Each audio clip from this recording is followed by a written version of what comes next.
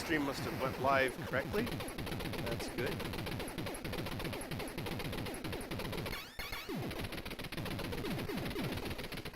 Audio level should be the same as earlier when we tested them. Thank you for those that stopped by and gave feedback.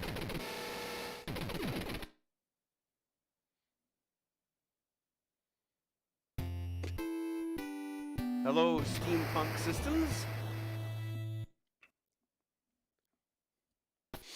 Yeah, I wanted to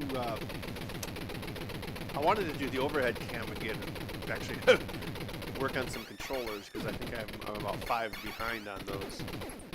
However, when I updated OBS on my laptop, the hardware encoding no longer works. So I think my 8-year-old laptop may no longer be feasible for that. But the fact that it's lasted 8 years is pretty remarkable. I guess that's because I bought the top of the line Surface Book, so it lasted longer.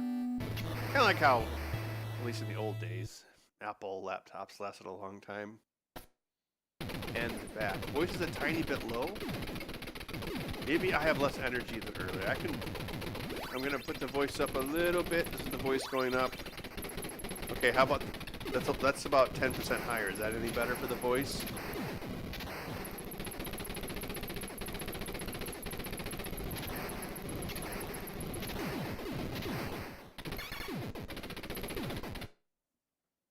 So tonight, really boring. We've got Miller High Life, the champagne of beers. Although I think I might have 1 warp speed in there.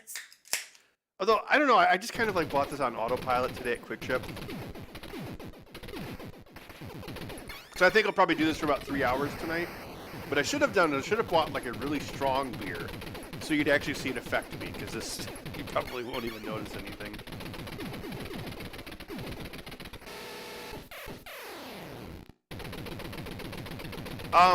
Well, I can just lower the volume of the windows to reduce the game. When we tested it earlier, people thought the game was a little too soft.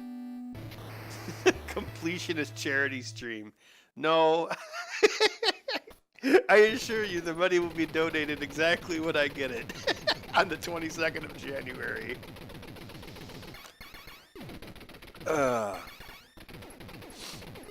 Otherwise, all those YouTubers are going to make videos about me! You know what's weird? Bud, he's underneath the Texas Chainsaw Pinball machine, the one that I program, like right underneath it. And I was testing some stuff right before the stream, because of course, you know, he had to fix bugs until the very end. And yeah, the game can be like having the shaker motor go off, like rumbling the floor, and he'll just lay there. It's crazy. But if I walk into the kitchen and I crack the cupboard that has the Greenies in it, he'll rock it off. So he must have like a Greenie cabinet interrupt ISR in his code.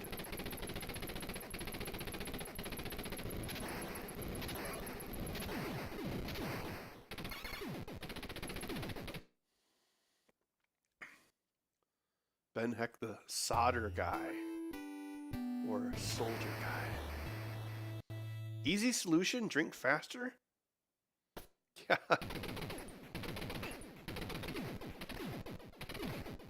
You gotta remember, I'm a Wisconsinite. Like, Miller High Life is like not that powerful. I mean, it's probably like 5%.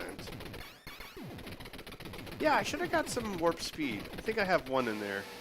Warp speed is 6.7% Scotch ale. Oh, Portillo's, that's good. We actually have 2 of those in Madison now. Leaked your session token in the test screen earlier. Oh, well.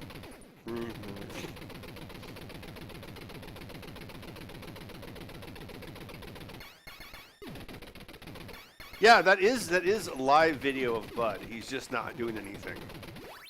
See, if I shake the camera, you can see it is actually a live feed.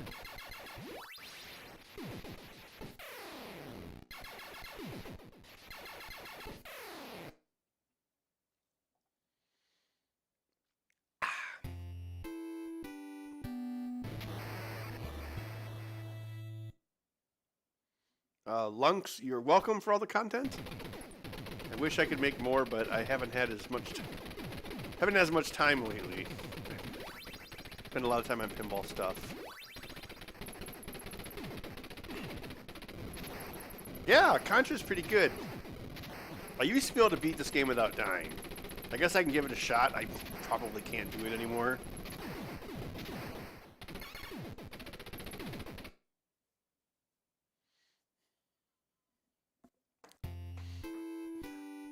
Well, I do.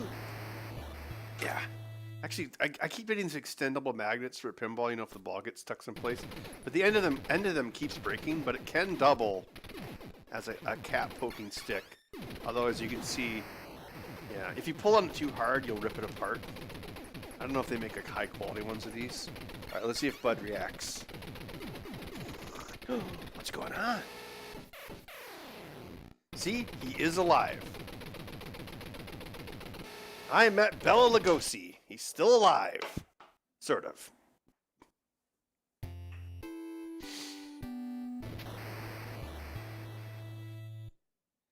Where's the charity link? I'm just going to do what I did last year.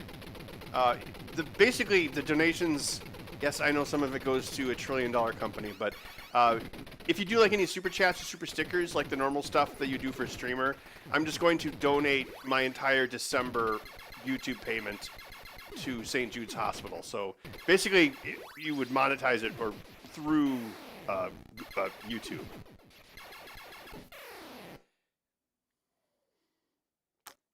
I guess if you want to just manually give money to St. Jude's during this, that's fine too. Is he still eating everything he shouldn't? Like the puke cam?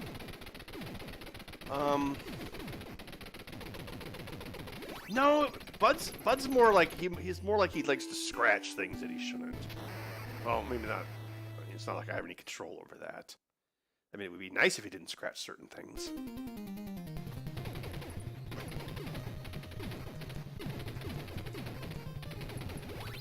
Oh yeah, so I have the Google Stadia controller. It's a really nice controller, as I've mentioned many times. Bud polydactyl? I'm not, what does that mean? I'm not sure.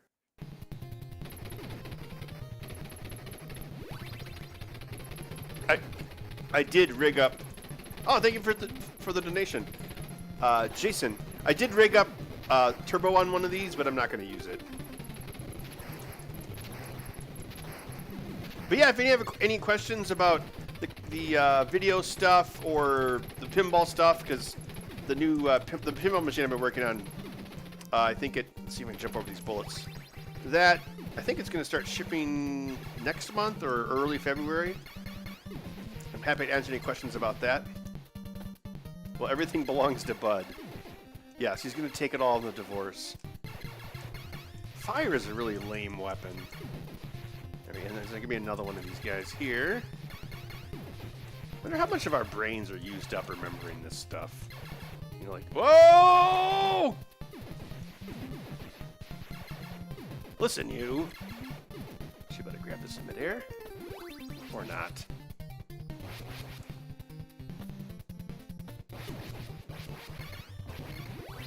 That's how you do it. Oh no! So much for not dying.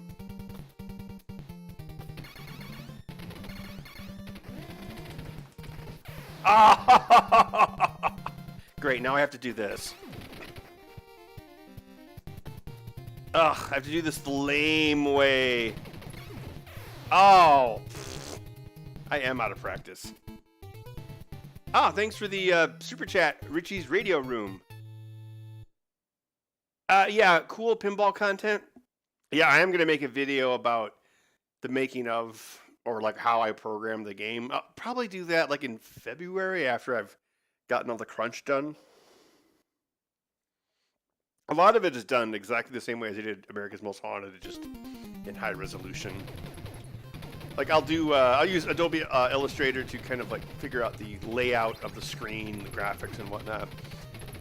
Then I'll create elements using Photoshop, and then I'll bring those elements put them over video in Adobe Premiere, and then you bring it all into Unity. Oh, come on! I don't think I'm going to be doing any games done quick anytime soon. So, yeah, I'll try to read your text, but I might miss some of it as I'm trying to play this using my ancient muscle memory. How many units of the TCM machine are going to be manufactured? I believe it and Looney Tunes, the maximum number they're going to sell is 888 units each. They usually have like a set limit when they make games, because that drives sales, because FOMO. Spooky's been doing that since America's Most Haunted. Oh!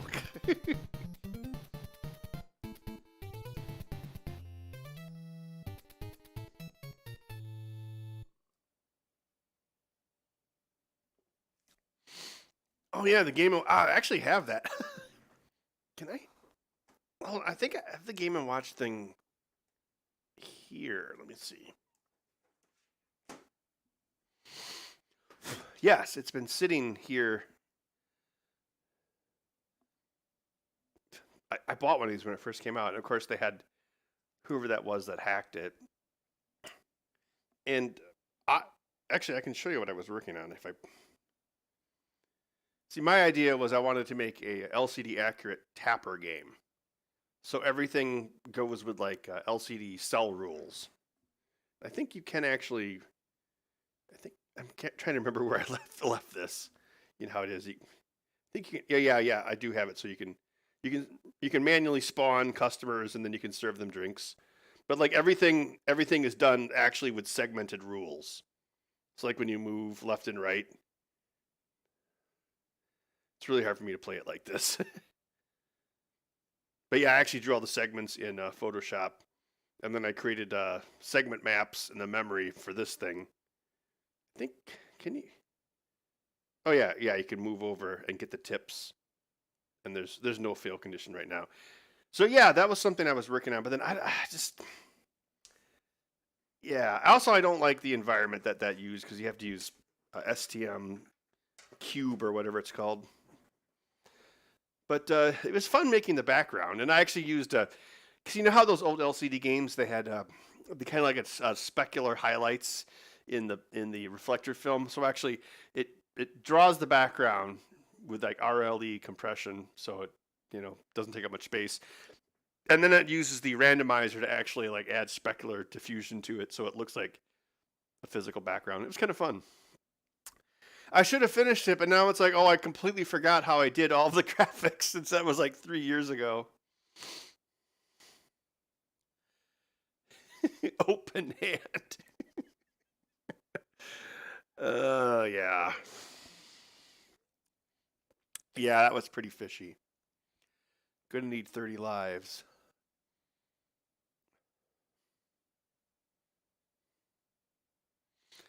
Oh, unregistered Budcam is not open source. It's owned by the Wayland-Yutani Corporation. Let's see. Yeah, the Fairchild Channel F. I wonder if that was what. There was one time, I think it was my my fluke. Bud like grabbed the cable and he knocked the fluke over, and I actually caught it. I actually have fairly decent reflexes. I caught it before it hit the ground. But then that actually caused the cable to tug on the hooks that I had it on. So by catching it, I actually stretched the cable worse, if that makes any sense. So then I had to get new cables for it because it actually damaged it. So yeah, I guess maybe it's better to just let your fluke land on the ground, because it's designed to be dropped on the ground.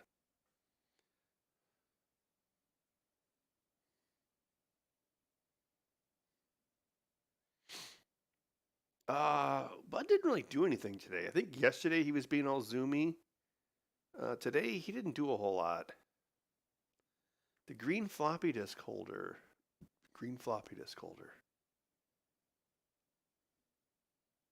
Oh, that's not a floppy disk holder. That's like a screw bin. Let's see if I can be any better at Contra.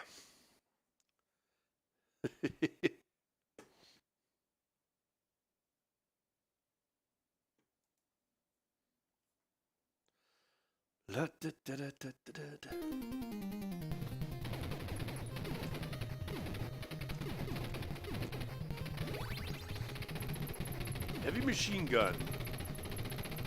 Oh, hey, Tripod. Thanks for the super chat. Murph 2024. Yeah, I should be there. I think we need to like have even more cooking this time. The goulash was really good. But I think we should get a whole thing going.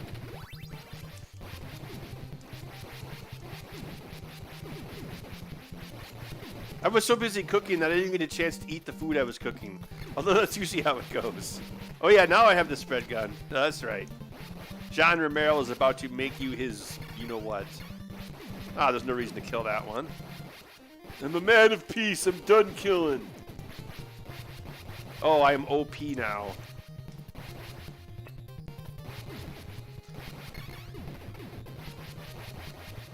Yeah, I don't want that.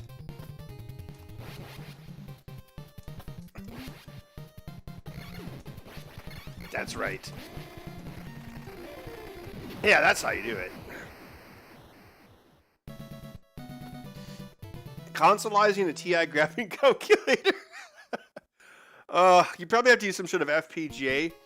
Actually, it probably wouldn't be that difficult because those things just, the LCDs on them, all they do is they just dump the data to the screen. There's no addressing, nothing. It just dumps all the data in a straight line in parallel.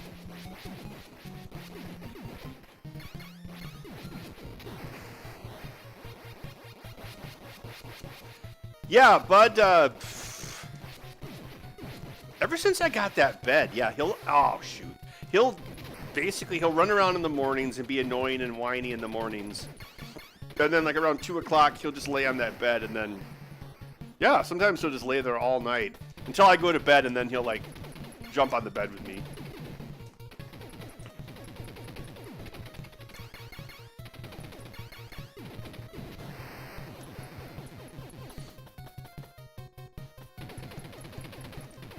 The weapons are so unbalanced.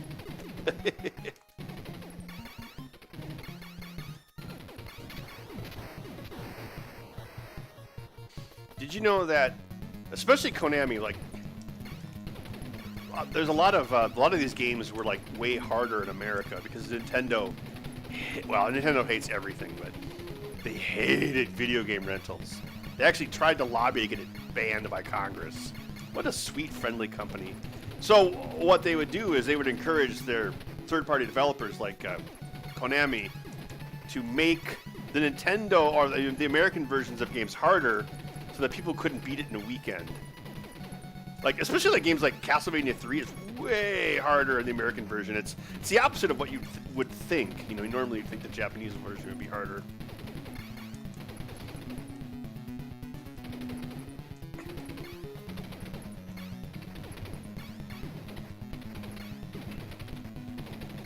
Oh, I wish I had my spread gun. There we go. I think Super Contra is a much easier game. Yep, Blockbuster versus Nintendo. And then Blockbuster would photocopy the instruction manuals and give them out with the rental games, and Nintendo tried to sue them for that. So then Blockbuster would basically rewrite their own instruction manuals to include the games so that Nintendo couldn't come after them.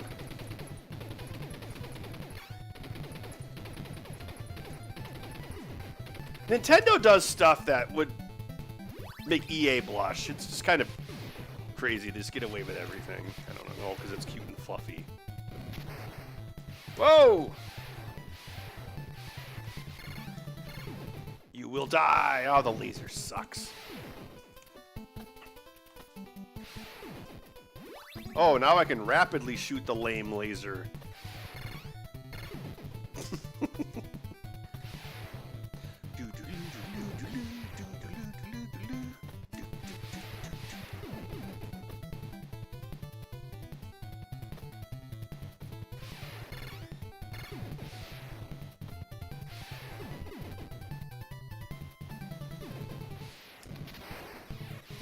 Oh, no!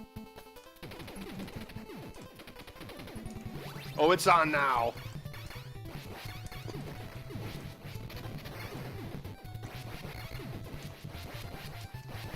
Yeah, if you have any other suggestions for games to play, just let me know.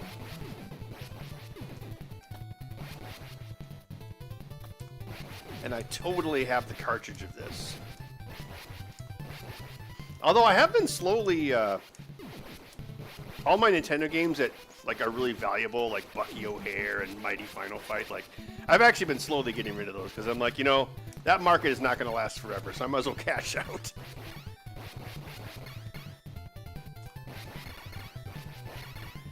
Oh, I'm going to point my arms at you. Oh, no! Okay, the secret spot. There we go. Oh, no, you can't get me, Mr. Shrimp Man. Thank you for the $10 super chat. Bout Inc., the best catnip money can buy. Yeah, what Bud really likes is Greenies.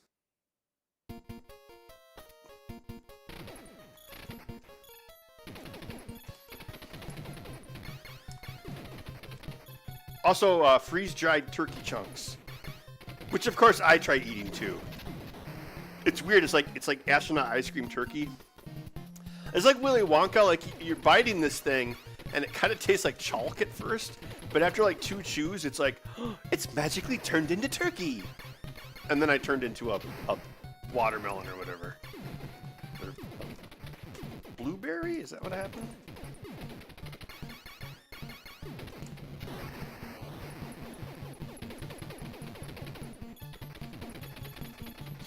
Yeah, the price of these classic games is pretty insane. Like, even like a generic 1989 Game Boy, like $75. It's like, what? It's crazy. Master Systems are crazy too. Couldn't believe how much they wanted for those. I think actually it was I think it was the first time I went to MGC after the after COVID, which was in 2021. That's when I noticed. They're like, oh my gosh, everything just shot through the moon. Even like common stuff. I mean, that had been happening before then, but it seems like it got even crazier like after 2020.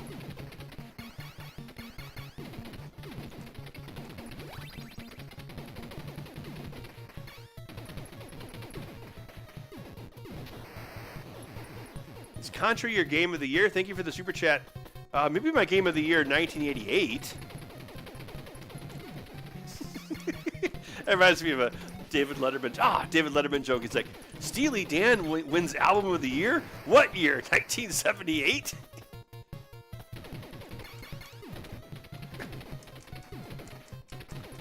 Is this the Bubble Monster next? Oh, I almost bought the farm. Oh, I should have let that red guy go. Oh, that's not good. I think this is one of those games where, oh no, where the Nintendo version is better than the arcade version.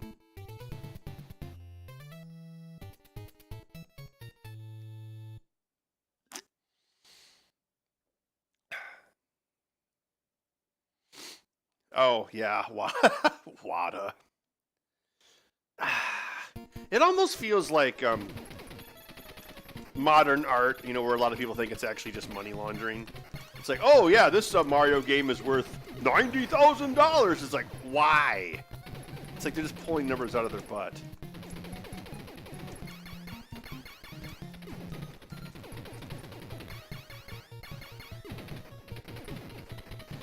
Yeah, with the retro stuff, see, I always subscribe to the idea of there being a 20-year nostalgia cycle. So it's when you're 30 years old, you've got a job, and, well, you probably don't have a mortgage these days, but you're like, oh, I've got a job, and I'm married, and blah, blah, blah. I was like, I want to pretend I want to remember when I was 10 years old again, right? So you're like, oh, yeah, when I was 10 years old, everything was great. So that's why there's like one of the reasons there's like a 20-year cycle. Then I think there's another 20-year cycle, like when you're like 50, like when you're like, or I'm sorry, like when you're like 40 to 50, and you're like, oh man, when I was in my 20s, I could go around to the bars, and so yeah, it's like you're trying to, because that's what it really is. It's not about the games. It's about remembering when you were a kid and you didn't have a mortgage. That's what nostalgia is really about. The games are just a psychological bridge to that link to the past. There. How's that for a segue? Oh, thank you for the second super chat. Suggestions for the next game, Xanac. Yeah, I think I remember that one.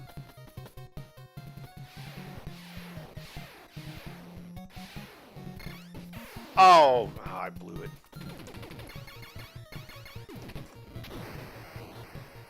Yeah, I think it was like probably like when I was like 19 or 20.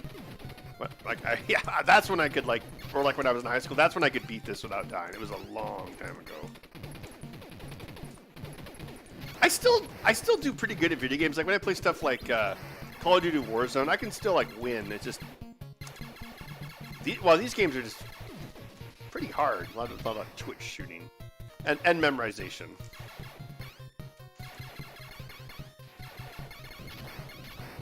Oh!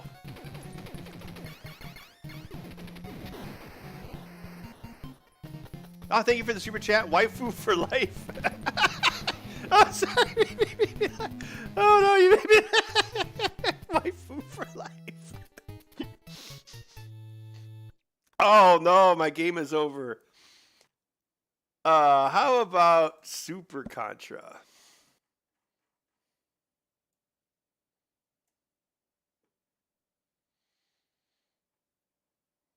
Oh, I'm sorry, Super C. That way they don't have to call it Grisor. Super Grisor.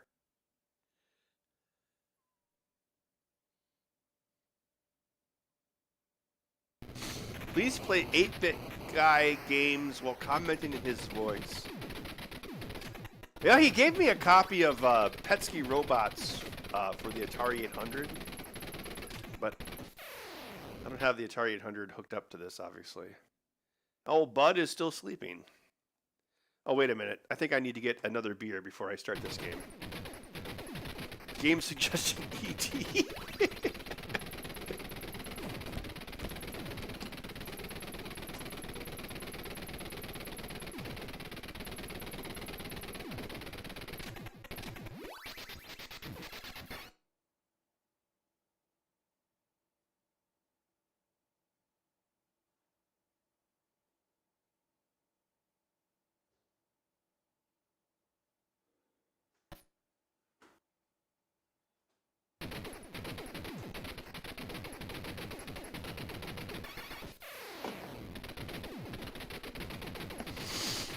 Oh, thank you for the super chat. Pissmaker, get good. Yeah, I do need to get good. Yeah, thanks for the super chat, Richie. I met Howard Scott Warshaw at a game convention a million years ago. I think it was the Classic Game Expo in Vegas. And I asked him about E.T., and he's like, "Ah, man, I only had 6 weeks to make that." Because here's the thing you got to remember. Okay, oh, man, yeah, I remember 1982. Oh, God, yeah. E.T. was, like, not supposed to be a hit movie. It was like, why is Steven Spielberg making this, like, Freaky Friday kind of film? Like, it was like kind of like Titanic, where, like, nobody thought it was going to make money. And so Atari didn't get the rights until after the game had, or after the movie had come out, which was, like, June of 1982. So it was like, okay, so we got the rights, and actually Atari paid $20 million for the rights, which that alone covered the movie's budget. But anyway, so they're like, okay, we got the rights to this movie, but we have to start the mask ROMs for Christmas to have them done in time by like September. So that's why there was only 6 weeks to program that game. Because normally you'd have the rights to a new movie for a video game, like, you know, a year before it comes out. But back then it was like, oh, E.T. is a successful movie? What? There we go. Oh no, the spread gun! Look at those moves. Oh, Terrible Gamer, thank you for the super chat. Can't stay long. Loved watching you fix a Nintendo PlayStation. You are much better at these games than I am. Super Nintendo's my jam. Thank you. Thank you for the super chat. I actually was a Genesis guy back in the day, because Genesis was marketed to appeal to like teenage boys, and I was a teenage boy. I was a teenage boy. I was 8 in 1982. Yeah, I was 7. That was my 7th birthday, so yeah, about the same age.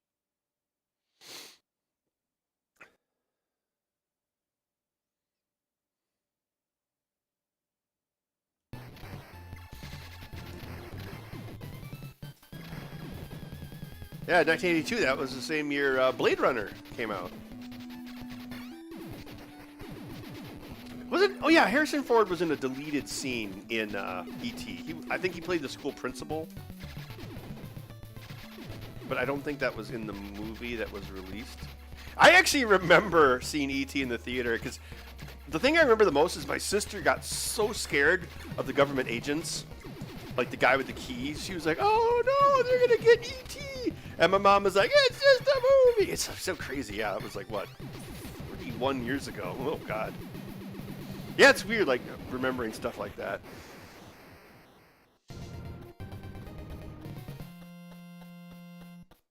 My 50th is a month away. Yeah, I'll be 50 in 2 years, so yeah, I definitely hear you. It's crazy to think about. You know what I've found is that, well, aside from maybe my knees and my eyes and my back, I don't necessarily feel old. It's just that there's so many people younger than I am. You know, yeah. Like I was at a bar once and I was talking to this bartender, and she was like, "Oh, I love your sweater," and it was that same stupid sweater I'd always have on in the show, and I'm like, "You know, the sweater's probably older than you are." And then we did the math, and I'm like, "Oh my God." That's a great sweater. I love that sweater.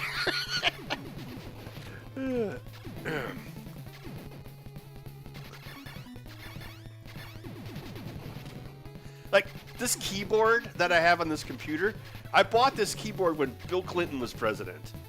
It's crazy. It's lasted that long. I think it's fun to see how long you can get things to last. It's kind of like one of those like waste not, want not things.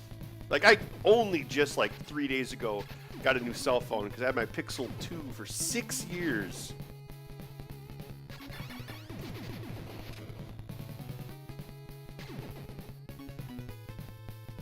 Thank you for the super chat, Segatron. Game suggested Metal Gear. Yeah, that could be possible. Actually, we were discussing in the pre-stream or whatever you want to call it earlier today how I think Metal Gear actually originated. The first one was on the MSX.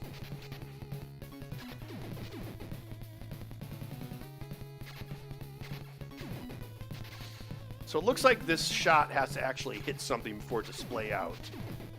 Okay. I'm using the D-pad on the... Oh, no. My run came to an end.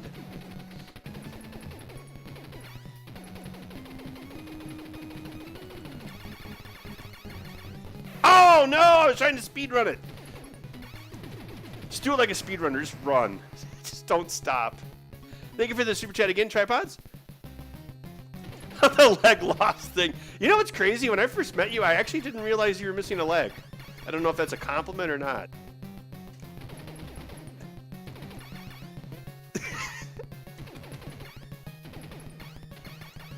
You are very ambulatory for not having a leg.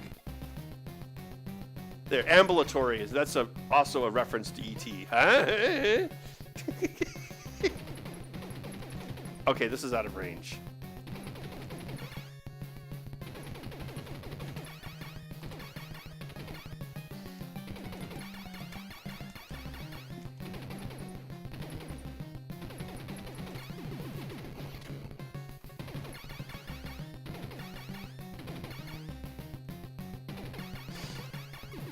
You know, it was fun grilling at Murph. Although I should have done it on the north side of the building, but that grill took up so much space in my car. I miss my station wagon. The thing was so much better than a stupid Escape. Well, the engine was wimpier, but other than that.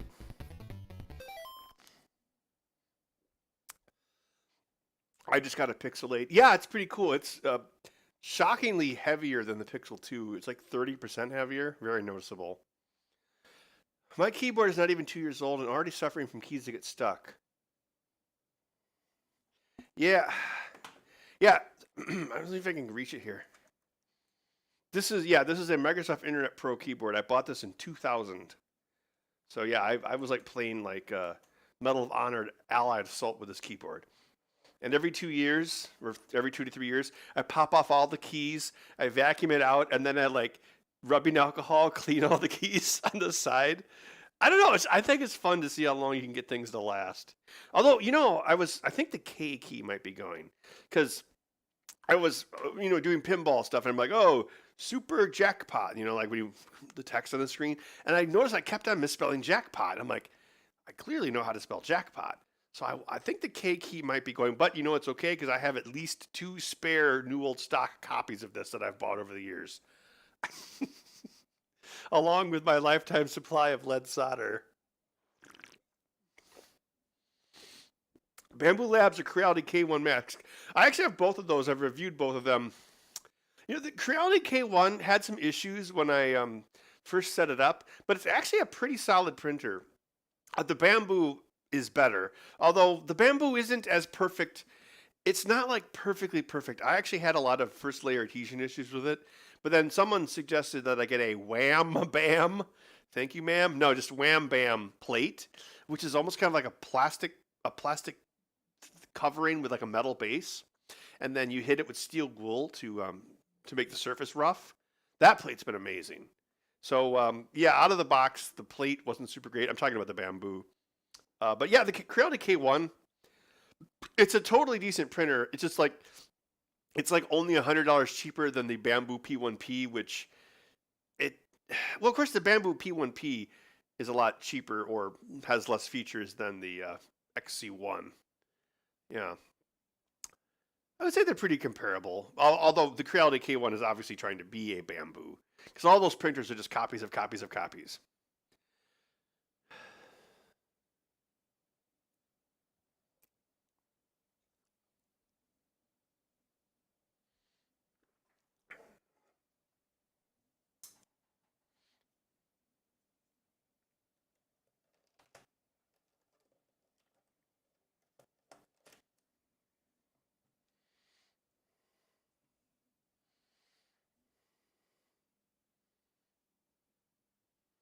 It's in remarkably good condition for the most common letter in the alphabet. It's a little wore off. WASD is also, of course, kind of worn off.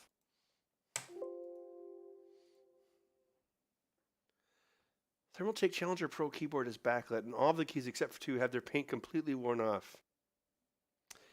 Yeah, I think on these older keyboards, they would print the text, and then they would also put like an acrylic layer over it, like car clear coat.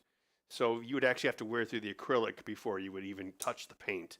But of course, that probably costs like 1/100 of a cent per keyboard, so of course you have to get rid of it. Thank you for the super chat, Aaron Welsh. How much super chat money to get a Bud and Ben musical dance video made? Oh yeah, I could like throw them in the air like Dirty Dancing. I've had the cat of my life. Thank you, David, for the 20-pound. Is that correct? Yes, 20-pound super chat. Ben, you are the all-time greatest makers. Any chance you could do a series of your old school remakes about something in Steam Deck? Yeah, I have actually thought about revisiting some of the old stuff I've done, like possibly the stuff that I've done that sucked. Like when I tried to make a ColecoVision portable. I could do such a better job on that now than I did whenever that was 15 years ago. So I'm supposed to program another pinball for Spooky after I'm done with this one. So it might actually be another year before I have the amount of time for spare projects that I used to. So, but I'll still be around. I mean, because I've been here this long. Why stop now? But yes, thank you for your super chat. There's the key in question. Yeah. Wasn't it Win 10? Blah, blah, gave.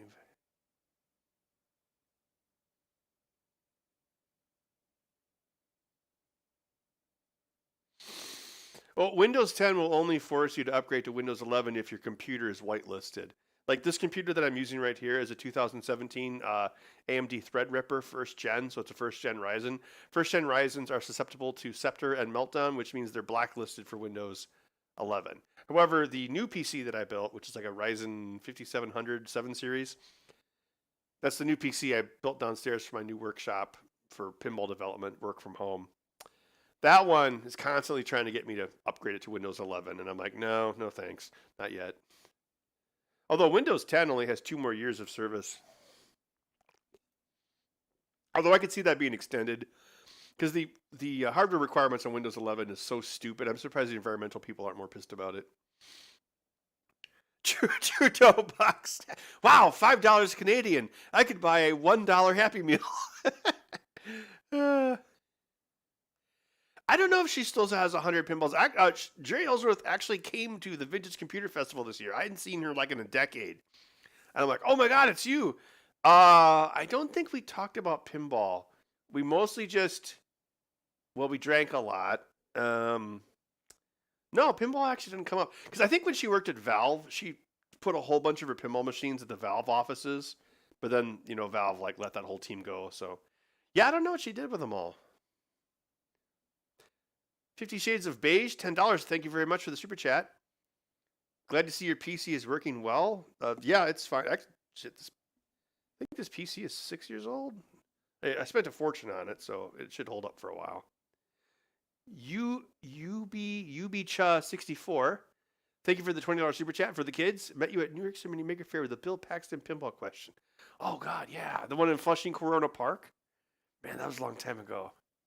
Yeah. They had a fun after party there. They had like that robot that served drinks and they set the drinks on fire. Yeah, and I love going to that park because it reminds me of Men in Black, the first one. I think it was also in Iron Man 2.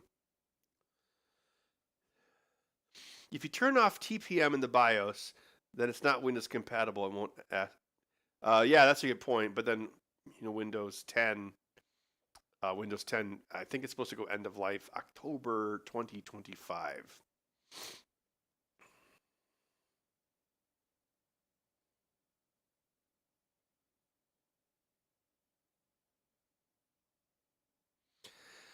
Podcast, you talked about some guy who scammed everyone on a pinball machine he didn't have the rights for. Yeah, that was the Predator pinball machine. Yeah. Yeah, it was kind of funny. It was like this random guy from like Michigan, and he's like, "Oh yeah, I have the rights to make Predator pinball," and he didn't. Thing is, you can make a homebrew like nobody's gonna care. Like people even sell homebrews, but I think he sold like 250 units. That'd be an excellent theme for a pinball machine. I actually took an idea from that game because they're like, "Oh, you're gonna play as the Predator, right?" So I was like, "Oh, when I program Texas Chainsaw Massacre, you're gonna play as the Killers," because in the movie, the hippies, they don't have any agency. They just walk through a door and get killed, right? But so they don't have any choice or control, but the Killers do. So that was my thought. Ben, we need Catskillvania available to play as a ROM game. Yeah, I suppose you could probably port it to something else if you just recreated how the frame buffer worked. It's on GitHub. If someone wants to try to port it off of the Raspberry Pi Pico, they'd be more than welcome to. The Game Badge project, the first one that we did, or the first two that we did, like in 2021 and 2022, I don't think I have anymore. I think I gave it away to someone. Someone made a simulator for that, or I guess an emulator for that, so it wouldn't be much of a difference to make it for the Bud game, since it's just C++ and big spy frame buffer.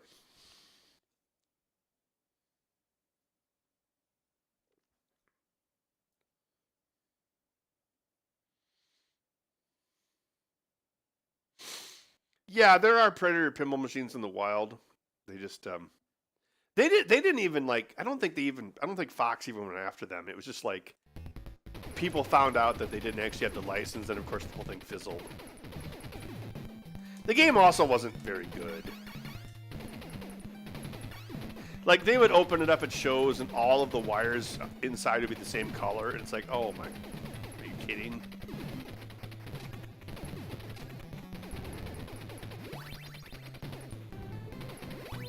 Oh boy, I killed all one enemy on the screen.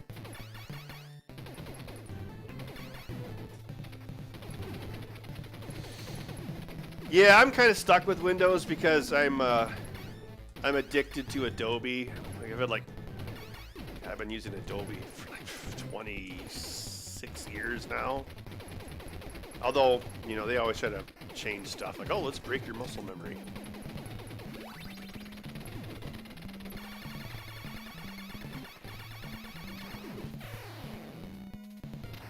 Forgot that only works with spread.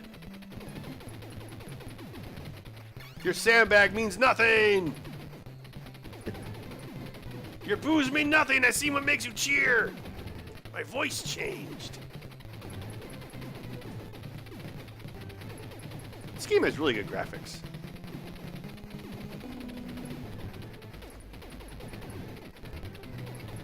Hags Lab, thank you for the super chat. 100 somethings. Happy New Year, Bud, Ben, and everyone else. Thank you very much. Thank you for stopping by the stream.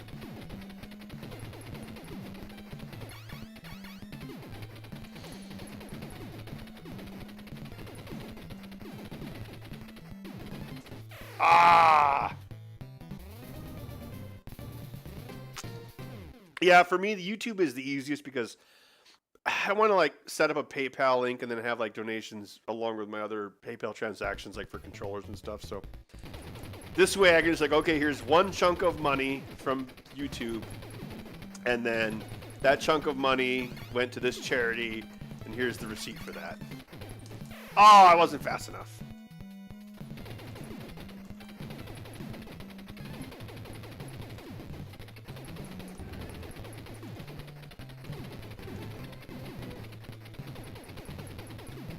Yeah, Creative Cloud actually went up in price this year. What a shock. I think it's like $650. It's a complete scam. So again, I've been using Adobe for decades. So what it used to be is you'd buy a suite for like, I don't know, $1,500. And then every X number of years, you could buy the update for $600 as long as you weren't more than 3 versions behind. So you were talking like one-time payment of like $1,500 and then $600 every 4 years. So once you get past the 5-year mark, Creative Cloud costs way, way more. And if you look at the Adobe stock price, it hockey sticks as soon as Creative Cloud showed up. I mean, seriously, it's like NVIDIA hockey stick. To the moon! Game stonks.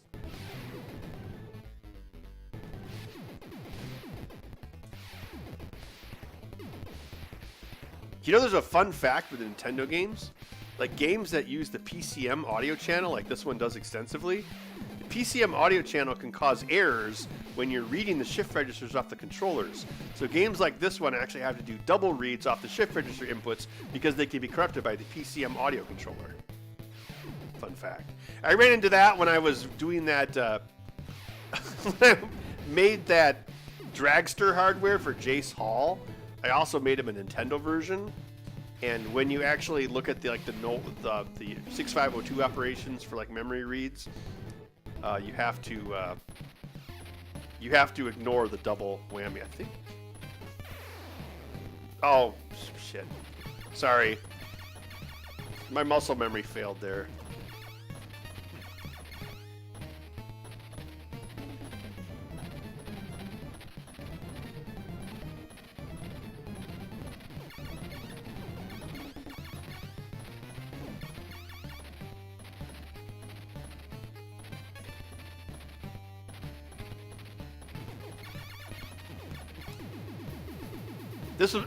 That's what I was trying to do, yeah, because as he's blowing up, you can go under his belly and, like, jump, and, like, you kind of roll along his belly.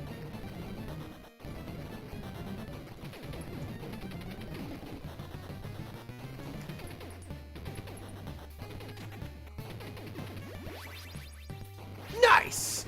Let's get this spread gun out onto a tray. David Ferret, thank you for the super chat.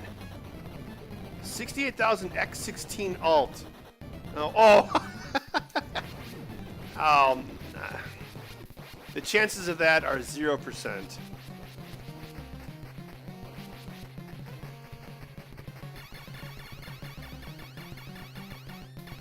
I am more interested in, like, I don't know, I just like making, like, game badge, like, projects, like, with microcontrollers, because the thing is, a Raspberry Pi Pico has infinitely more power than, like, a Commander X16. I mean, it's cute and all, but I don't know. I remember when I talked to David about that project, like, 2018, I want to say, and I was like, dude, like, there's no way you're going to do this without an FPGA. He's like, oh, I think I can. It's like, no, you can't. And then all that through hole, it's like, oh, okay. $5 super chat from John Leibel. Oh no, Leibel. I'm sorry. I'm convinced Adobe controls GIMP and uses their crap employees on it. Oh yeah, it would be like controlled opposition, right? New Space, thank you for the $10 super chat. Any more microcontroller programming videos coming in 24? Yeah.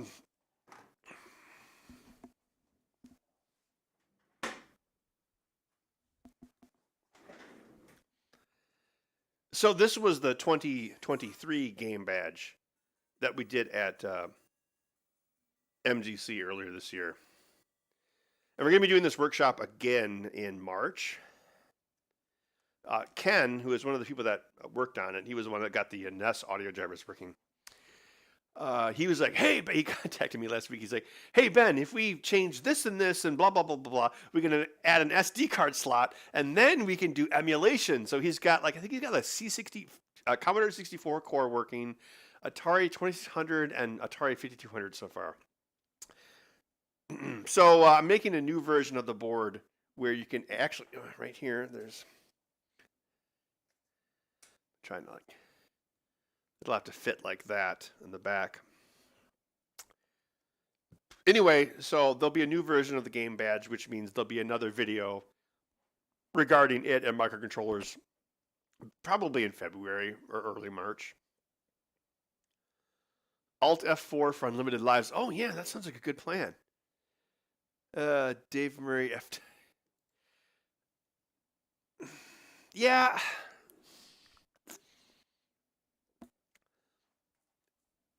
The Commander X16, if it was me doing it, I would have just, because if all the parts, well, the thing is, like, the audio chip was a new old stock. And what he should have done, like, well, what I would have done is I would have just said, hey, here's the circuit board for $50, and you get to populate everything on it. That way it's not my problem. Because as soon as you start getting to, like, all that populating stuff, like, not only do you have, like, the manufacturing issues, but you also create this huge inventory problem where you have to expend a ton of capital on all the parts to put the thing together.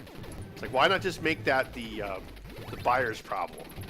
Especially if you're going to have to, like, scrounge, for lack of a better word, audio chips from eBay.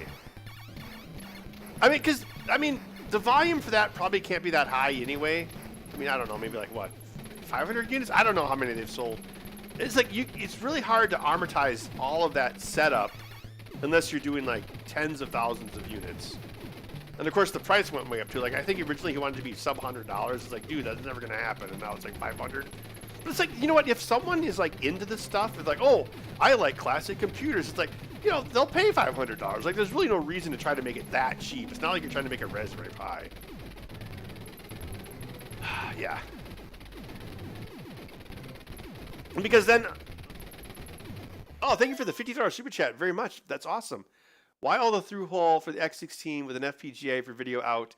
Yeah, that FPGA could do the entire thing. Yes. And the thing about through hole is it's way, way more expensive for board houses to stuff it, because it's a lot of times it's done by humans, not by robots. Yeah. Yeah. It's fun setting stuff up with old hardware. But, I mean, if you're actually like, oh, we're going to, like, take money for this, we're going to do a Kickstarter, then you need to make something that actually is viable. Because, like, what happens to so many Kickstarters, why they fail, is they're like, oh, we're going to... They do the Kickstarter for what they think will be the cost of just manufacturing 1,000 units, but they always forget like the development costs and the tooling costs. And what happens every time is all of that development cost eats up what they originally raised, and then they're like, oh no, we're out of money. So even if the product is successful, like the coolest cooler, but yeah, by the time they've actually got it developed, they're out of money, and then they have to basically make the money again in order to fulfill the original buyers. They basically need new buyers to fund the old buyers, which, yeah, it almost becomes like it's not a Ponzi scheme is not the right thing to say, but yeah, you're just always behind the horse. Okay, but thing is with me, like I'm when it comes to like money and stuff like that and like expenditures, I'm super conservative because it's like, you know, I'm not going to spend this money if there's like any risk whatsoever. So hats off to people that do take that risk, but I just I'm too risk adverse to do that. Because yeah, you can lose a ton of money. Guy Incognito, thank you for the $5 super chat. Talk like Sean Connery as Henry Jones Sr. in Indiana Jones 3 until 8 p.m. Oh, so eight more minutes. All right, I'll do it for you because of your super chat. Ah, we are pilgrims in an unholy contra land, Junior. If we are not able to do this, the armies of the Red Falcon darkness will rise up and swallow the world. We must be extraordinary gentlemen and stop this threat before it happens. Because I am the medicine man. Junior, you think darkness will save you? I was born in darkness. But your mother, she didn't understand the quest for the Grail. She was like, stop tweeting and go to bed, Henry. And I was like, no, I'm not going to bed until I win this argument about where the second shield is located. So I read this dialogue for Indiana Jones and the Last Crusade, and it was like, Donovan, I knew you would cheat your friends for $100 bill, but I never thought you would give your life to the jerks of humanity. And I was like, Steven Spielberg, your name has 2 S's in it. This line of dialogue could have at least 10 more S's if you actually gave a shit about what you were doing. So I rewrote the line myself to, Donovan, I knew you'd sell your mother for an Etruscan Vosh, but I never thought you'd sell your soul to the slime of humanity. And Steven took off his headphones and he was dumbstruck. He's like, I never thought I'd hear so many S's in one sentence in my life. And I was like, that's why you paid me $8 million, Steven Spielberg, with 2 S's. Anyway, that's my story of when I wrote dialogue for Indiana Jones and the Last Crusade. Oh no, these birdmen are trying to kill me. And I'm still going to talk like this for 6 more minutes. 6 minutes, 7 minutes, or 17 minutes. What does this do?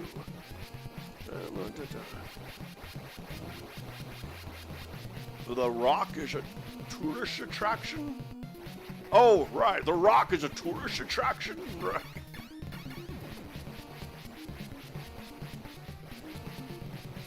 All right, let's see if we can defeat the Killer Showerhead.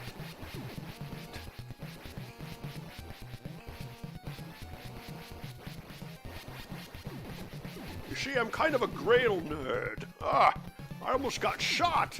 Junior would have had to go into the tunnel and get the Book of God or something.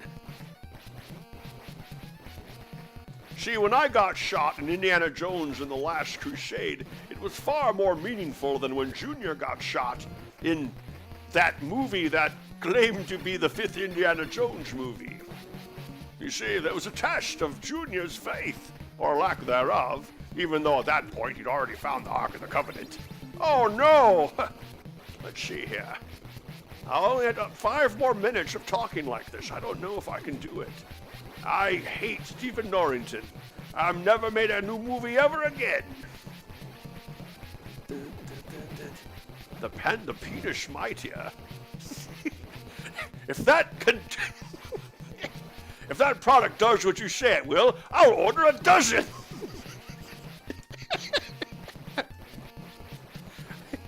I noticed you've got a nice jacket there, Trebek. Where did it come from? Just one more question. Do they make them for men? Showerhead of death.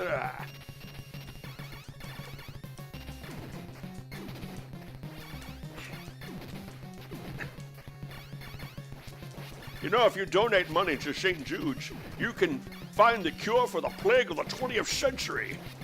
All one to go. Come on, come on, come on. The gun is mightier than the pen.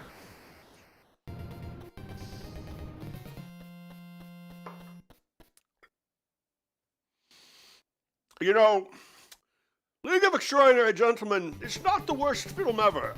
I may have rewatched it a couple weeks ago, actually, and it's not the worst movie ever made.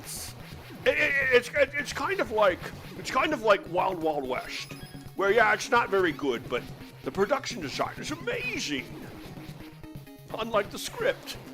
Oh no, I died, Junior.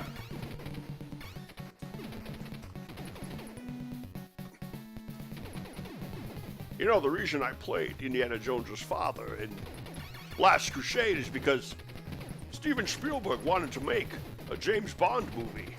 But they don't let non-British people make James Bond movies. So that's why they made Indiana Jones. Indiana Jones was like the son of James Bond. And then they're like, what if the father of James Bond was James Bond? And that's why I got hired.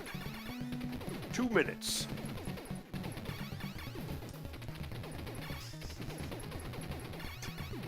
I'll play your game, you rogue. I'll take anal bumhole covers for 800.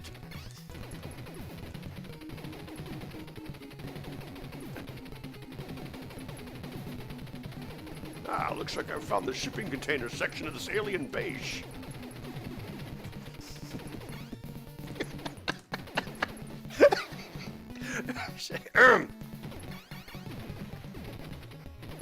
Sorry, I was thinking about Norm Macdonald as Burt Reynolds, and it made me laugh. Oh no!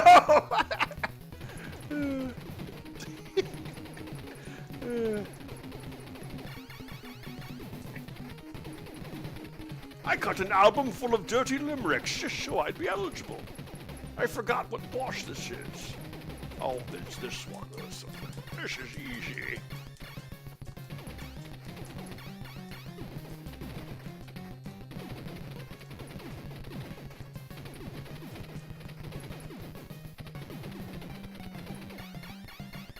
You missed. Wrong Quartermain.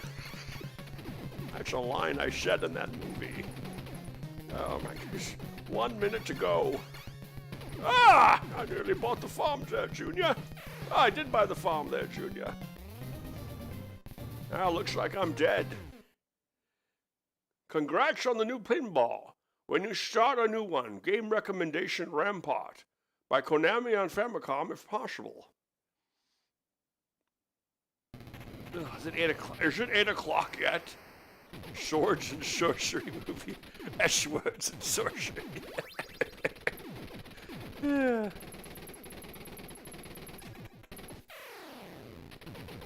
Oh, it's 8 o'clock. I don't have to talk like him anymore. Oh, well, I got much further in that one. Let's see what else is up.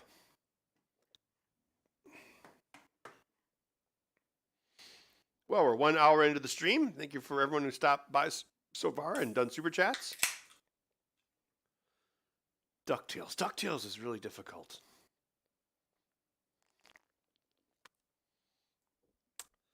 Thank you for the $5 super chat, Jacob. Speaking of Burt Reynolds, the bud cam reminds me of my cat, Bert. Oh, your cat's dead? I'm sorry to hear that. Poor Bert. Unfortunately, you suck. Yeah. Well, Super Contra is an easier game. That's probably why I looked better.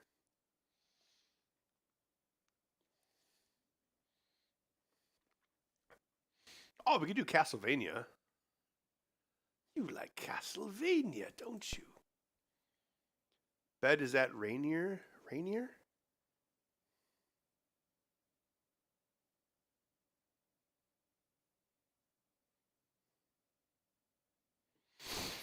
Yes, my actual voice is Sean Connery.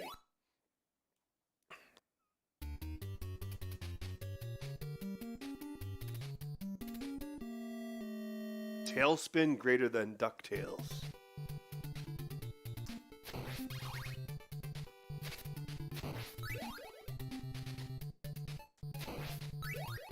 Oh, I think Bud slightly moved.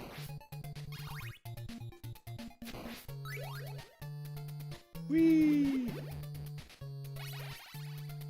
That wasn't muscle memory, that was just memory. You ever see somebody made a homebrew of this for the Intellivision 2? No, I'm sorry, not the... Yeah, the Intellivision 2. That's crazy. That system wasn't like too bad for its vintage. Die. Gummy Bears greater than Tailspin. I tell you what, Gummy Bears had a better song than DuckTales. Like, the Gummy Bears song was actually really melodic, whereas the DuckTales song was kind of dumb, because it just went like do do do do do do do do do. Race cars, lasers, aeroplanes. It's a duck blur. I mean, come on. I don't think you're winning any Grammys off that one. Oh yeah, Chip and Dale. Yeah, that was a Nintendo game of that too. My little brother is 11 years younger than me, so I've seen a lot of cartoons that I probably wouldn't have watched otherwise because I had such a younger sibling. Although, yeah, me and my sister, we would always watch DuckTales, of course, the real Ghostbusters. Tailspin, I think my little brother watched Tailspin. But yeah, DuckTales was pretty good. Well, at least I thought it was for the time. Well, actually, when I was a kid, I would get the Scrooge McDuck comic books. That was before DuckTales was a thing. So, like, when DuckTales came out, it was like, oh, it's a whole series about Scrooge McDuck. See, I think that's great about Scrooge McDuck when it comes to, like, storytelling, is he's rich, so he can do whatever he wants. So if you want to make an episode where, like, he goes to, like, a mountain or whatever, he can, like, fly there. It's kind of like in How I Met Your Mother, where they have the Barney Stinson character be rich, and that lets them do a lot of crazy things that they otherwise couldn't do. Same thing with DuckTales.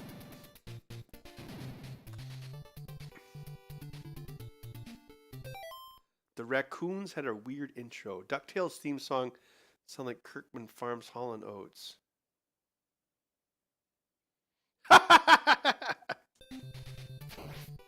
Okay, yes, I can think of a show that my little brother watched, and I would watch and like pretend to not like, but then I did like it, which was Wishbone on PBS.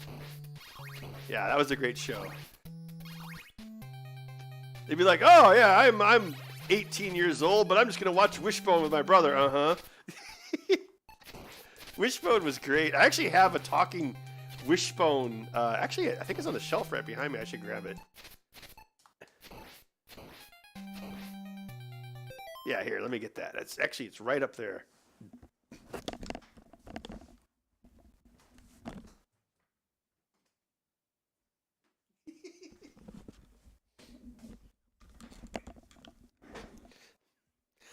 I got this at a Denny's in 2000, and a couple years ago, I did surgery to fix the batteries, and actually only one of the batteries had leaked, which is good because it was hard to find the right size battery, but he talks. Your imagination can take you anywhere. Right? Yeah. Wishbone. The dog would be sitting there, and then there'd be like the fake dog hand that would come up and pull on the arrow and shoot it like for Robin Hood. Oh, thank you for the super chat. CJC. No message, it looks like. Oh, yeah, Bud is moving. He probably heard me talking about dogs. Max, the guy that was on the show, we had this idea for like a 1990s edutainment show, and we were gonna call it Math Lords. So it would be kind of like it would be kind of like Wishbone meets Story Lords, but it would be about math. And we because the thing is, like, when you're making like a show or a movie or anything, like, you spend like 90% of your time in setup and like 10% filming. So when you're not actually rolling, you're usually like, well, soldering something or building something, or like having discussions about making like PBS edutainment shows. And so the Math Lords idea we had was like there'd be this kid, and he would meet like a wizard at the school library. Oh, and then the idea was, we actually talked about trying to shoot a pilot of it. Like, the idea was it would be shot like it was actually made in like 1994. So we would use like 1994 vintage cameras. It would actually be shot like in Betacam, like not HD. And then you had like people with mom jeans and, you know, old computers. And he was gonna meet like this math wizard in the library. And then we couldn't decide if there was gonna be like a math world that he would go to. Like, he would have like his normal life, and then like, oh, I've got to go to math world, because they would do that in Wishbone too, where like the A plot would be the kids, and they'd be like, oh, we've got to deal with I think like with the Robin Hood one, for instance, they were trying to like give food to homeless people, but the school administration wouldn't let them do it. That was the A plot, and then the B plot was Wishbone as Robin Hood, and they of course connect the story. So we were going to rip that off for Math Lords, where there'd be like a magical math land, and then there would be like the real world as well. But we were going to make it a little darker, like, so we were going to have like the dad be like destitute, kind of like a Jerry on Rick and Morty, and he was going to take his math whiz kid to the dog park and bet on the dogs. And then the mob guy would like drag him into the office and be like, how you get so good at math? No, how you bet on the ponies or whatever? And the kid would be like, I used math, sir. And then one of the henchmen would be like, you want me to do them right now, boss? Like, no. And then the father would be like, I swear I've never seen this kid before in my life. And the mobster's like, I think he should work for me. That's my boy. So that probably would have been a little too much of a parody, but yeah. So we had a lot of ideas for that. So yes, maybe we could. I think it'd be fun to like actually make a pilot of that, because you think about like again, the nostalgia cycles, like 20 years into the past, like 90s is the new 80s. So because you know, people remember stuff like Wishbone, Where in the World is Carmen Sandiego, and yeah, it would be kind of like, it would be a throwback to that. Sounds like Page Master? Yeah, it probably would be kind of like Page Master. Oh yeah, the Dungeons & Dragons cartoon. Yeah, we watched that as well. That was, oh man, that was what, mid-80s?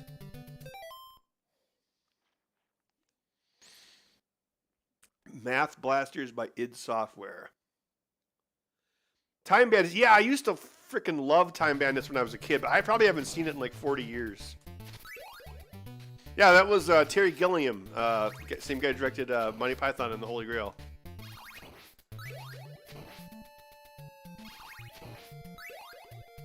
I should watch it, 'cause, yeah, I used to love that movie when it was on TV, but I'm sure I haven't seen it in like 40 years. I think it'd be really. That was probably like my Labyrinth. You know, like how a lot of like kids like Labyrinth. I don't think I never saw it. Like, my sister, I guess, never wanted to rent that tape, so I never saw that movie until I was an adult.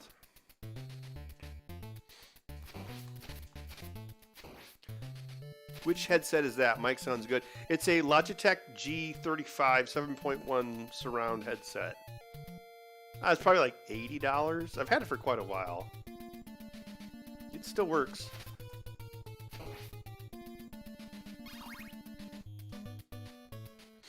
But yeah, I would love to make a pilot of like a 1990s edutainment video. I know, I think, because no one's ever really done that, right? Like, there's that whole thing where everyone's like, oh, we're going to make like Hacker Man or Kung Fury, but no one's really done like a 90s thing yet. Oh, come on.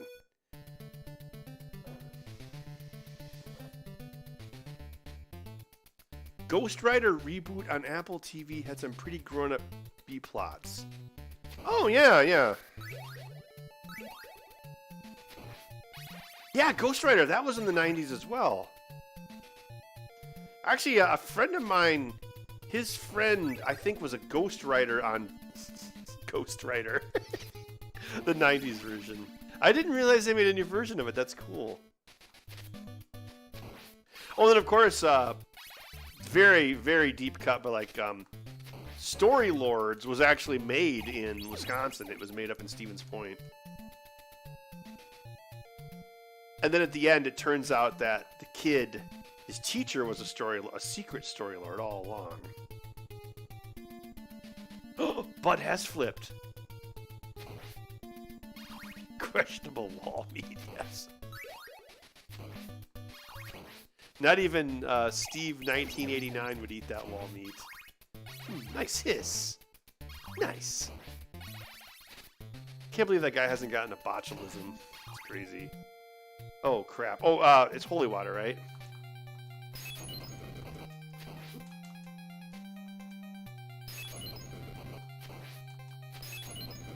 Play like a speedrunner! Yes! Julia Stiles played a hacker in an episode of Ghost Rider. Oh, that must have been like baby Julia Stiles.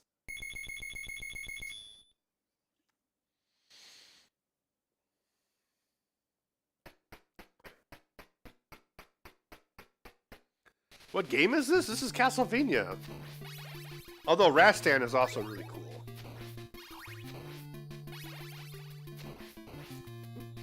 Oh, not these things. I'm guessing this is probably where I'll get stuffed.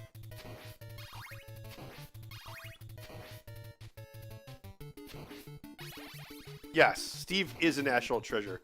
And when you watch his videos, like, he's a very intelligent person as well. Like, he really knows his stuff. I wonder what his day job is. It's kind of like a more humble AVE. Die, birds! If you were a speedrunner, you know the loot drop tables. That's true, I would. Oh, look at that. Ugh. Yeah, I would do, what, like, strat? What do they call that? Like, they do it in Zelda where they can affect the random drops because they're not random, of course.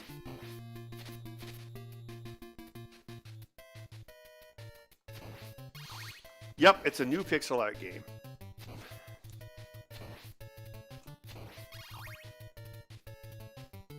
A landscaper? Interesting.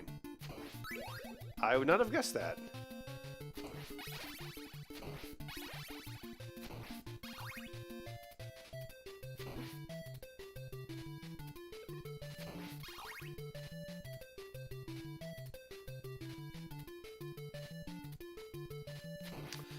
No, in this mode, they're birds, or like ravens. Oh no, wait, ravens are birds. Oh wait, if I stand here, I can't get knocked off. Ah, yeah, life hack.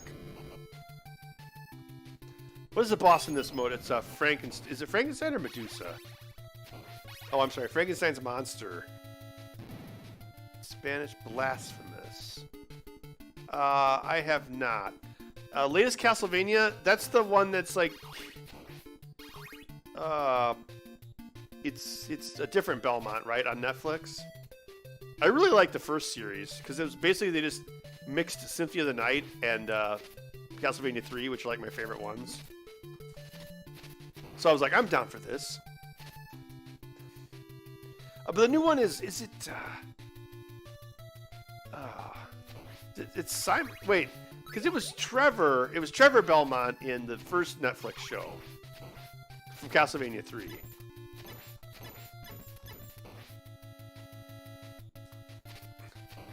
Or is it Rick? No, Richter was the one from the start of Symphony of the Night. Because the TV show is basically Castlevania 3 mixed with Symphony of the Night. Oh, Vampire Survivors. I've heard of that. That's like a overhead, like Robotron kind of thing, right?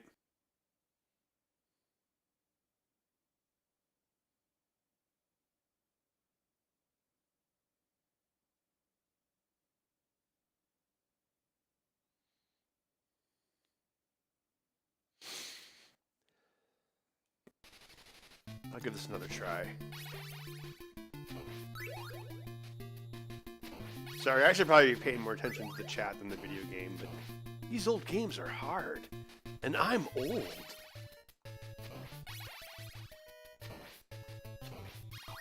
Try Informax. It's exact vibes of Castlevania. Yeah, I saw some, I think it was at a video game convention. They had some Castlevania-likes, whatever they call it, like for the Switch. I thought about getting them, but it's like, oh, I'll buy it and I'll never play it. Thank you for the super chat, Adam Ferry. Here's for a registered butt cap. Yeah, I don't know. It's pretty expensive, you know, and everything's a subscription model now. Thank you very much. Yeah, that's right, Ghost.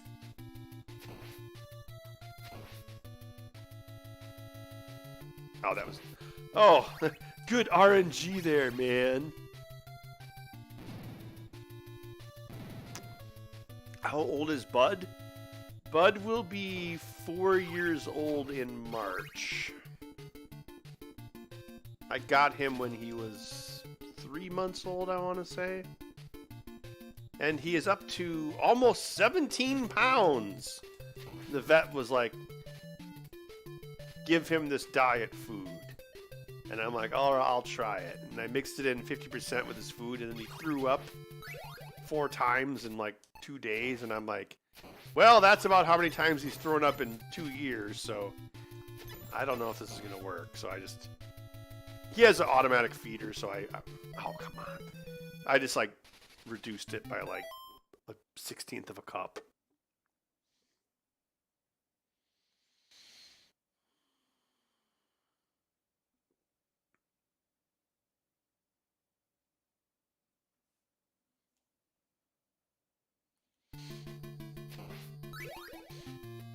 Oh, I totally have a cartridge of this, so there you go. Nintendo Ninjas.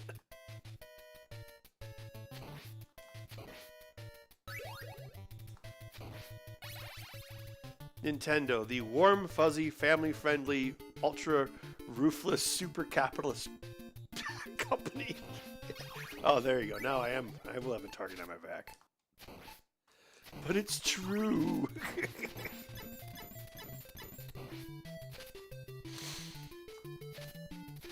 You know, when I look at, if you look at Bud, like top down, he doesn't look wide. He's just a really big cat.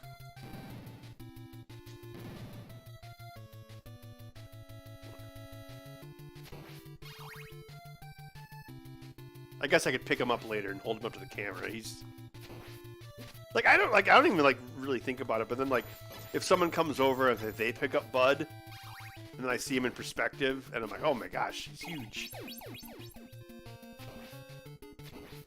I'm always worried he's gonna be like a zoomy meat missile and like smash into my television and cause it to fall over.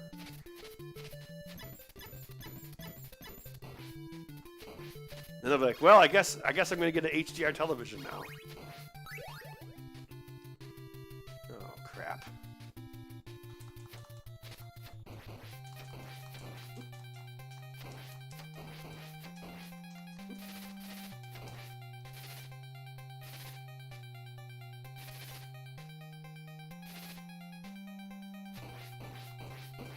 Ah. Thank you for the 99-cent super chat from H. My 24-pound cat. Oh my gosh. Got down to 17 of his normal, lived to be 20. Oh. Holy crap. 24 pounds. That's huge.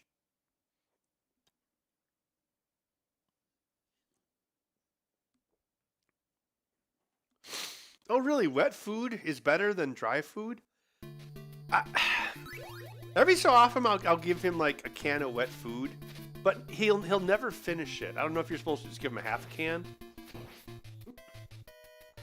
Like I'll give him a can of wet food and he'll maybe eat half of it, and then it'll dry up and then he won't finish it. I mean, it could be that I'm doing something wrong, but that's just the experience that oh man, I'm doing terrible. Oh yeah, this is like this huge like gauntlet to like take all your power before you get to the mummies.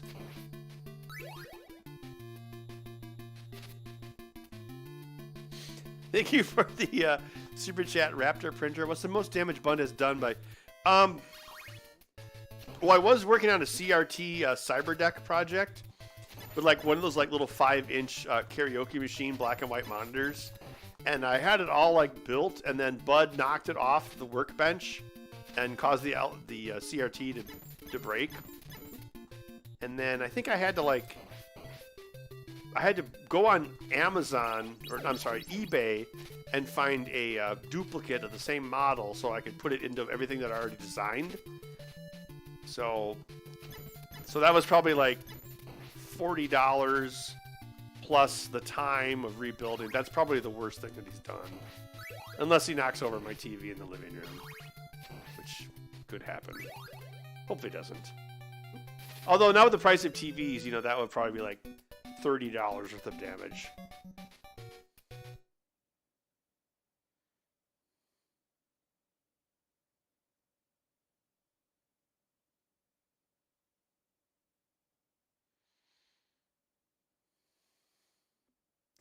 Half a can of wet and then half a cup of dry at night. Oh, I could 3D print a lid for the cat food.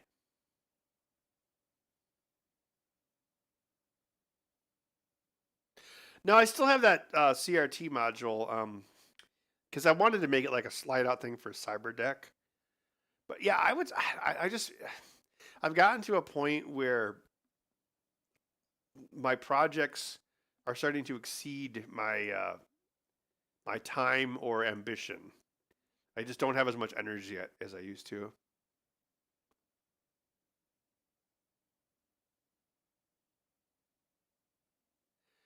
Crystals in his urethra? Oh, not that I know of. I mean, he's not that old yet.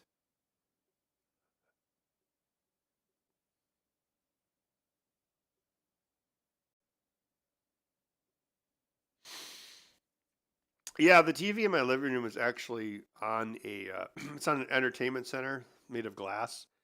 So it's actually freestanding on an entertainment center. So in theory, if Bud were to meat missile down the hallway and jump 2 feet into the air and hit the back of it, he could easily knock it over.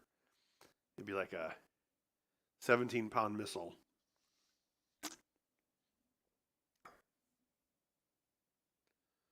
Oh, the Atari Kitten kit. Yeah, I have the Atari Kitten. It's another one of those things. Yeah, the Lynx, there's not much to it. There's a CPU, there's a video chip, sort of.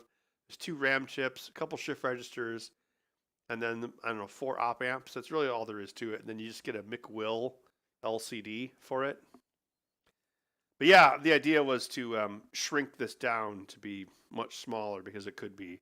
Like the main thing that would actually make it big are the cartridge slot. Because the cartridge slot actually takes a lot of thickness versus the circuit board. Like if you look at the cartridge. So what I was going to do is I was actually going to put the surface mount chips under the cartridge. So the fact that you've got this big gap here wouldn't be as waste because you just move the through-hole components under it. Yeah, I have the PCB like probably 70% designed. This is one of those. Add it to the list. It'd be really cool. And then yeah, I could sell circuit boards and people could just depopulate their own Atari Lynx 2s and it'd be cool. The Atari Lynx is a very cool system. Oh, hey Brian, thanks for the $4.99 super chat. Okay, Midwest Gaming Classic 2024. Oh, more medical crap. Great. Well, yeah, I'm definitely going to be there because I'm always there. Still playing my badge from this year. Oh, great. Yes, I'm glad you're enjoying it. We're doing a new version this year, which adds an SD card slot, which will allow you to do emulation of some systems. Yeah, we we barely got those done, but we did. But it was close because we did 2 sessions of 20 people, so that's a 40 units total. And yeah, I guess maybe I could do like the jerk capitalist thing and raise the price and have less people, but I don't know. I don't do that for the money. I just do it because it's fun. I mean, obviously I want my money back for the parts, but yeah. I use a spoon of canned pumpkin plus the rest of the bowl canned. They'll eat canned pumpkin. Interesting.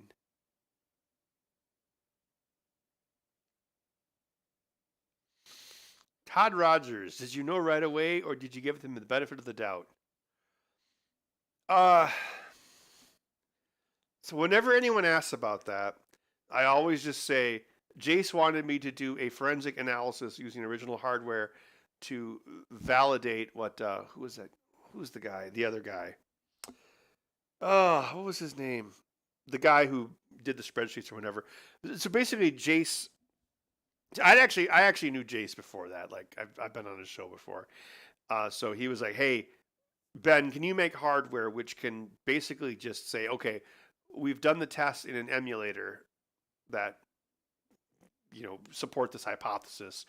Can you build a device which will also replicate or see if those tests also are true for real hardware?" And I was like, well, they probably are true for real hardware, because it's like you're not talking about like some sort of like glitch in the hardware where you use it to make a snow effect.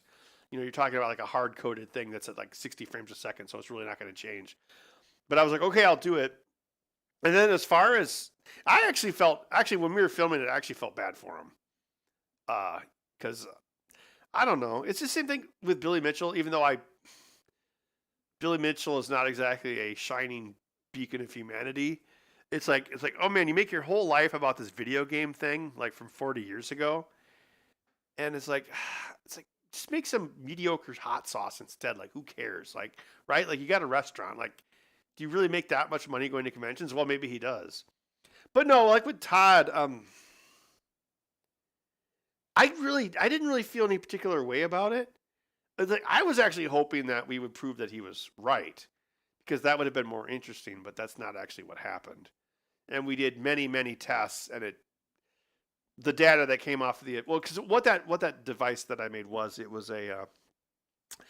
it basically would mirror the RAM addresses of the Atari 2600, so you could see what the values are.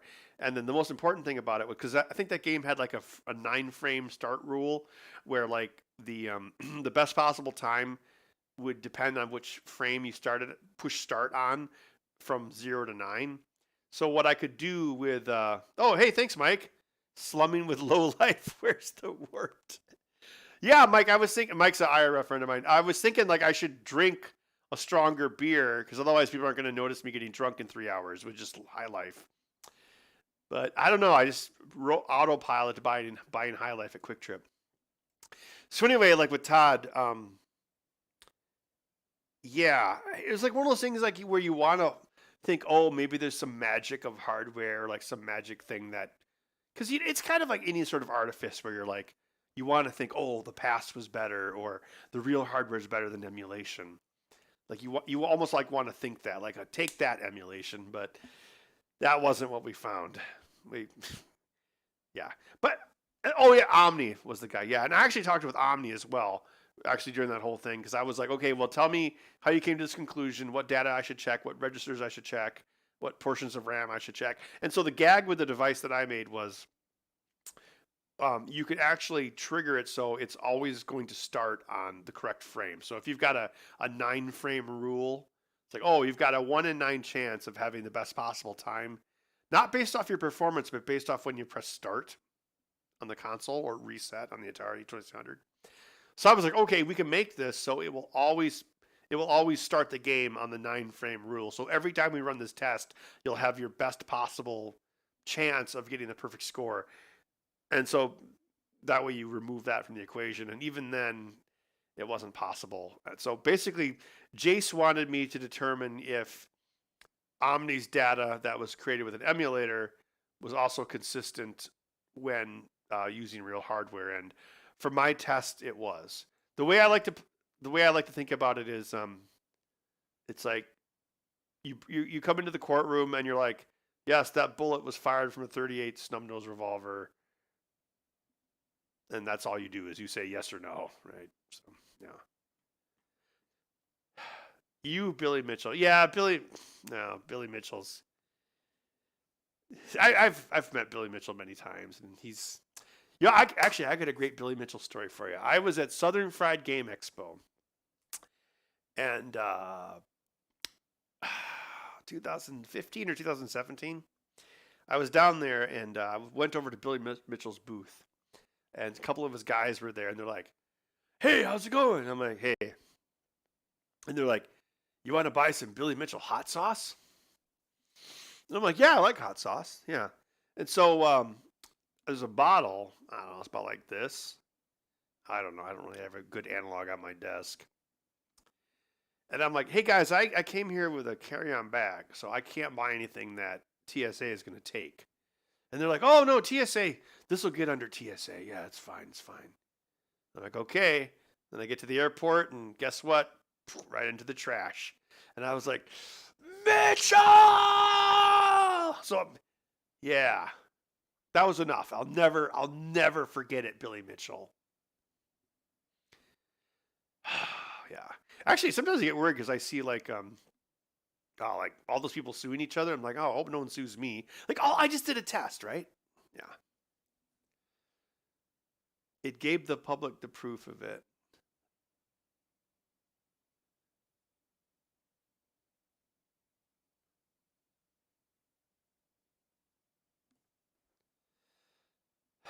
Yeah, but I mean, I didn't really feel any one way or the other with that. Like I said, I actually felt kind of bad because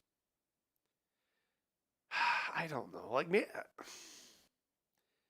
I've never even really thought about like, oh, did he fake it or whatever? Because for me, it was just like, because for me, it was a fun hardware project because you're actually creating a device which is using like registers to like capture the opcodes from a 6502, and then you have to like count like however, because when you do like a memory read, I think it actually pings the register twice, so you have to mask that. That was the fun part for me, was actually building the hardware. And the forensic part was just like whatever, but obviously that's a part that affects people. Craig, thank you for the $10 super chat. Love your content. Thank you very much. Someday I will make more of it. Tabasco rebottled, knowing Billy. Yes. AVGN used that sauce to beat Transformers? How does that work? Oh yeah, didn't Billy like get in trouble over like the color of a joystick? It's so stupid. It's like I don't know. It's like, oh yeah, we're gonna clog up our legal system over the color of a joystick. Whatever. I just think it's like, who cares, right? It's just, well, I mean, somebody does, but I don't know. It seems like the ultimate first world problem. Roadster? Oh no, it was Dragster. That was the name of the game. Debounce in the functions junction. Okay. Well, hey guys, I'm gonna grab another beer, but I'll be back. So we're halfway through our stream. I'm gonna go till 10 uh, Central Time. So yeah, I mean, I'm happy to talk about Dragster, Billy Mitchell, or anything else that ever happened in the show. Ben, did you attend a Midwest Retro Computer Convention? Yeah, I go to the Vintage Computer Festival Midwest, VCF Midwest. I go there every year in Schaumburg. So I was there this year as well. I had a table. I think I was 2 tables down from 8-Bit Guy.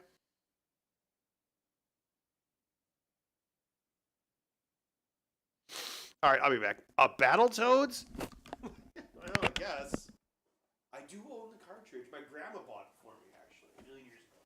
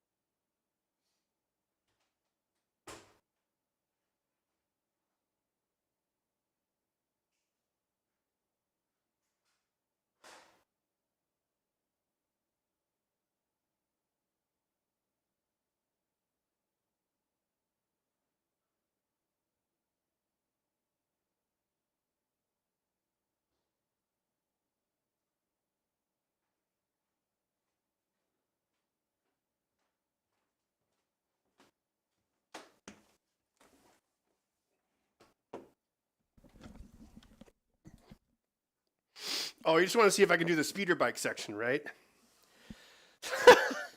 Talk about muscle memory.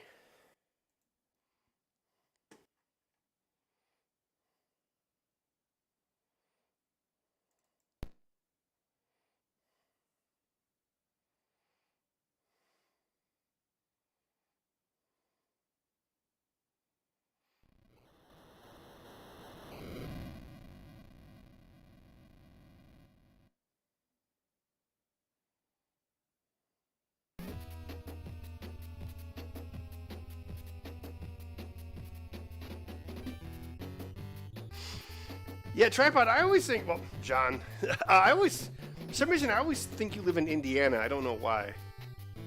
Just have this weird, like, Mandela effect. Are you gonna bring your grill next year to Murph? So no, your car broke the week. Actually, both our cars broke the week before Murph this year. Remember? I have one of these. It was just randomly sitting in the back of my fridge. This is made in Verona, Wisconsin, same place as Epic Software. The healthcare software, not Fortnite.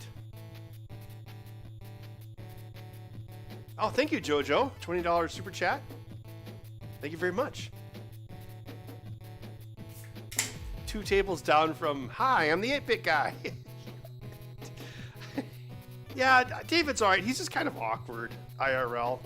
But, you know, not everyone, you know, a lot of people are awkward in real life, you know? Talking to a camera is a lot different than, like, talking to, like, a room full of people.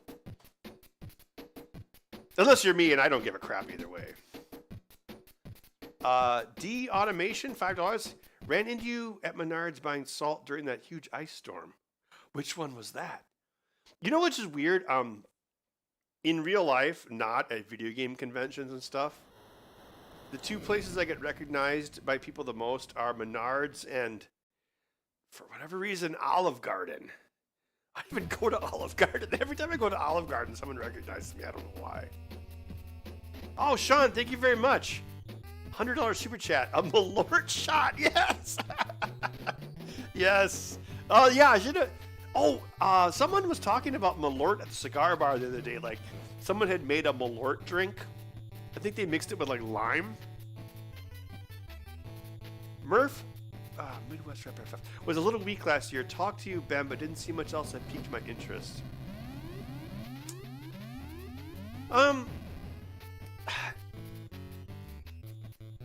You thought it was weak? Why? Because there wasn't enough new stuff there? I mean, the show had definitely recovered in size. Like, that show had kind of taken a hit, more so than other shows after COVID. But I was glad that in 2023, because actually I missed it in 2022 because I had COVID that week. But 2023, I was glad to see that it filled up the whole building. But yeah, sometimes I guess there isn't anything new under the sun. I didn't even really look around that much. I was like, that always happens at shows. I like spend all my time talking to people and I don't really see anything until like the after party. Then, of course, at the after party. Andrew, thank you very much for the $10 super chat. Validating my habit of stripping wires with my teeth. Yeah, actually, I'm trying not to do that though, because like my teeth are like very old.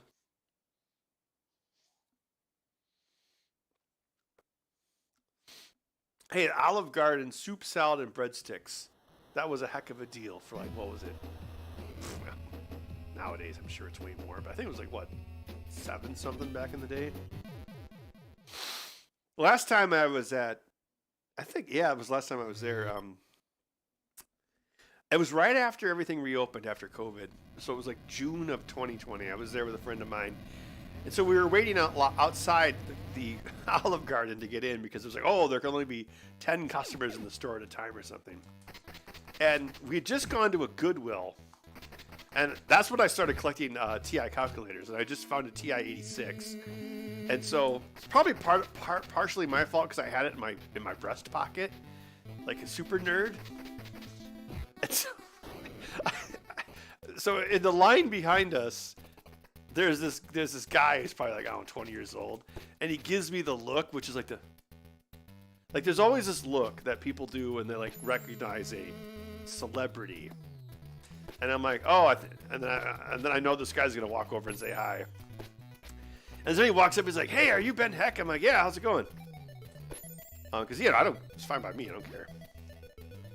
So anyway, this guy's with his girlfriend, right? And it's her birthday.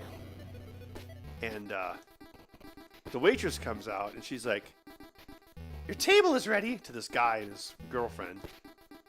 And she's like, come on, let's go. She's like, come on, let's go. So the girl goes inside with the hostess, and this guy keeps talking to me, right? And and I'm like, oh, White Line, thank you very much for the super chat. So I'm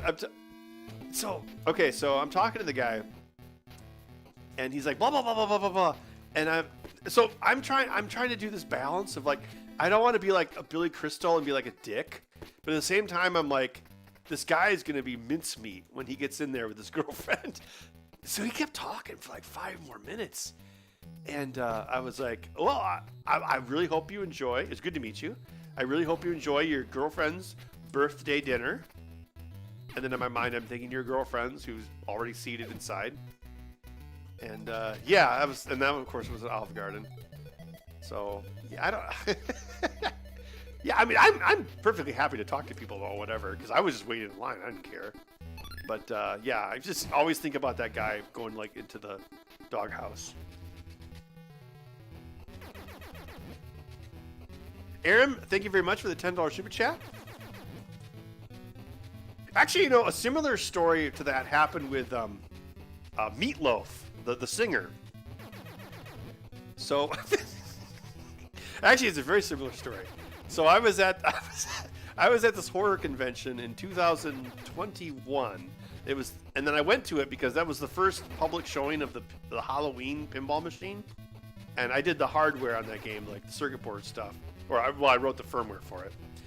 And so Charlie was like, "Oh, can you come down and double check a circuit or solder or something just in case?" Because that was the first time I've been playing in public. He's like, "And if you come down, we can meet Meatloaf." And I'm like, oh, well, obviously it's worth it, right?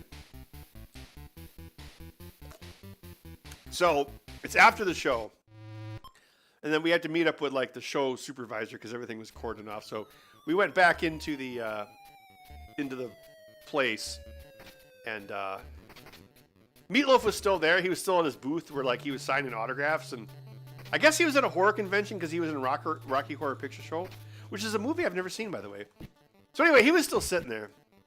And so we're like, let's hang out with Meatloaf. Because Charlie was like friends with the show organizer. So we were talking with Meatloaf for a while. Yeah, it's really weird. It's like, he's not really like a big dude anymore. He's like, well, obviously he's dead now. But back then he was like, it was weird. It was like a, you could tell he was still tall. He was still tall, but like, I'm sure his bones were like all messed up.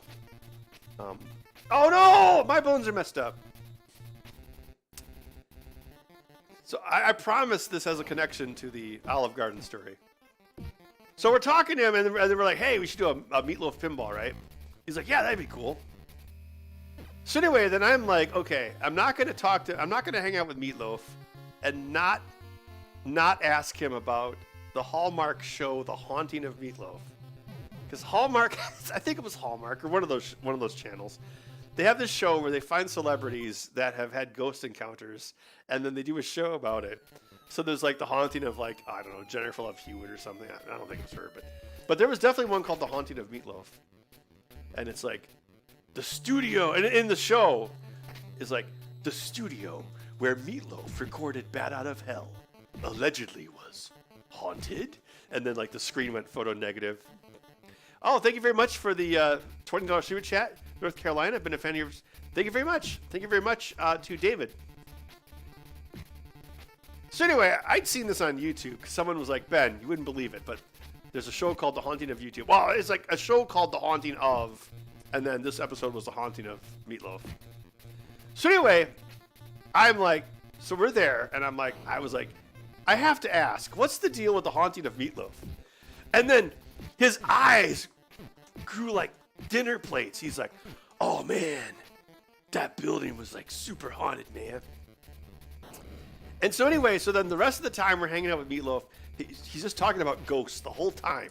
And he's like, you know, man, if you ever walk down the street in New York City some of the people you pass by, they're ghosts. And it's like, geez, this guy's obsessed with ghosts. So anyway, his assistant comes up, and she's like, sir, your wife, your table is ready at the restaurant upstairs. Your wife is going to meet you there. He's like, okay. So then he keeps talking to us. And then me and Charlie are looking at each other. It's like, man, Meat better go get up there. Otherwise, he's going to be in the doghouse. And so eventually we start walking back to like the main concourse.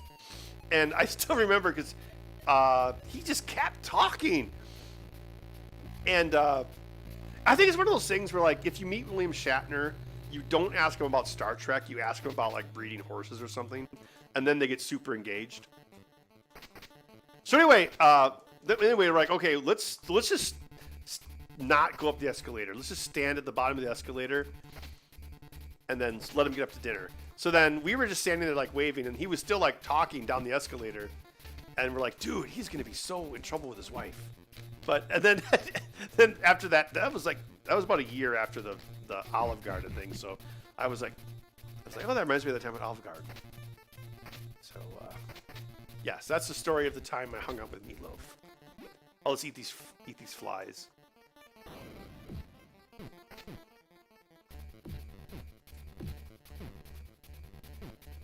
But I guess it's funny, like, if someone's passionate about something, like, you know, meeting a former E-celebrity or talking about ghosts, and they'll, like, completely forget about their significant other and their dinner plans. Come on. Oh, no! Okay.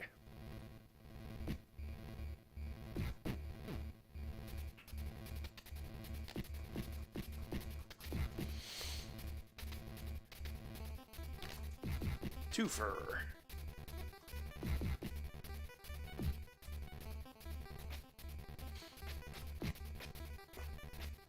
Oh wait, I could hit the bird against the wall to get. Oh no! To get extra lives, right? There we go. Oh, looks like Bud moved again.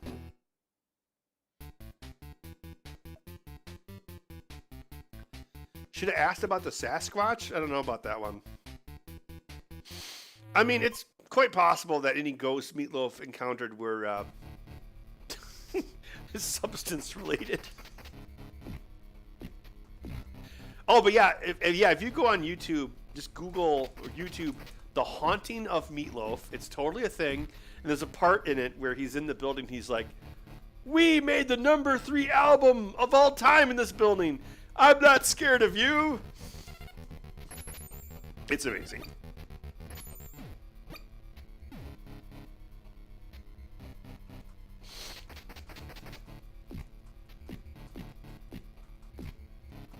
You ever notice in this game when the PCM audio goes off, the scrolling register in the background gets messed up? See, like the brains, watch how they'll like move. I think the interrupt timer is messed up by the by the PCM audio thing.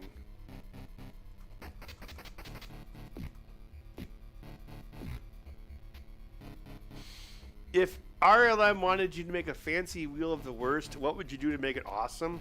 Well, I don't know, because if you made them a fancy wheel of the worst, like, they would just destroy it. Because don't they, like, consistently destroy that thing? The wheel of the worst?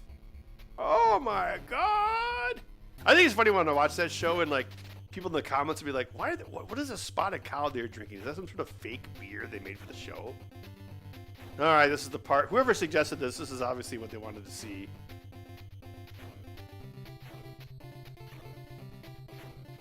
You know, I couldn't do this when I was 14. I don't think I'm going to do it now.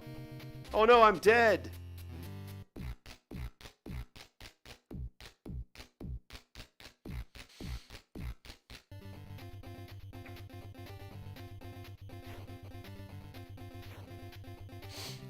Yeah, Red Letter Media is like an hour east of here, Milwaukee.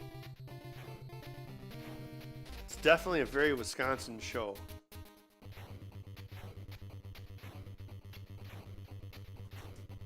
You know, I think if I ever, I don't know if it would ever happen, but if I ever was on that show, I would like to see if I could drink Mike Sloskowski under the table. I bet I could give him a pretty good run for his money. Oh, I hate that because you had to like immediately tap the button.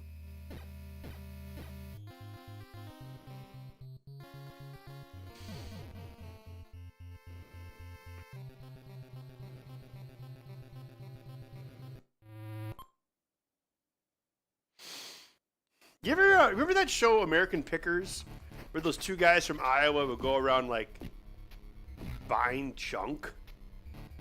So like if you like Southwest Wisconsin, like a lot of people have actually interacted with them, and like on that show, apparently, like, believe it or not, like it's like the short guy with all the hair, he's actually the prima donna, and the tall, skinny guy is the nice guy. Like you'd never guess that, but so I guess you just never know, right? No, was it Frank? Frank and Mike? Was that their names?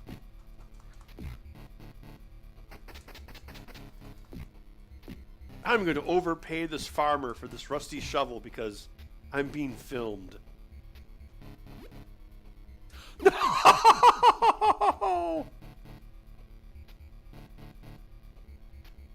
Dick the Birthday Boy t-shirt. Yeah, that was awesome. What was that, Ellen DeGeneres show? Someone put that on there.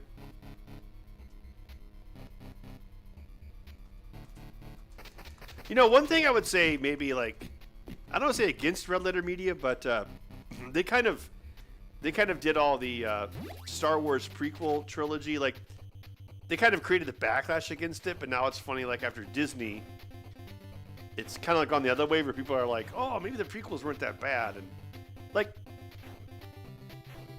From a movie making standpoint, they kind of sucked, but I hit the wrong button. From storytelling, like it was like a good story told poorly, whereas like the J.J. Abrams movie was like a bad story told well. Because even like the weird stuff, like like Anakin's virginal birth, like just like anything monomyth, a lot of that is like derived from like ancient culture. Like there's a lot of like ancient myths about like virginal births or people born as adults. It's actually a pretty common trope. Probably lost the whole stream for defending the prequels, right? I don't have time to look over. Oh, that's the hard part. Like, it's like you have to jump, because you have to jump as soon as possible so that you can land in time to jump over the next one. Okay, right. So yeah, it's like right. Then you have to you have to immediately jump again.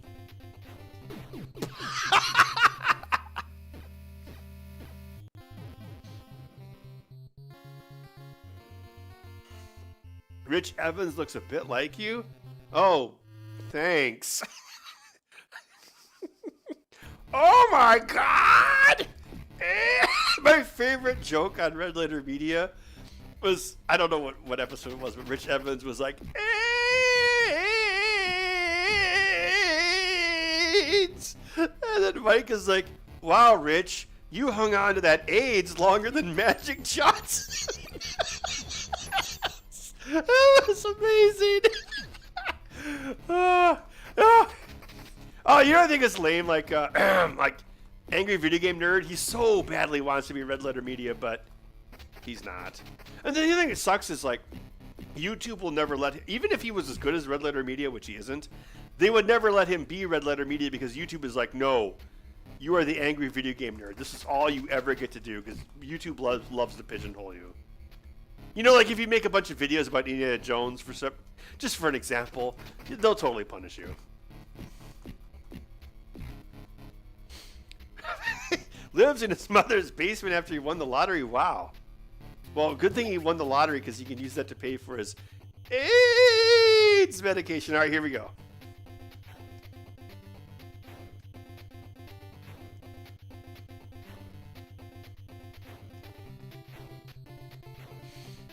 Like the Red Letter Media people, it makes me think of like Sam Raimi and Bruce Campbell. You know, like these are all guys that like went to high school together, and like made stuff on their camcorders to Super 8s. It's got that same kind of vibe.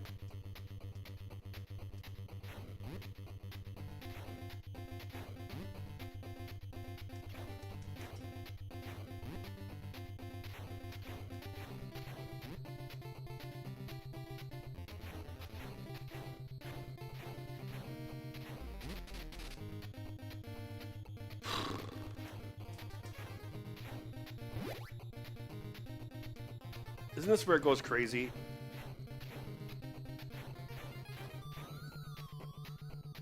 Why? What is fun about this? It's like, this is a game that wasn't play tested.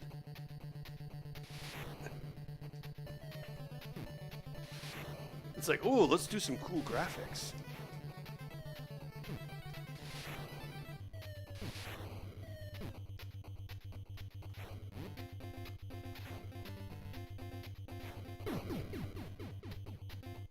Yeah, they put that spanner in the works.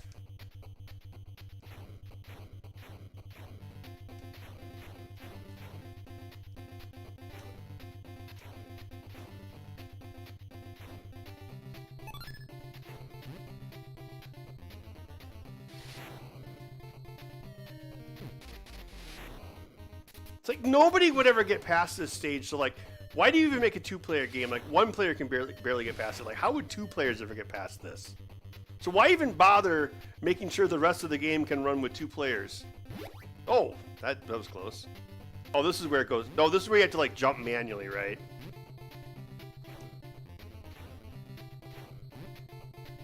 That's when the question mark, exclamation mark, right?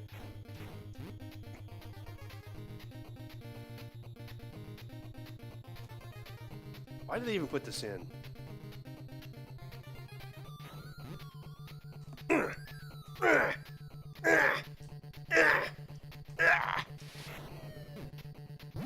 All right, here it is.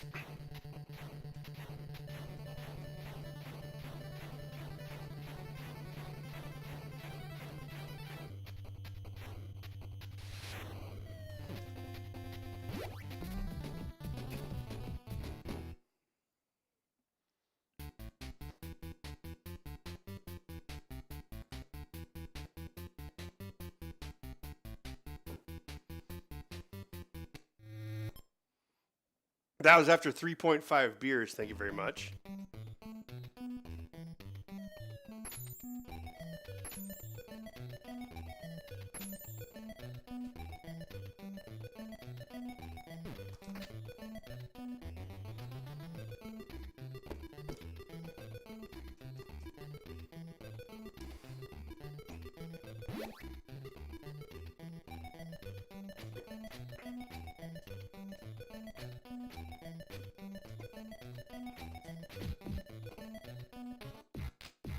Thank you, Rocker Gaming. Ben, thank you for everything you have done over the years. Your content is great for being both entertaining and educational. Have a great new year and best of luck with your pinball project. Thank you very much to Rocker Gaming.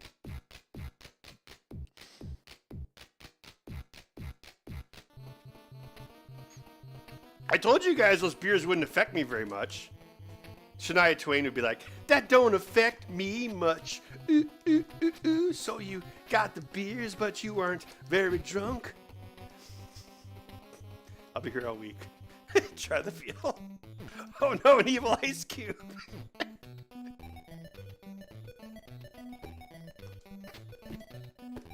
Have an ice day. My name is Freeze. Learn it well, for it is the chilling sound of your doom. How do you do this part? Okay, you can jump here.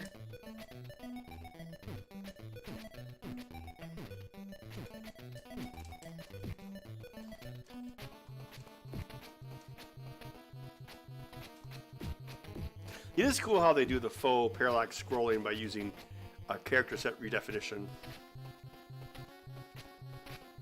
Thank you, Raptor Printer, for the $5 super chat. Respect for that alone. Chip clip model. Yeah, thank you very much. Yeah, I think, at the risk of sounding pretentious, I think it is a pretty good design. Because the idea is by having it kind of rotate back upon itself, it gives it a little bit more, well, not elasticity, but it gives it more spring.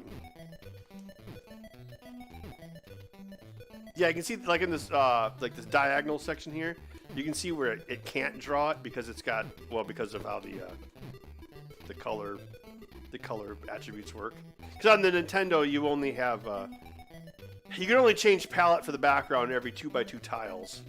A good example of which would be like the blocks in Castlevania. Those are all 2x2.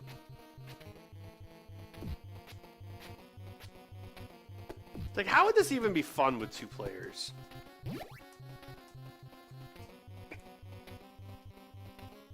Oh, muscle memory! Did you see it?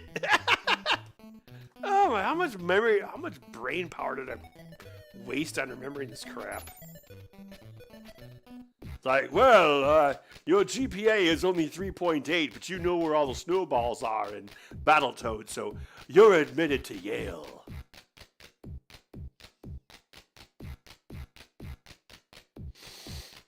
Have you noticed that Shania Twain just talks in her song, she doesn't sing?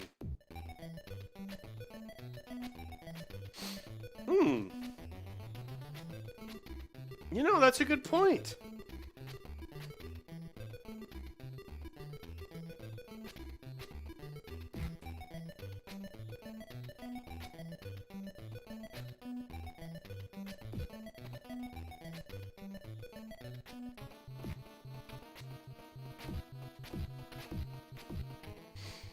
White Line 2, thank you for the 20-pound super chat. What's your thought on Labyrinth? And should it be remade or have a sequel or turned into a musical? It is one of my favorites, and I live not far from where Jennifer Connelly started the film West Wycombe Park. I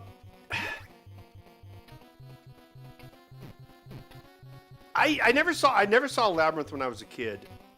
I only saw it when I was an adult. I think it's an okay movie. I mean, it's, you know, all the puppets and stuff are cool. Like, if you really want to get into, like, all the nitty-gritty, like, there's a lot, because if you think, Labyrinth was, like, George Lucas was the executive producer on that, and George Lucas is, like, all about, like, monomyth. So I think it's kind of interesting if you look at Labyrinth as, like, if you look into all the subtext, like how David Bowie is actually, like, the Minotaur in the maze. And the labyrinth really represents a young girl navigating puberty. Like when she says, "You have no power over me," like she's really talking about how sexual desire, being obsessed with boys, doesn't have any power over her. And like when she like goes back to her bedroom and it's like all filled with junk, that's like a representation of her basically not going into womanhood, but like no longer being a kid. Like, oh, all my childish possessions are like, you know, they're garbage. But then in the end, it's like, oh, I'm the master of two worlds. And it's like, oh, we're all still here. Like, here's all the creatures you met along the way. So your childhood is still here, even though you've progressed to a new stage of it. Because, you know, like it's kind of, might seem kind of weird, the age of Jennifer Connelly in that movie. But it's, I mean, if the movie is actually about puberty, then obviously she does need to be like, you know, a 14-year-old girl. I don't know how many people did we lose in the chat over that one? Oh, God! Oh, that's so hard.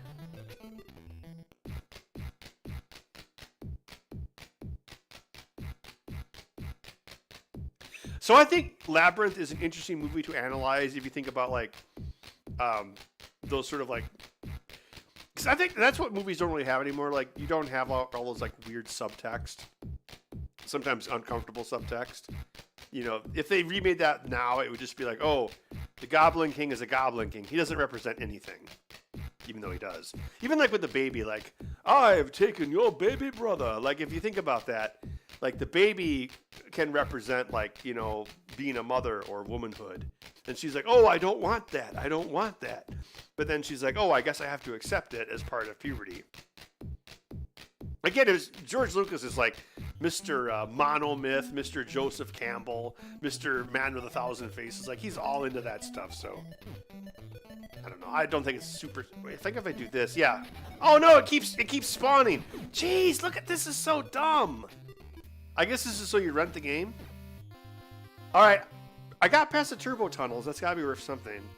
So I guess I'm open to any other suggestions.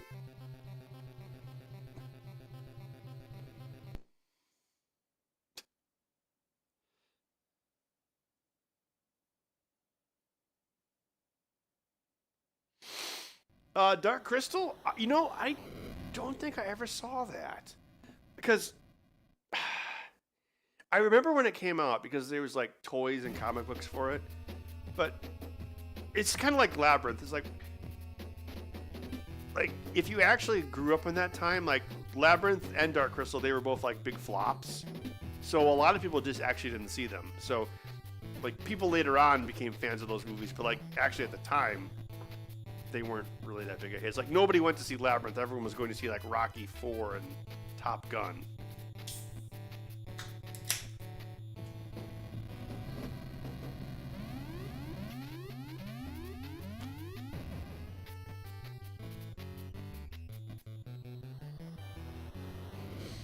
Robo Demons? Not, what is that?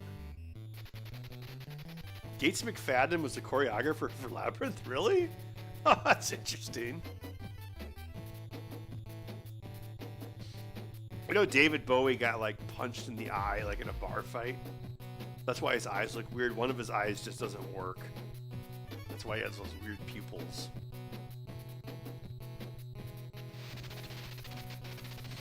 Actually, like just last night, we were gonna. I was hanging out with Allison. We were gonna go watch. No, we were gonna go play the Labyrinth Pinball down at I/O. But I show up there and I/O was closed. Like for some reason, it's closed all week.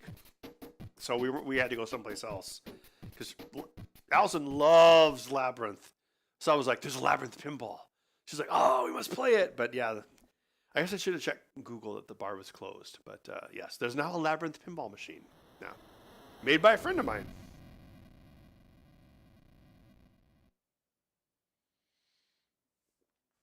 Speaking of Joseph Campbell, what are your thoughts on the choice to not kill Morpheus? I'm not sure what. I mean, more like Morpheus from like the Matrix. I'm not sure what you're talking about there. Punched him in the eye over a girl. Yeah, I was. Okay, yeah, he definitely got punched in the face. Yes. Even if neither of his eyes are working now. Yep.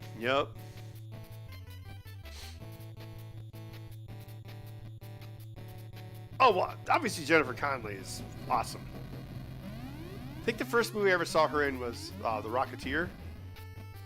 Yeah, because I never saw Labyrinth when I was a kid. Yeah, it would have been The Rocketeer.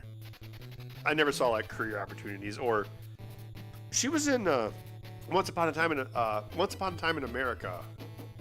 Yes, in 1984, the Sergei Leone film.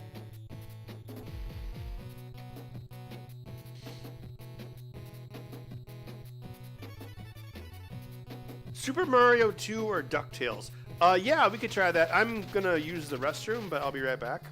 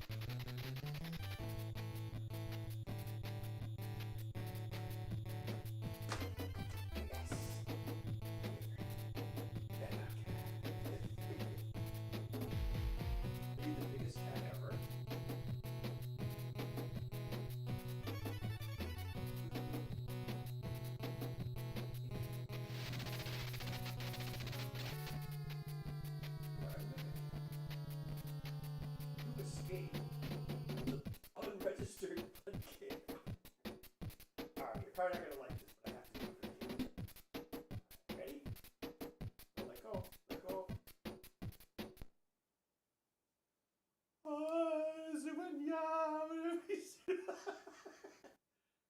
Mega cat. Here you go. Yeah, Bud moved. Amazing.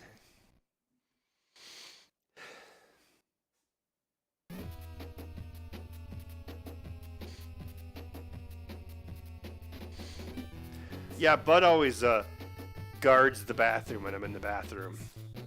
And of course, he followed me to the kitchen because he knows that's where the Greenies are.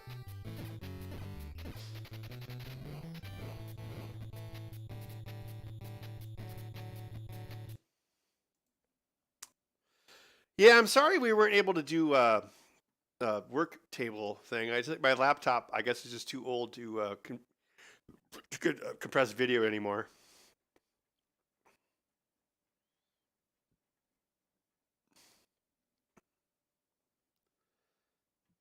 Oh, all right. Thank you for the super chat. Just a second.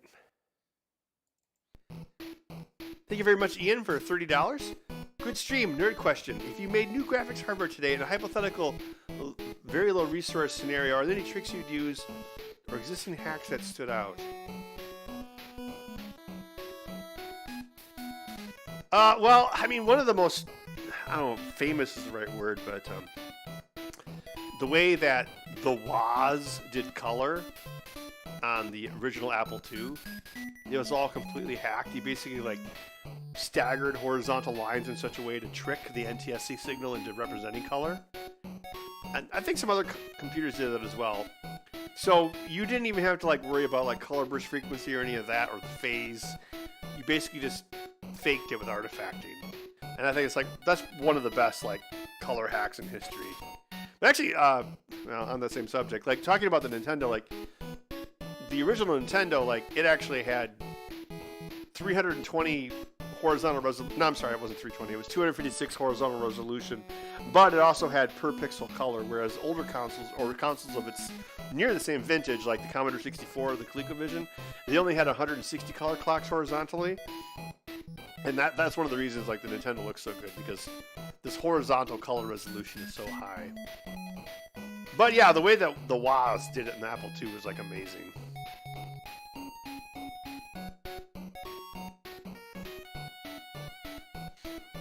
Everything the light touches is our kingdom. Yes. You know what sucks about like live action Lion King stuff? Is cats do not have eyelids or eyebrows. Now if you draw it in 2D drawings like the real Lion King, you can give Simba eyelids, you can give him eyebrows, you can give Scar eyebrows. But then when you render it as a photorealistic lion, you don't have any of that, because when cats close their eyes, they don't have eyelids, their muscles just go. Dogs too, right? So they can't emote the same way. That's why it sucks, along with being completely pointless. It's like, Lion King, do we need less or more Jeremy Irons? Let's go with less Jeremy Irons. That's a good idea. Which one do you do first? Is it Transylvania? Can't remember. Okay, so this is the game where you get a pogo attack, right? Yeah, alright.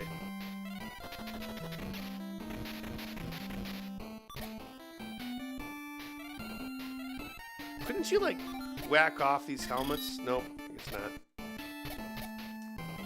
Yeah, I said whack off on stream. Don't email me. What was this? This is like Abigail, right? Or Abby?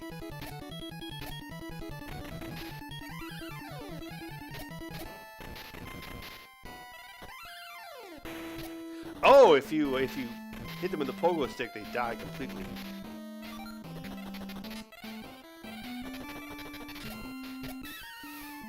Portal 64. I am not familiar with that. What is the Portal 64 project?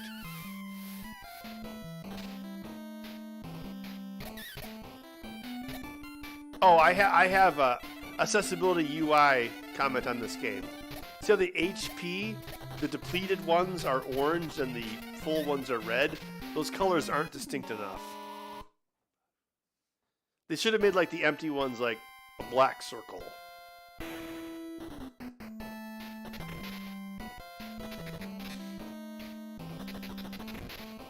Oh, that thing destroyed the blocks. Interesting. Can't you like go into this mirror? What is going on? Well, look at those scan lines. What the heck's going on with that? They're using the Sprite Zero interrupt really badly.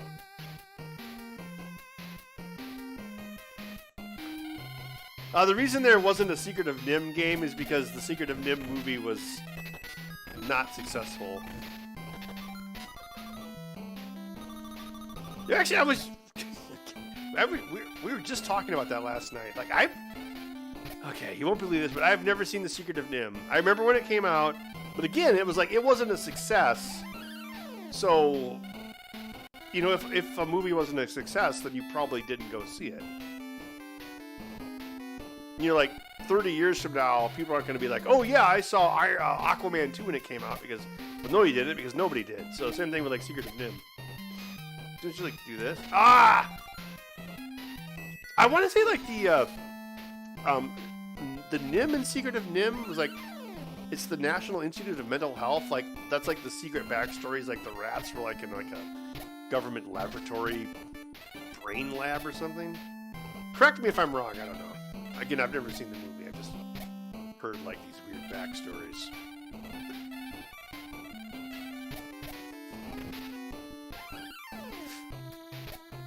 The speedrunners make it look so easy.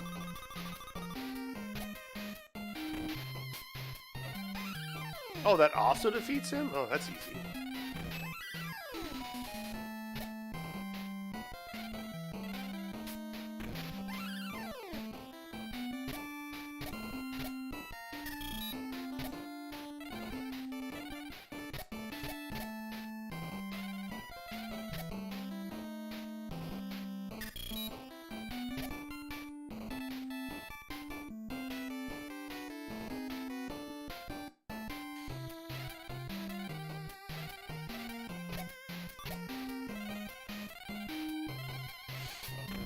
Yeah,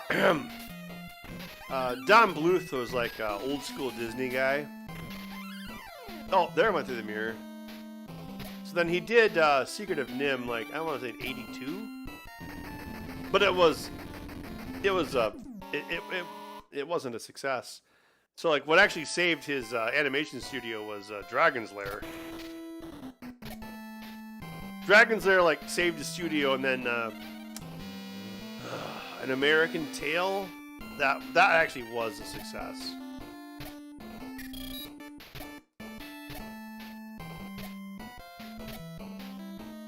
Oh, it's weird. The helmets are sprites. Look at that. See on the screen there? If the helmets are sprites, does that mean I'm supposed to like knock them off? I don't remember. Yeah, look, why do those graphics disappear when I jump up there? What the heck is going on with this game?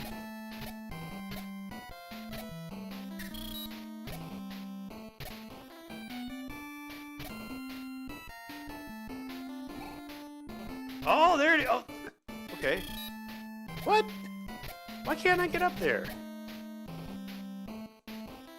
Oh, yeah, I have seen The Thief and the Cobbler. Yeah, what was that guy's name? Richard Williams, yeah, the guy who won the Oscar for Who Framed Roger Rabbit. Yeah, that's quite the story. I mean, basically, like, Disney, like, they saw The Thief and the Cobbler, and they're like, oh, let's make our own. That's why you always see, like, these movies where it's like, oh, Deep Impact and Armageddon. So here's exactly what happens. Like, so a studio sees a script for something like Armageddon. They're like, oh, that's a great script. Well, we're not going to buy it, though. And then they're like, quick, make a Comet movie.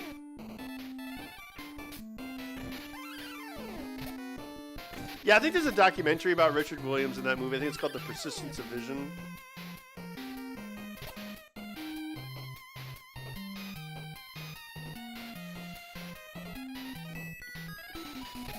I think this is what I like.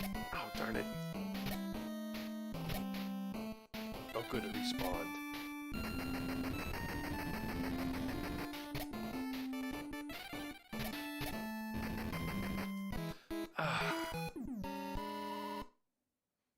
Where did Bud go?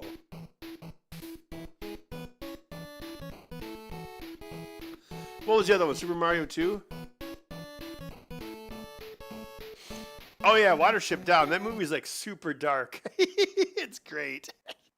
I think they should make more kids movies like that, like where the kids like watch the movie and they're just like bawling at the end. Yeah.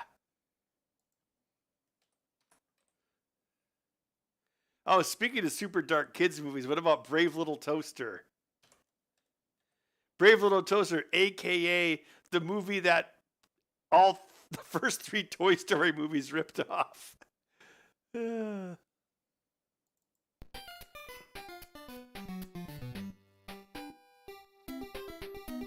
Yeah, this is my cartridge. Why does Peach have black eyes? What the hell happened to her? Wait, is it Peach or Daisy or... No, Bud, you can't go into the closet. I know it's a closed door and it makes you mad, but you're not allowed in there. All right, I'm going to grab an extra beer before I start this one. Ants was the greatest spite film to Pixar. There's a funny story behind it.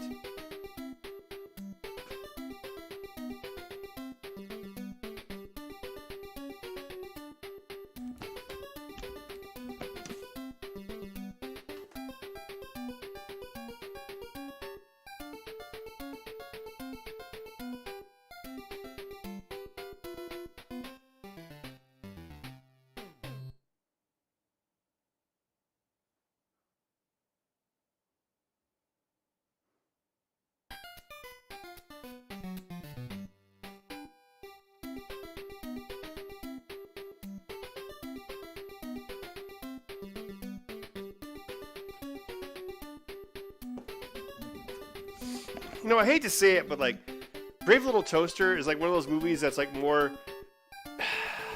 It's like when they remake a movie, some movies that should be remade are movies that are more like relevant now than when they came out. Like Logan's Run, They Live, Brave Little Toaster. Like, we have people, like, we throw away 1 billion of these $500 devices every year.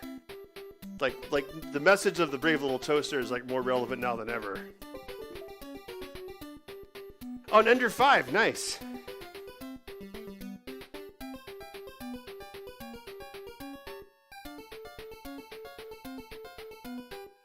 N65 portable.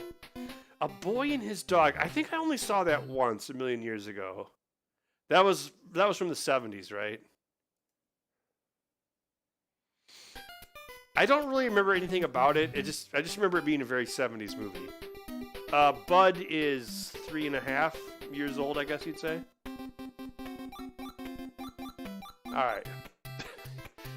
Should I be Anya Taylor-Joy, Key, Charlie Day, or Chris Pratt? Let's go with Charlie Day.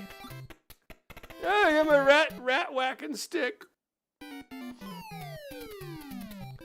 You know what movie I saw this year that I actually really enjoyed quite a bit was the new Dungeons and Dragons.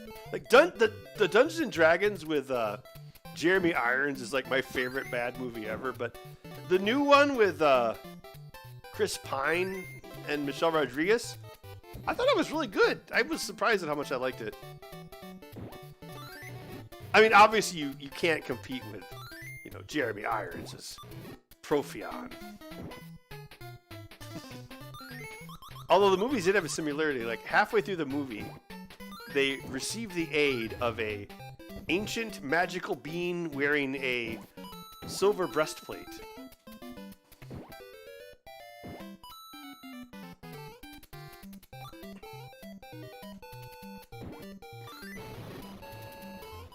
You know, this game makes me think of the RAM shortage of 1988, which was, of course, all BS. Oh, I almost got clipped. I bet you thought I was going to say Doki Doki Panic, but I didn't. I said RAM shortage. Yeah, you got a nice video game company there. Be a shame if there was a RAM shortage. Yeah, I just called Nintendo the mob. I don't care. What? Look at this. Why is he doing that? This kills everything, right? No. Ben, we need Jamathon to be present in an honest review. I don't know what that means. The new D&D movie showed how a bard should be. Oh yeah, that was the Chris Pine character, right? I don't know anything about Dungeons and Dragons. I just enjoy the movie. And I noticed they mentioned Baldur's Gate in it.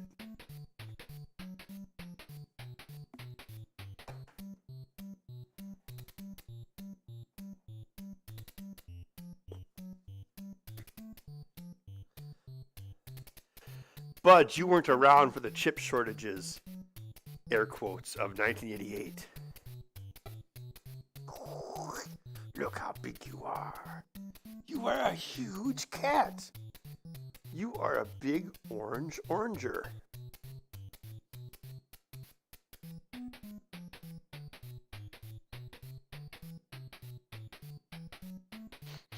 You smell like an old car.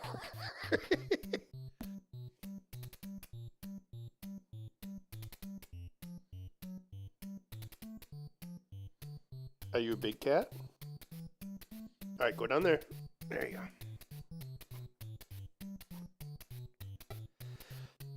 go. It's just Miller High Life. I should have bought something more interesting. I'm sorry.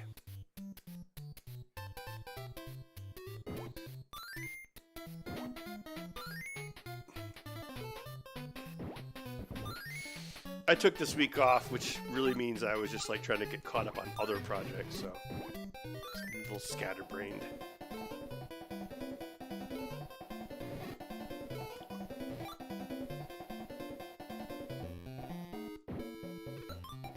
Die!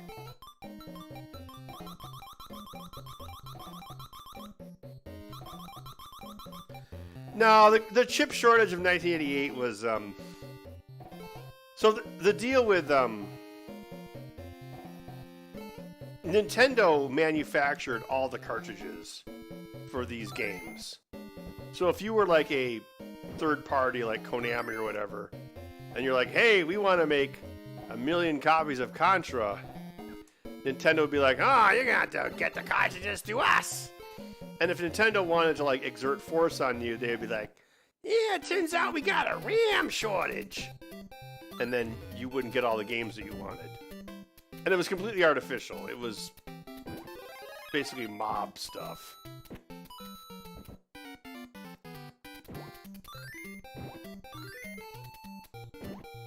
See, that was Al Capone's problem. If he would have just had like a chubby plumber and like a cute electric yellow rat, he would have got away with anything.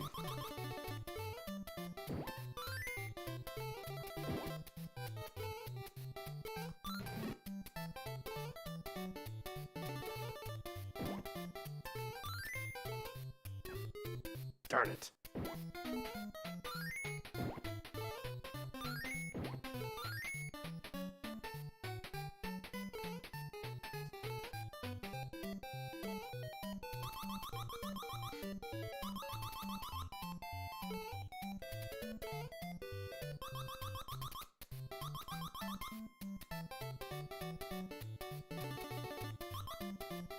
Oh, for Pete's sake.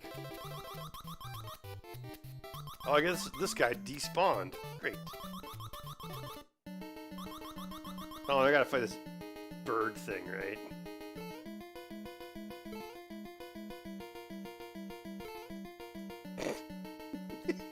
Here, I will give you the means to my own destruction.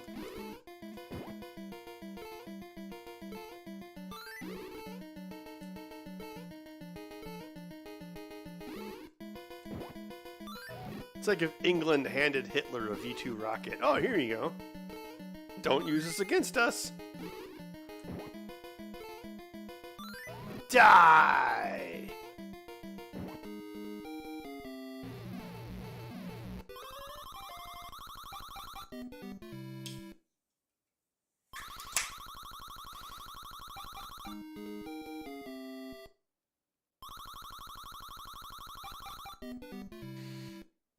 Please do an impression of Salty Anna Jones playing Super Mario 3.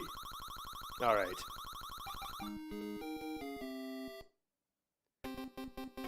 Any tips for someone going to VCF Midwest for the first time? Are you going to have a booth?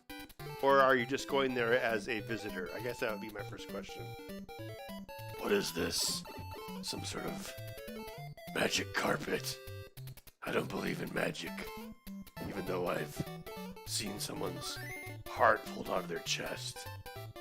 I'm gonna fly this magic carpet all the way across the map here like Aladdin. That's just a myth. Doesn't exist. Don't worry about it, shorty.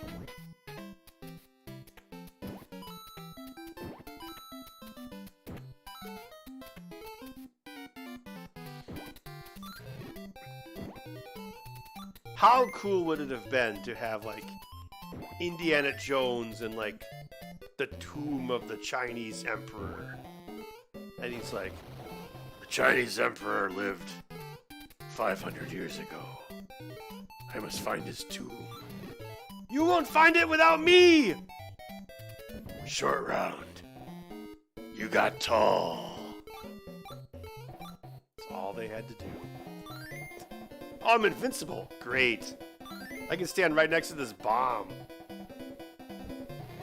I'm perfectly safe. I jinxed myself.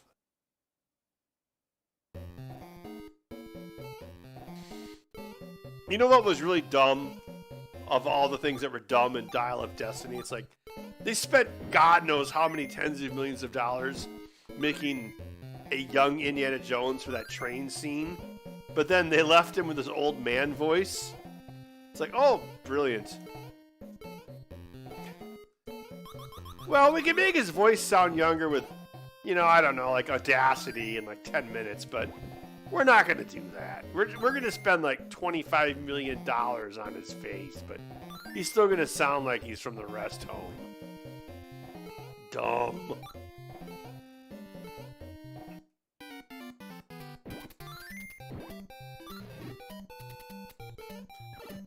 Ah! Die!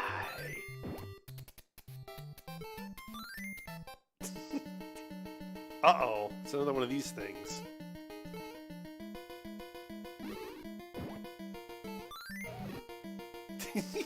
If they made this game now, like, vegans would protest it, like, hey man, radishes never killed anyone.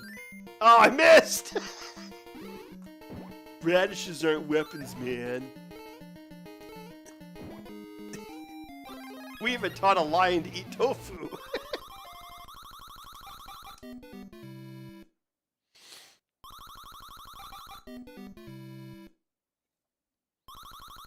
Oh, Bud was making biscuits? Cool.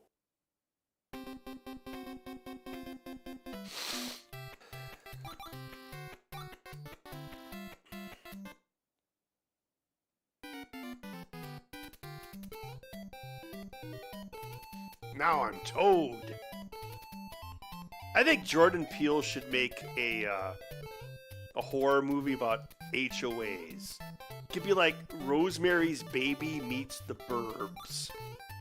And it could be called HOA.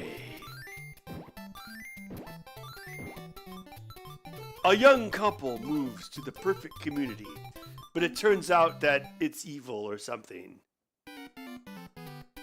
Oh, you can't paint your garage that color. What do you mean? Ah!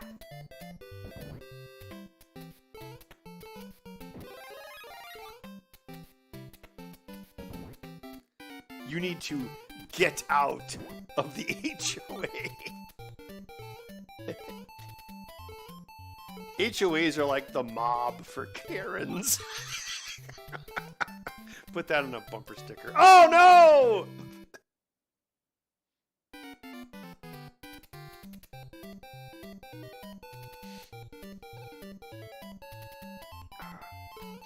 No, I'm not drunky.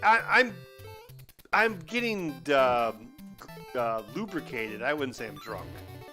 Isn't that when the best stuff comes out?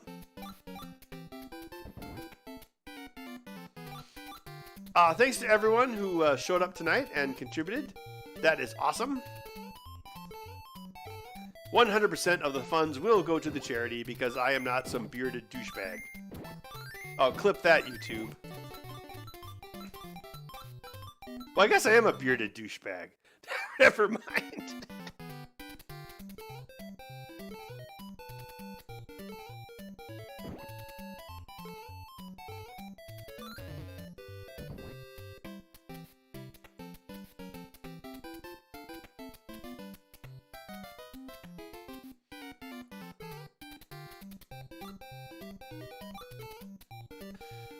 Yeah, 30% of the funds will go to Google. Yeah, so 30% of the funds will go to a $1 trillion company before they go to sick kids. Hashtag life sucks. Ah! There we go.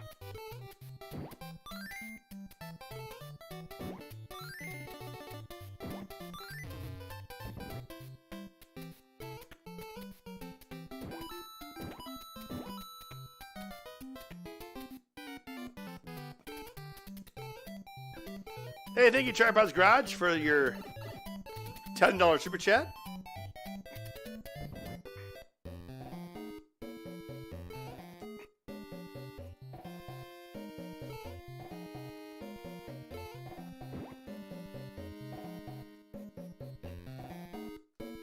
Oh, I need a key for this, don't I?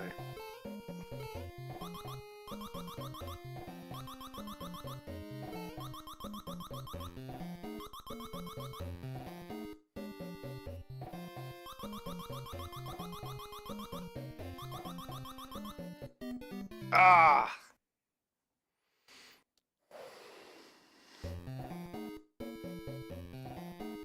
Oh, it's above me, isn't it? Yeah, that's right.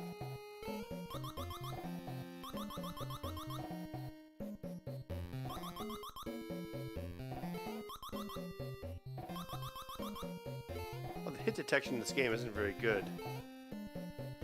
Oh, right. There's all this.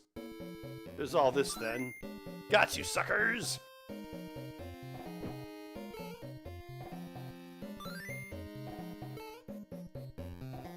Get like some Dr. Mario vibes from this. It's me, Dr. Mario. I'm gonna sell all the Oxycontin.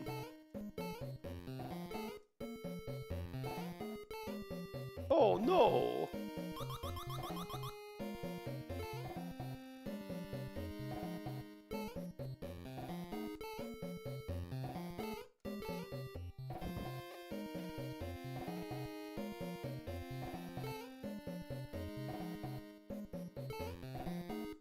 What? Oh, that's right. You had to, like, this thing chases you down all the way. This kabuki mask. Get away from me, kabuki mask!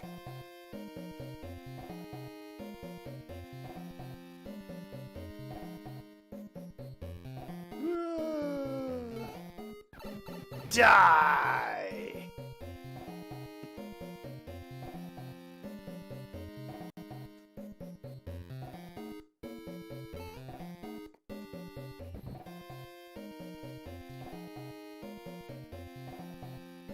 Thank you for the $10 super chat, Helltech. Ben, I've been watching you since Bill Paxton Pinball. Thank you very much.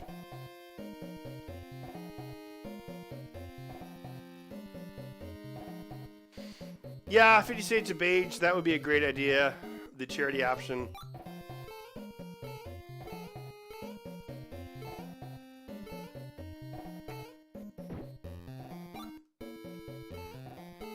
Can you kill these things? Oh, you can. Nice.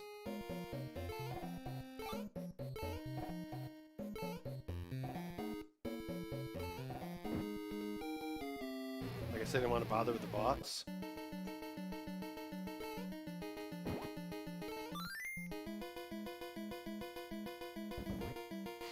Yeah, my big thing was like, it's easier to just like for tax purposes. It's easier to just. Oh, it's this rat thing. It's like I'm fighting Mickey Mouse. The only character more litigious than Nintendo. It's more straightforward to do it just because like, oh yeah, here's all the money in one place, and then just yeah. Thank you, Larry, for $100. Thank you very much, Larry Collins. Ben King, $10 super chat, and Joseph for the $20 super chat. Thank you very much, guys. Nice, going on upside down 6666 for the child run. Awesome. Thank you, everyone.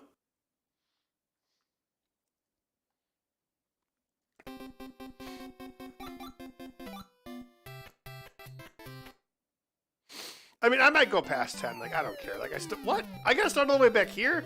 Okay, screw that. I'm gonna do it from game. I still got plenty of beers, so I'm game. Any suggestions for a different game now? I mean, I did the speeder bike thing. I don't think I'm gonna eclipse that. Thank you, M7E4D, for the $10 super chat.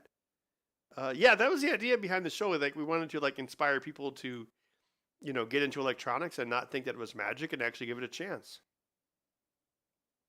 Oh, we should play like a really bad game like Bayou Billy or something. What do you think about that? The Adventures of Bayou Billy. No? Gremlins 2 is... Oh, Batman Ness. Oh, that's a good game. Yeah.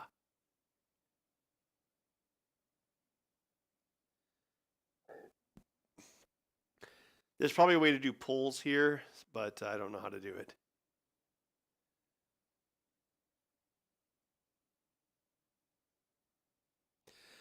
Lodge's complacency for the month. Use it to directly feed the poor.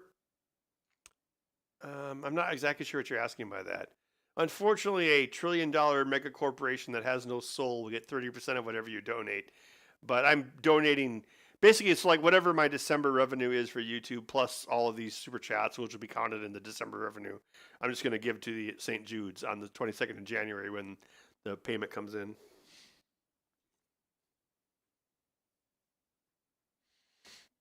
Yeah, Bayou Billy has really good music. It just is the game sucks.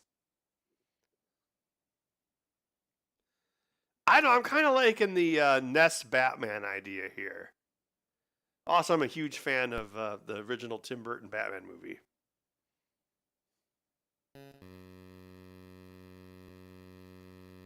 Yeah, I like Big Clive. Like, he's taken apart some of the same Chinese death products that I have. Oh, Tim Howard, thank you very much. $40 super chat.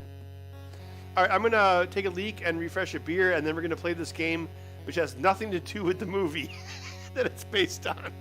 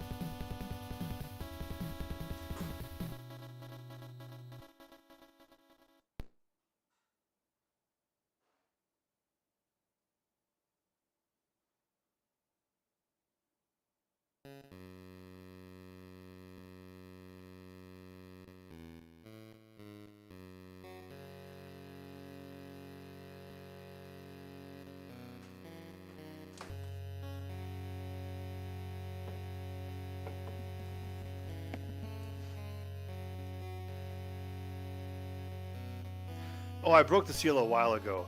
Oh, Road Rash. I love Road Rash. That game is so great. I'm Batman.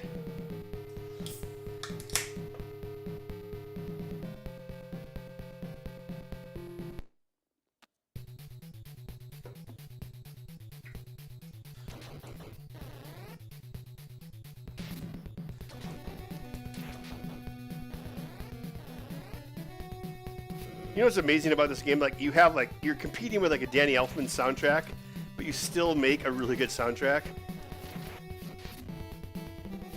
And Batman is purple, so you can see him. Hashtag art.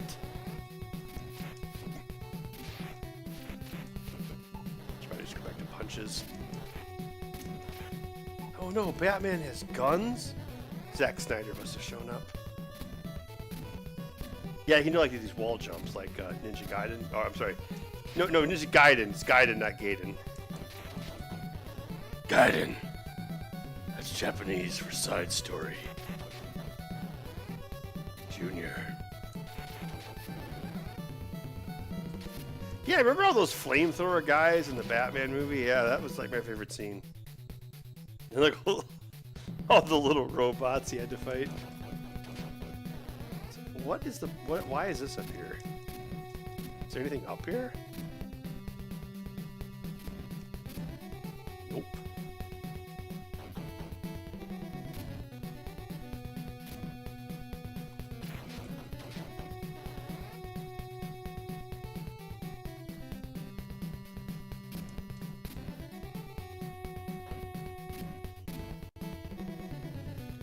Thank you, Thomas, for the $5 super chat. This game is programmed with another character.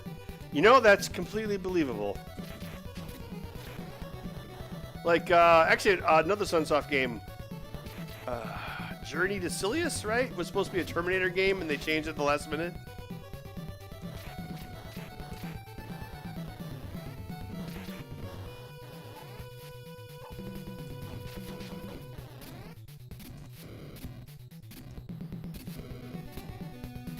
So this is a good teaching moment where, like, you don't want to deal with these fire guys, so it's like, okay, we're going to force you to learn the wall jump, which is a pretty easy wall jump. Oh, darn it.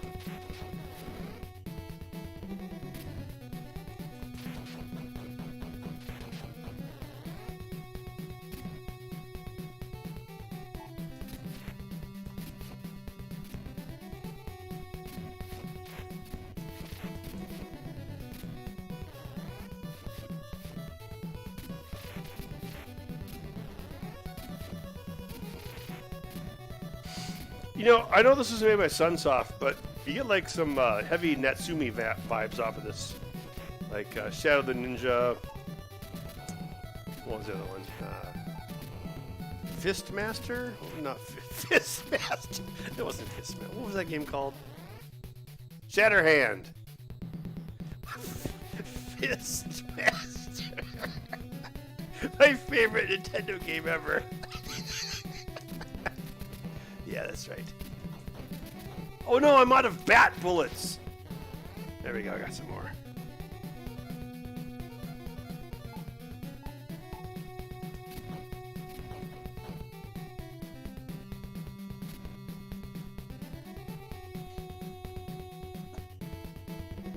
Yeah, what's with this ninja guy?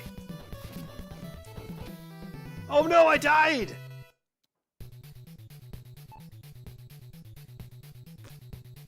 Thank you for the elite super chat, Jordan.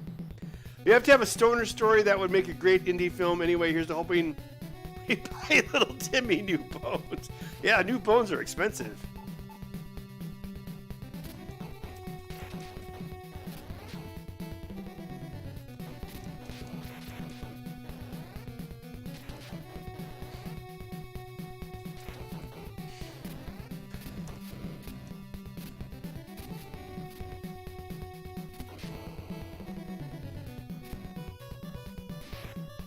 That's what a speedrunner would do.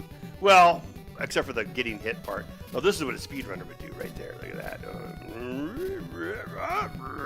Oh, no!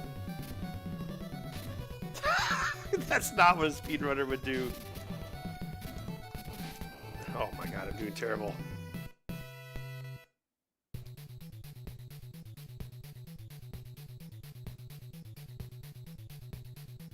Terrible SNES game that, yeah, that was the Batman Forever game. We like had digitized sprites. They had it for Genesis as well, which would have had an even worse color palette. So yeah, that was the official Batman Forever licensed game from like 1995.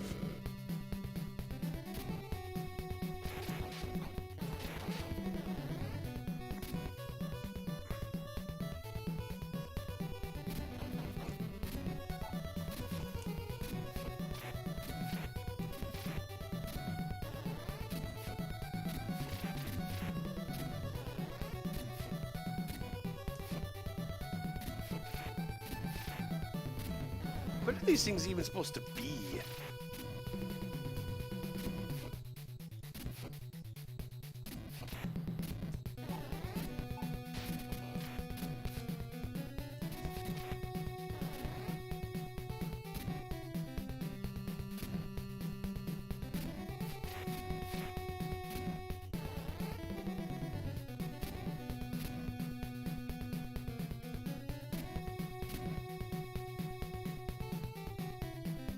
Die, ninja! You don't belong in this world. Wait, you really don't. What?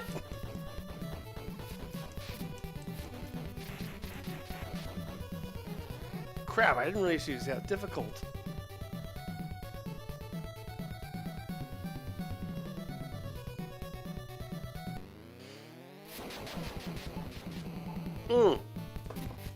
I remembered this guy. This was the one that Jack Palance played in the movie, right?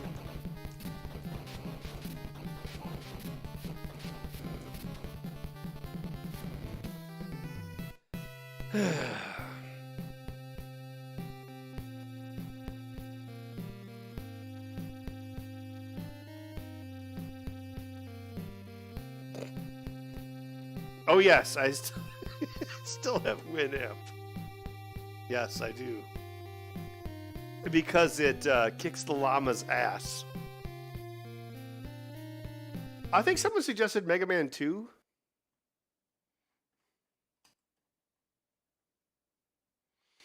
All right, the light beers are starting to catch up with me, but you know, that's part of the fun, right?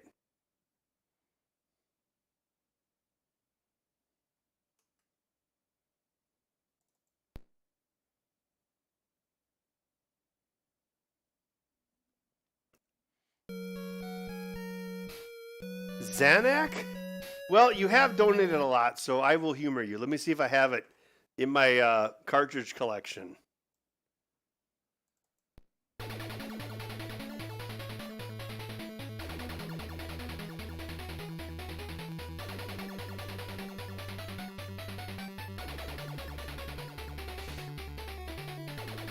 All right, whatever this is, here we go.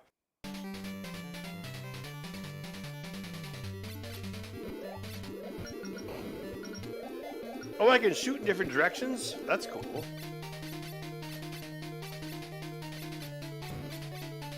Do I want this 2 thing? All right, here we go.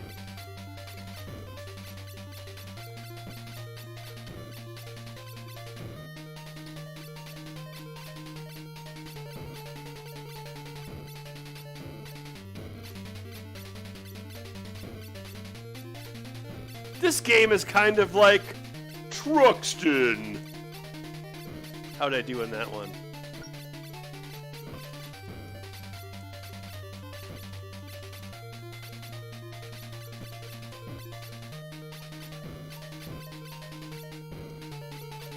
What happened to my side shot?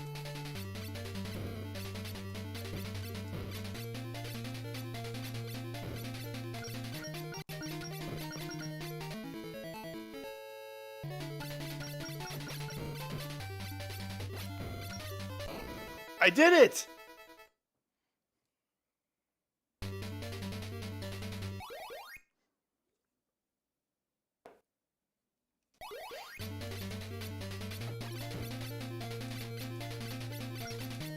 I can try to do another impression of Mark Bustler.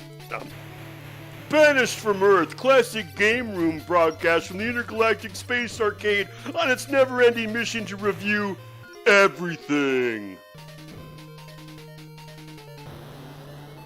That was a cool explosion effect.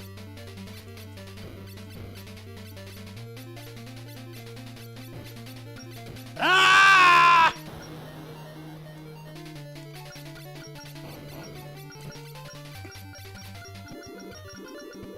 So what is this ball thing I'm shooting at people? Darn it. Ah, thank you, Jameson, for the $20 super chat.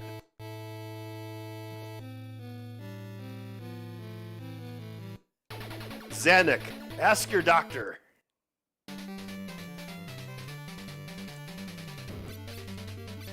Xanac may create side effects such as blistered thumbs and classic game room impressions. Yeah, the explosions are really cool. Like when your guy dies. It's like what a cotton candy factory would look like if it exploded.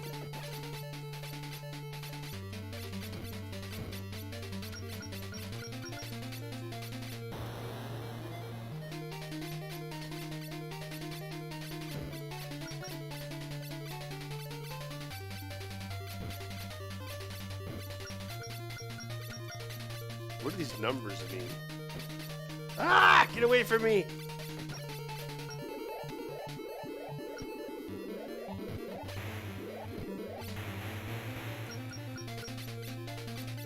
This guy's like, he'll never defeat me in 16 seconds. Out, am I?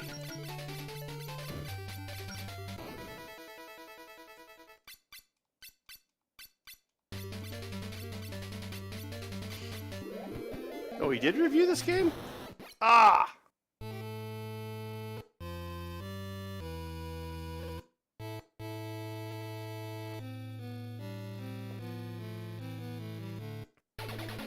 $1986, that's pretty old for Nintendo. What happens if I continue? I probably get far enough to continue.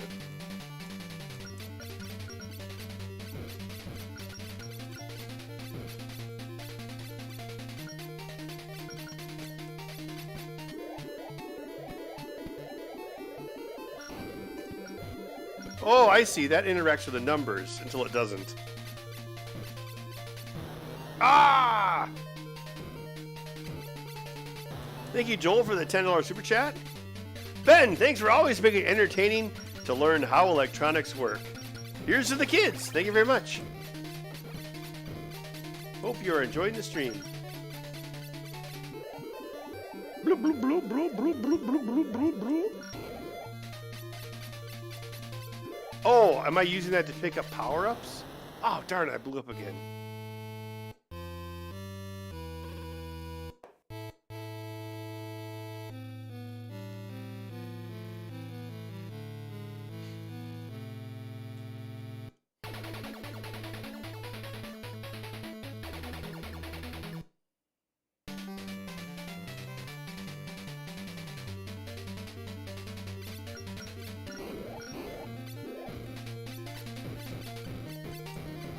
You'll never form into anything.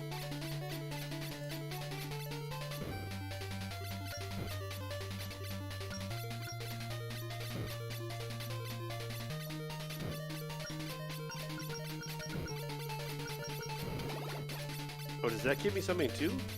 This seems like one of those games you have to like read the instruction manual.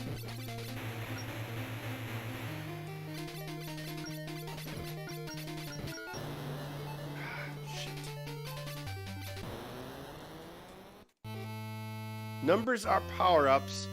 Different numbers are types of weapons.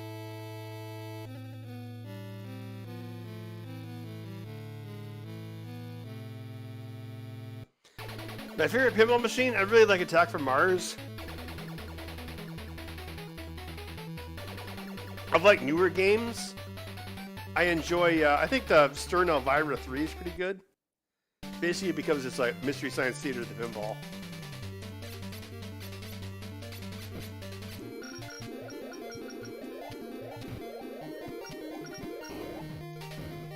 Oh, I got this. Look at this thing I got. That's cool. It's like blocking all the shit. Ah! Didn't block that.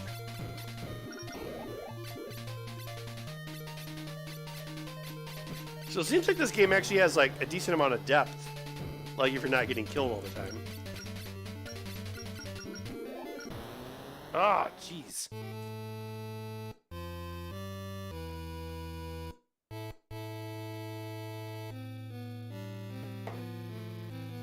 The best first-person shooter ever, Chiller. Yes. Chiller. Chiller was an arcade game before it was on the... I didn't realize it was on the Nintendo. Let's see what else we got here.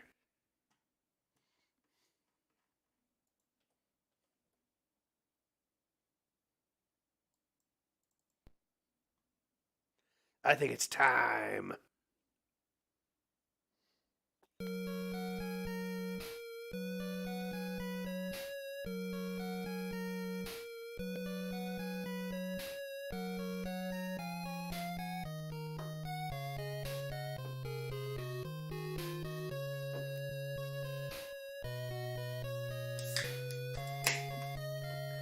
Dr. Wily actually created 316 evil robots.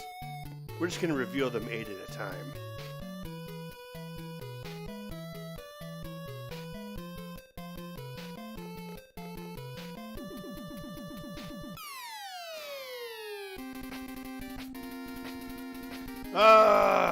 What is in this game?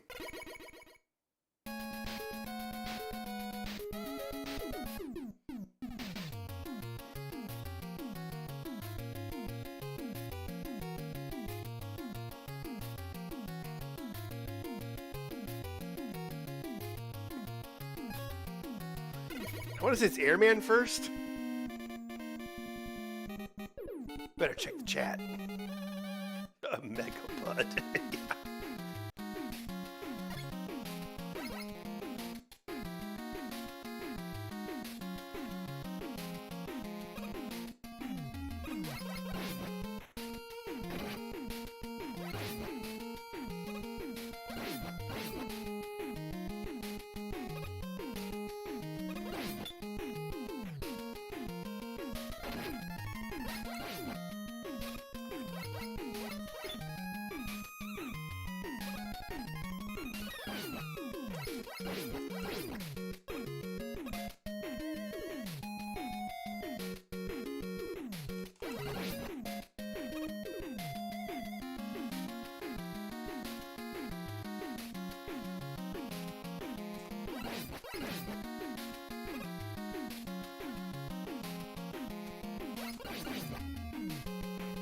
It's a leap of faith, Junior.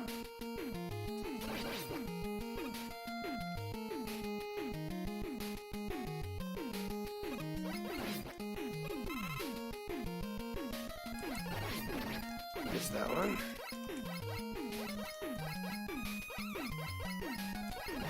Now I'm panic firing.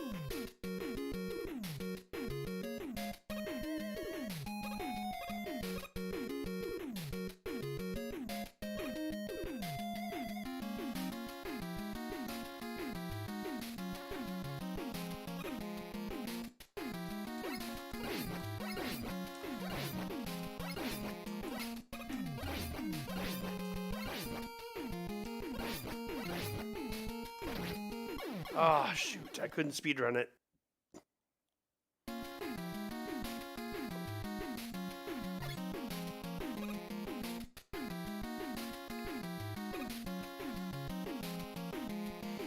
Well,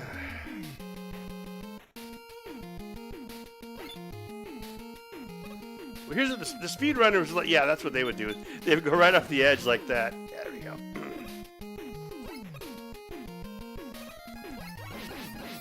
What is the purpose of that robot? I serve butter.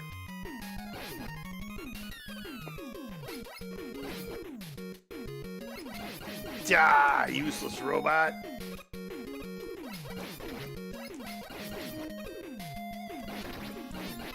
Ugh. Spawned a bunch of angry birds. Oh!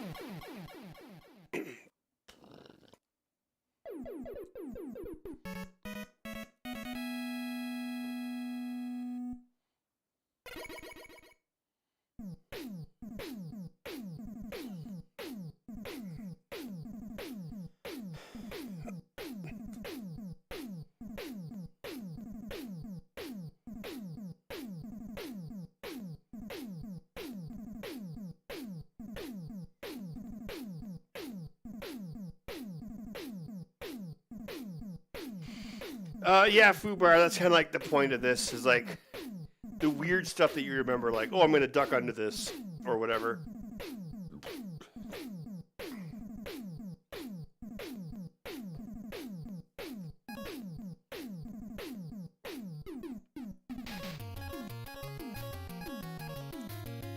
I think Bubble Man is next. If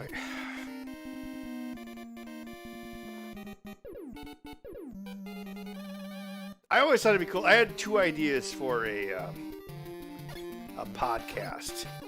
It was muscle memory, kind of regarding what you just talked about, and the other one was Gen Explained, where like Gen Xers would explain things like Gen Z people, like the Rocky movies. It's like, yeah, and then Mr. T punched his trainer, and his trainer died, and Rocky was like, I gotta save Nick, you know, he got punched and now he's dead, you know, so I gotta fight, you know, I'm scared. So I thought that would be like, yeah, muscle memory and Gen Explained. Because Gen X are basically the new boomers. Don't tell anyone. I'm moving slow. Everything is covered with green algae.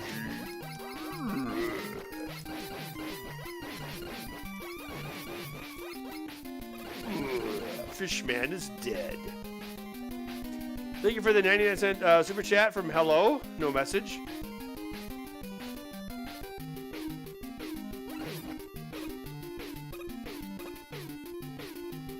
Oh, these things actually come after you? I didn't... Oh, darn it. I got distracted.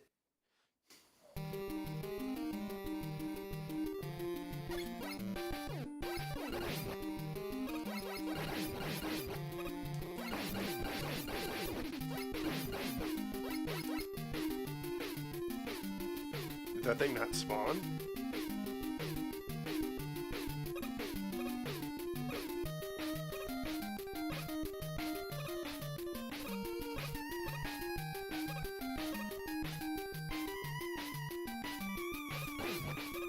Kill that one.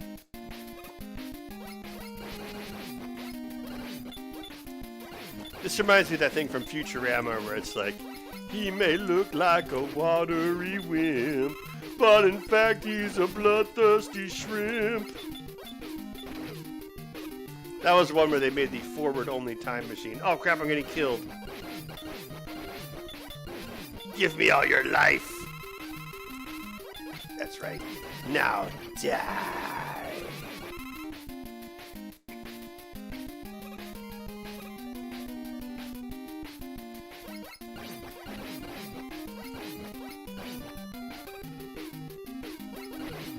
These frogs are just like that guy that was like blowing air for no reason. Like maybe that robot was designed to like clean up movie theaters, but then like he got fired and he's like, what am I gonna do for a living? I guess I'll be evil. I will try to I'm trying to kill my... Are these shrimp are just like falling to their death? No, not shrimp. Crabs, yeah. Ah!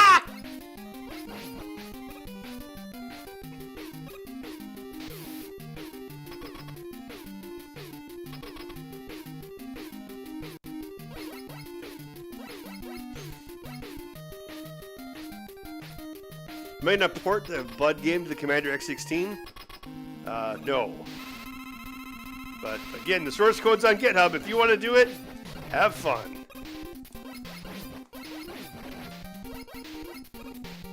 It's like I'm fighting Aquaman!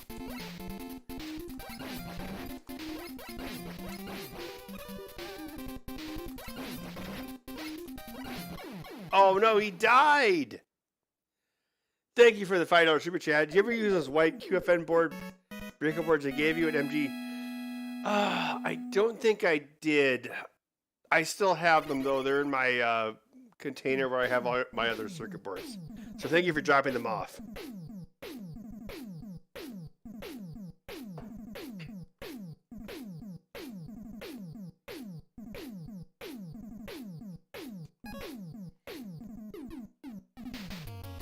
Alright, I think I'll keep the stream going until I get sick of Mega Man 2. So that is... Okay,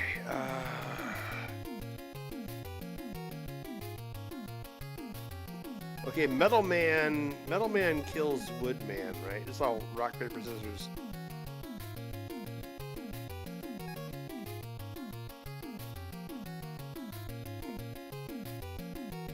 Oh wait, well obviously Bubble Man would defeat Heat Man, right? He's like, I'm a Zippo robot.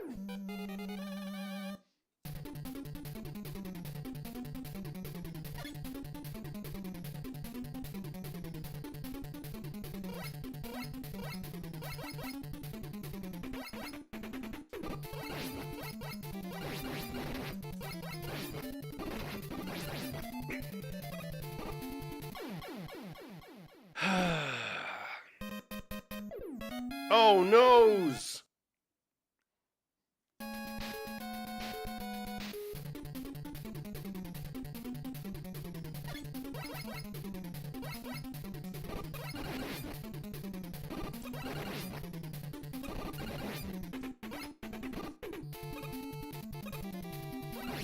Wait, doesn't this game have like robot dogs or something like float in the... Oh, shoot.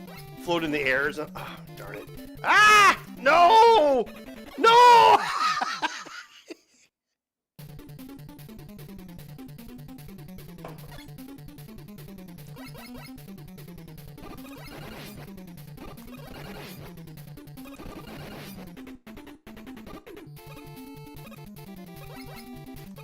Oh, these things look like the robot from the Black Hole.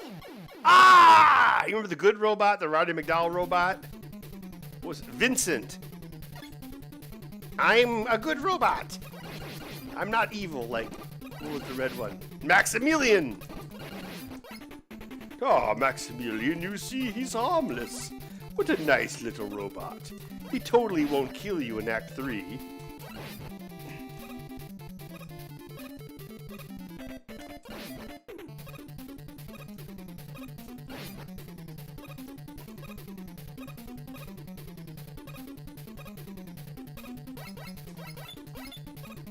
Ugh. What is the purpose of this robot? Oh, that's right, I have weapons. Yeah, try that again.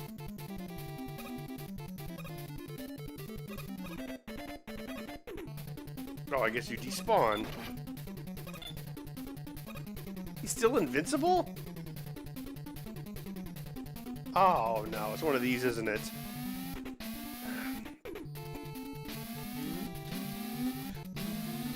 Okay.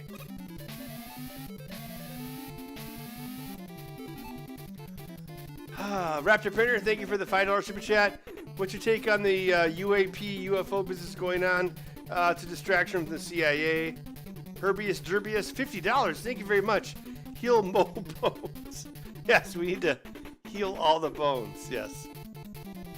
Vincent. Actually, I don't think it's Vincent. It's V.I.N.Cent. It's like Virtual Information Network Centralized. So CENT is not an abbreviation. It's a certain version of centralized. You can look up the Disney Wikipedia to see if I'm right on that one.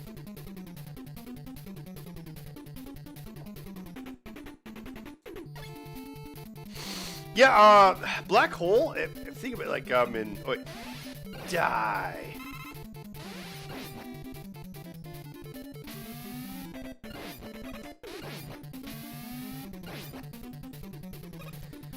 Uh, 1979, excuse me. There were two, oh no. There were two, remakes of Heart of Darkness. There was, oh, come on. There was Apocalypse Now, and then there was, I zipped out of it, and there was Black Hole.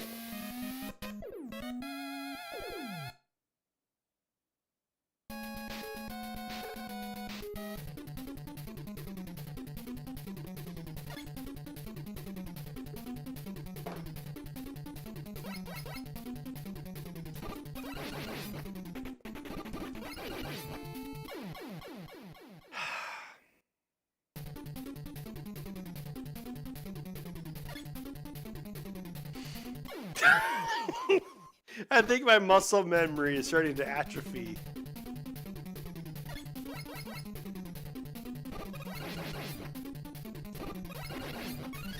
I don't think we're going to see a repeat of the turbo tunnels yet tonight.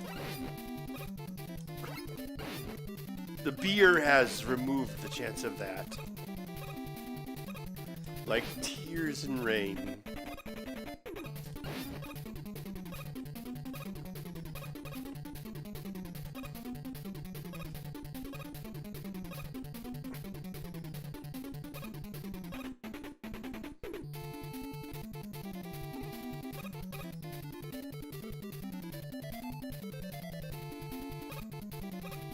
Oh, for crying out loud.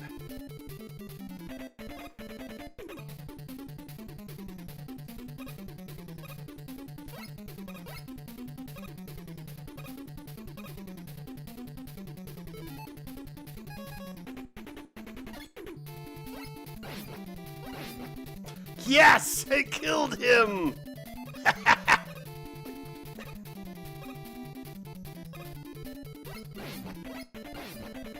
Oh yeah, bubble lead. That's what you use when Dr. Wily turns into an alien. You use the bubble lead against him.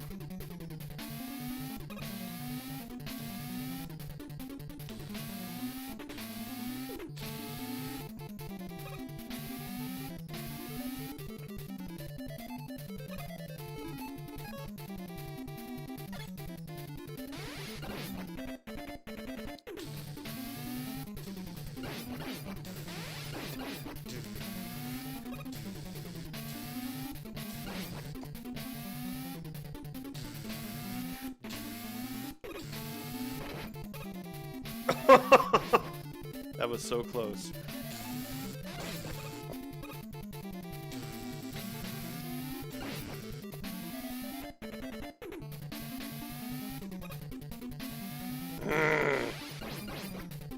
Oh, come on.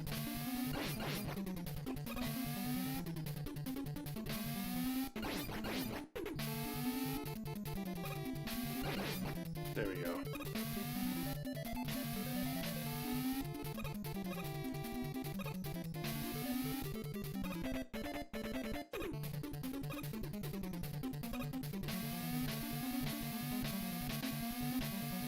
Oh, this is where you need like the robot dog, don't you?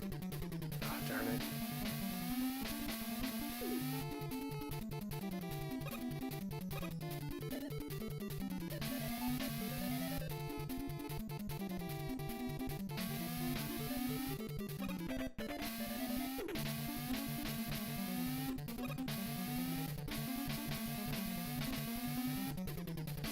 I don't think this is happening after 5 beers.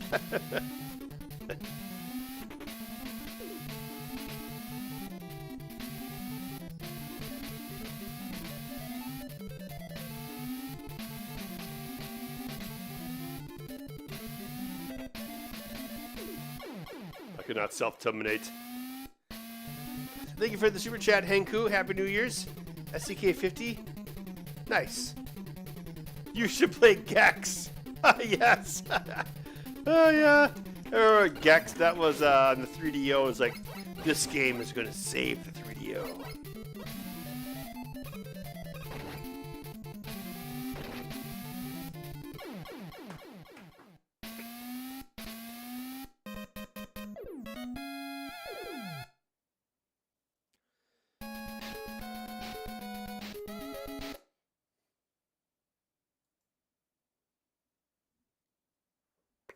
All right, probably like just like some Q&A here to wrap it up, because I completely crapped the bed with Mega Man 2, but you know, New Glarus is still the best in Wisconsin. You know, I think it's the top selling beer here. As far as the best, I actually don't buy it a whole lot. Like, I think it tastes a little too fruity. I usually actually prefer like just like a very generic Wisconsin beer, or I'll get something like really strong, like a Warp Speed Scotch Ale. But of course, as a Wisconsinite, I only drink Wisconsin beer because why not? There's so many of them.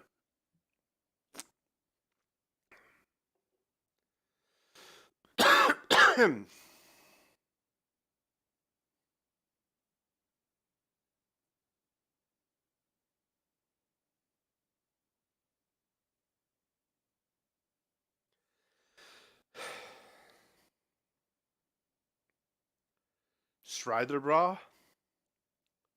That sounds like a beer name. Action replay for the NES as far as the flaws, easy to fix with RAM. I'm not sure what that question's in regards to. I remember the action replay. I didn't realize it was flawed. Am I a fan of cheese? Uh, I'm not really. I don't really like cheese all that much. Here's the thing with Wisconsin. Wisconsin is not the dairy state. Wisconsin is the drunk state. Like, that doesn't look as nice on a license plate, but it's the truth. People from Wisconsin sure are good at getting drunk. Yes. Thank you for the super chat, Dorgeninator. Thank you very much. Rocky Rococo's. Okay, so you know what I kind of like about Rocky Rococo's? This is going to sound weird, but you can go there and again, I don't usually go there. Although now it's like, oh, I should go there tomorrow. Like, you go there and they'll sell you like these singular pieces of pizza, but it'll be like a cardboard rectangle about this big. And then there'll be a piece of pizza in it, and the crust is always like somewhat soggy, but that's what makes it taste good. So I mean, I think crust is like 50% of the pizza. And for some reason, I like the soggy crust, although I usually don't go there. And then they'll give you like a cup, like there'll be like a Rocky Rococo's cup, and they'll like stick all the breadsticks into it, and they'll give you that, and they'll like wrap tinfoil around it. Yeah. Yeah. So sometimes I like food. It's kind of like that Steve MRE guy, where it's like, even if food isn't like necessarily good, you kind of like some types of crappy food for, it's hard to say what reason, like just like nostalgic reasons or whatever, like, or like soggy Rocky Rococo. Yeah.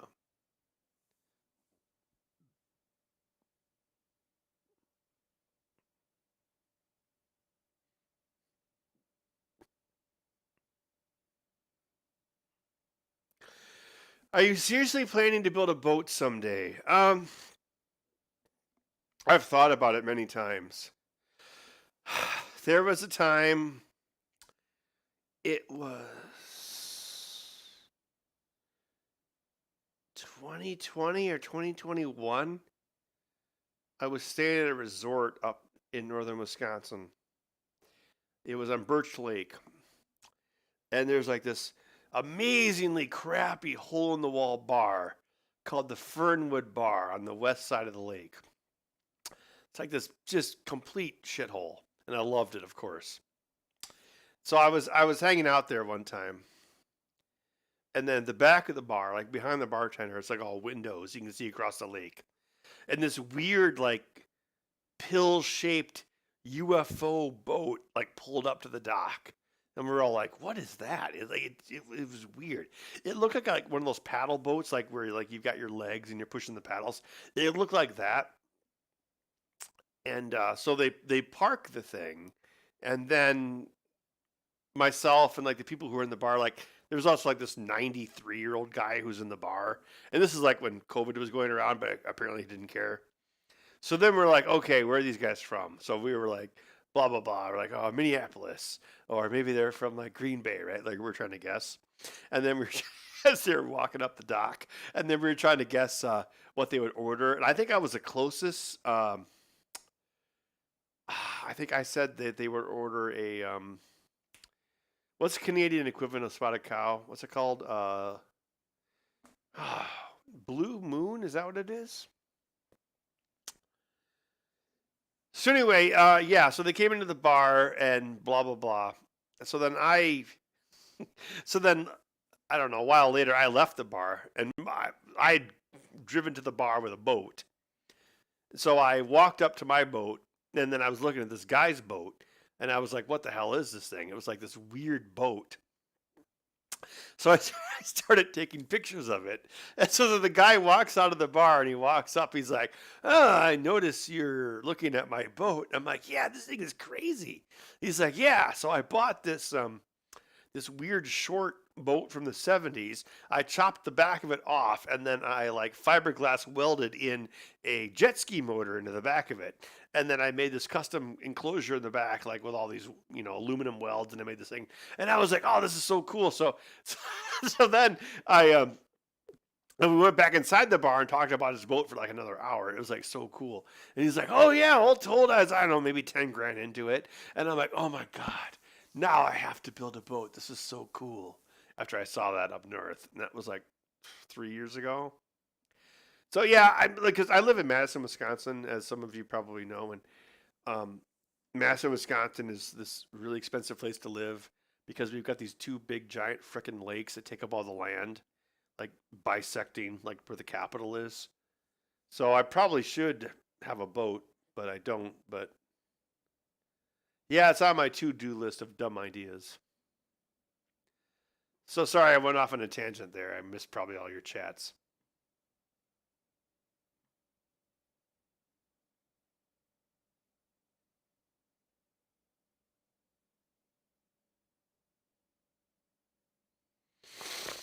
I don't know if the boat's still floating. I mean, I would assume it was. Like it was weird. Like if you think about like a jet ski or what's the other term for it? Whatever. Like it's all fiberglass. Like it was like the motor section of a jet ski. It was like he cut the fiberglass out of that, so it's like it was like the motor in relation to the fiberglass around it, and then he took that out with the fiberglass exterior, and then this other boat that he bought, he cut open its hull, and then he took the fiberglass section of the jet ski that he took out, and then he attached it to this other bolt, and then he like melded the holes together. So like he still had like the fiberglass outer structure of the jet ski. So it was kind of like, like grafting an ear onto a rat or like some sort of surgery. It was really crazy, but it was also super cool. And I think he said his friend did the welding. But like the rear section where like he would open it up and it would like reveal like the jet ski engine, like the rear canopy or the hood that he made. Like it had like these just perfectly beautiful aluminum welds. It was like really impressive. And then then the front of the boat was like almost like just like a 2-seater. Yeah, well, it was just a 2-seater, like these 2 seats. It was so crazy. Yeah, it was like this weird 1970s boat, and he ripped out the transom and all the area around it, and then he basically fiberglass welded in a jet ski engine. It was really cool.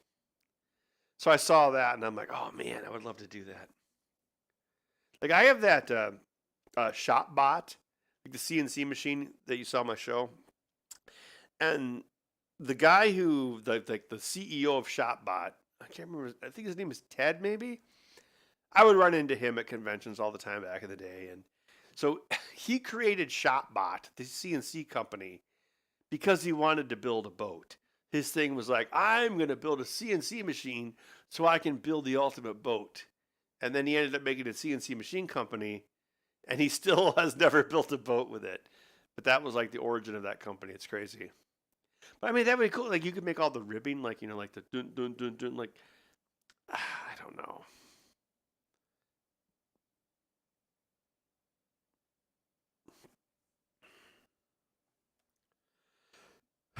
Let's see. Sorry, I'm missing all the chats. Madison, Wisconsin. Yeah, I don't know if it's still the case, but yeah, it was very often voted like one of the best places to live. It's it's a very like progressive city. It's very expensive to live here, but it's also very nice. Yeah, and there's tons of lakes. Yeah. But the weird thing is like it's like you have like, oh yes, this is the progressive environmental capital of Wisconsin, but the two lakes here are like super polluted with like mercury and algae. That's kind of the ironic part. But yeah, it's a nice place to live, although it's pretty expensive.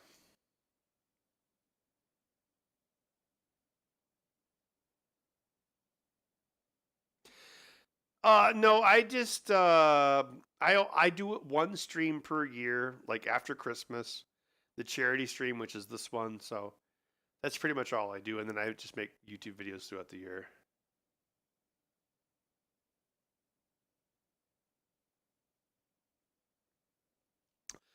Yes, you should move out of Illinois because Illinois is a terrible place. Because I'm a Wisconsinite, which means I am bound by law to hate Illinois. But the only people that hate Illinois more than Wisconsinites are people who live in Illinois.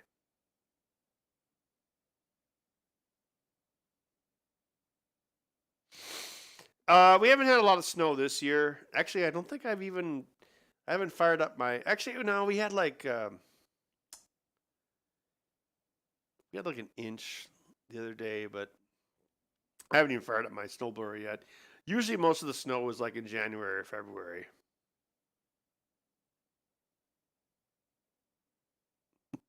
Rust and corruption, yeah, pretty much. Yeah, I think I was in Indiana once, and I saw like an old car without any rust. So, like the rust is all about the salt we put on our roads. But some states don't put salt on the roads; they just put gravel on the roads or like sand. So I think that's a big part of it. 8-bit computer stuff again. Uh, Probably maybe the Atari kitten thing that I talked about. P.O. Box, send you crap you don't want. No, I don't want any crap that I don't want, so thank you very much. Yes, I know Wisconsinites complaining about price is laughable to Californians, but for Midwesterners, Wisconsin is, or at least where I live in Wisconsin, is considered expensive. I know it's so stupid. Like if I told you my property taxes, you would think I'm getting a bargain, but if I told my mom, she would have a heart attack. It's all relative, I guess. But our insurance is cheap because nothing ever happens here except for maybe tornadoes. A video replacing the battery in an $80 toothbrush? No. The fact that you need a snowblower means you get too much snow?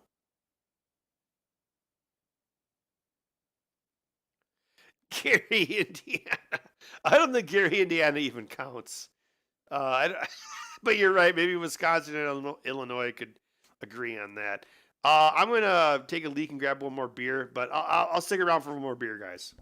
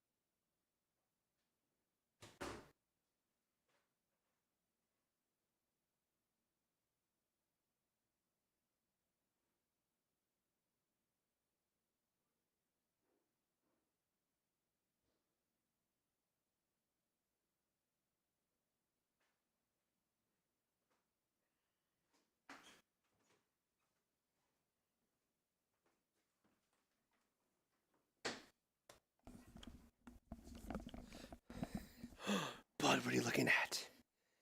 You are a cat and your nose is dirty. Meow, meow, meow, cat. Did I miss any great questions?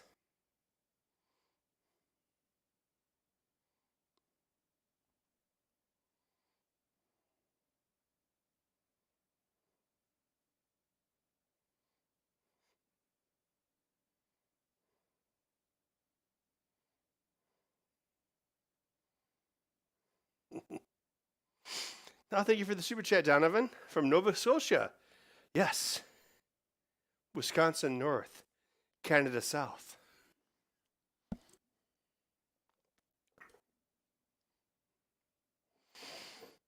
You know, not that many people in Wisconsin actually have the weird accent people talk about, but some of us do, maybe. I would like to thank you for the 3 projects you did for me, especially the recapping of Vetrix. Oh, thank you. Brave Little Toaster 5, the current thing. Attack from Mars, high score. You know, I think I mentioned this earlier, but Yeah, we were gonna go to IO last night to play the Labyrinth pinball machine, and also at that same arcade they have the Theater of Magic pinball machine that I used to own that I sold, but it's the same actual machine because it's got like my mods on it and like the signatures. It's like downtown. I was like going to like surprise Allison, like, look, it's the Theater of Magic. You have the magic. But then, yeah, it was closed. It was crazy.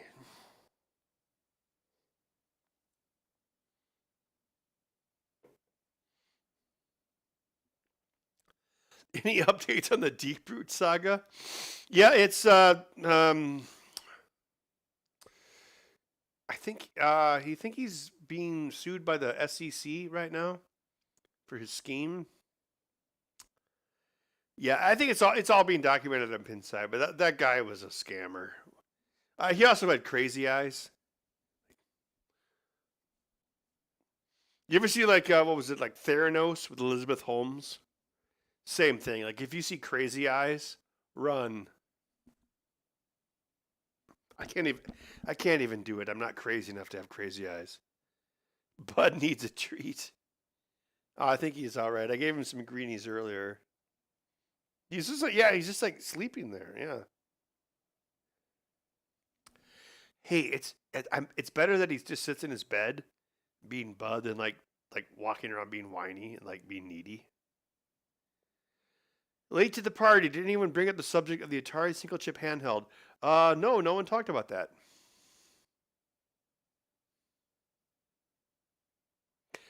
MGC in April. I believe it's actually the end of March, but yes, I will be there. I am doing yet another workshop where we're going to build more of these. I believe that'll be on the Friday, and then the rest of the weekend I will just be like walking around, hanging out, and just being there basically. Just like, oh, here I am.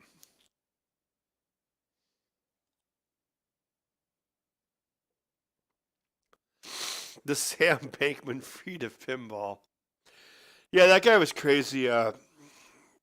Robert Mueller, same name as, well, I think what was it, like one of those Trump things or like special investigators. But yeah, he was like this crazy lawyer guy from Texas, and he wanted to buy Spooky Pinball a million years ago. And he's like, "Oh, I will give you no money for it, and also we're gonna make these games." And of course, he wanted to make John Popadick's games. And he had this pitch deck where he's like, "Oh, I think we're gonna sell 3,500 Magic Girls and all this stuff," and it was like just complete nonsense. And it's like, okay, this is never gonna happen. Like you'll never sell this many copies. It's one of the reasons we didn't do it. Like he was just crazy. And then like you see what happened, and he was like a better. It was like a Better Call Saul scam where he was like buying insurance. Yeah, buying insurance policies from old people. So it's like, let's say you're like the 75-year-old couple, and you're like, well, our kids are fine, and we each have $8,000 in the bank to bury ourselves. So what do we need life insurance for? Let's cash out. Let's sell our life insurance policy to this guy, and he will give us a cash benefit of it. So he'll pay us like 30% of the value, and then he'll continue paying the premiums, but he hopes we die as soon as possible because then he gets to stop paying the premiums. It's very much like that Twilight Zone episode with a box with a button on it. Scam. He's like Robert was a loser lawyer. It's like that's the kind of thing you do when you're a loser. Robert.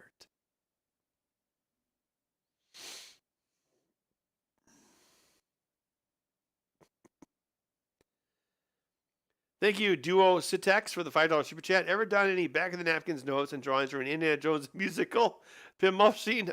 No. These are already like at least, what, 2 Indiana Jones pinball machines? Thank you, KM, for the $5 super chat. No message. Orange cats deserve all the spoilings. Orange cats are also very needy. So I don't know if they deserve it, but they demand it.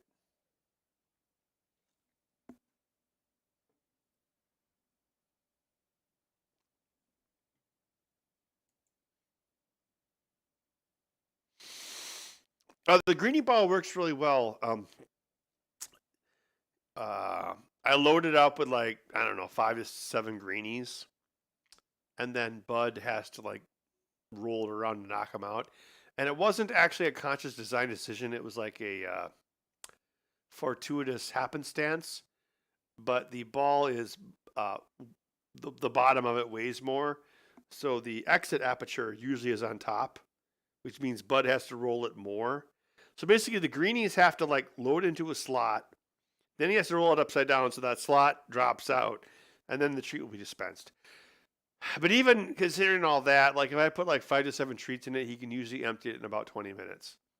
And then what he'll do is like I can like put it in the living room, and he'll on purpose roll it down the hallway into like this room here where I usually work during the day. It's like, oh, I'm gonna roll it toward Human Master. Just like, oh, look at me. Single chip Atari handheld. Yeah, I actually found another single chip Atari a couple years ago at MGC. So I guess I could do a couple more. Again, I've been really busy with pinball stuff, so I don't really have any active plans, but I could probably make some more. I think it was the usual thing where like I ordered 3 circuit boards off of Osh Park. So then I built the one that I made the video of. Then like someone commissioned me to make another one. And I think I have at least one more set, but I would probably like want to make just a new version of the board if I did it again. But yeah, it's weird. People keep asking about that, even though they are pretty rare.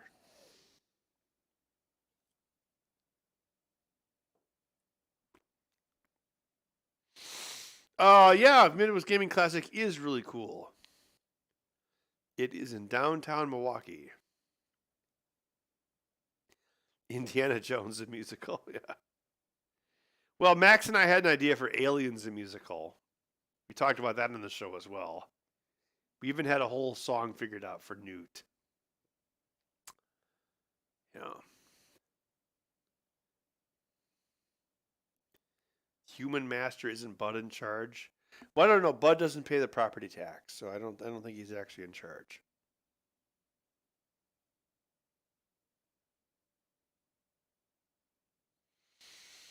Yeah, MGC has grown to be quite the game show. It's definitely worth checking out if you're near it. No, I've never put a cucumber next to him. I would totally do it. I just haven't really wanted to buy a cucumber because why would I buy a cucumber?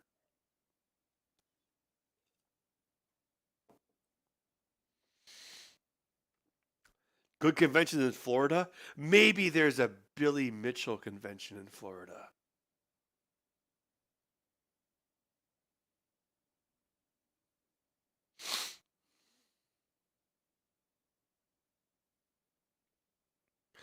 Yeah, Aliens the musical. We only had one song figured out. It was Newt who would sing the song. And it was, let me see how much my beer is left. 50%. I'll sing you the song. How about that? But you know what? If you definitely want a super chat,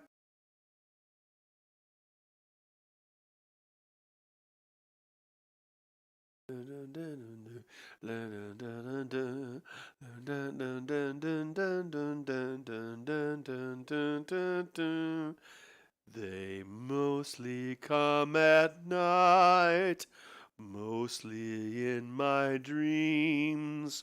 Dealing with these aliens is harder than it seems. They took my little brother and then my mom and dad. Dealing with these aliens has made me very sad. Dun, dun, dun, dun, dun, dun, dun, dun, dun, dun, dun, dun.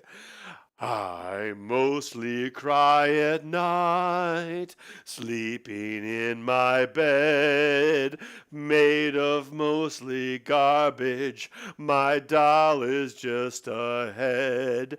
But then there came an angel, a savior from above, to help me fill my broken heart and fill it up with love. And then she's like, Ripley, watch over me tonight. Aliens give a fright. Dun, dun, dun, dun, dun, dun, dun, dun, dun, dun, dun, dun, dun. That's as far as we got. But yeah, I think it'd be a really good song.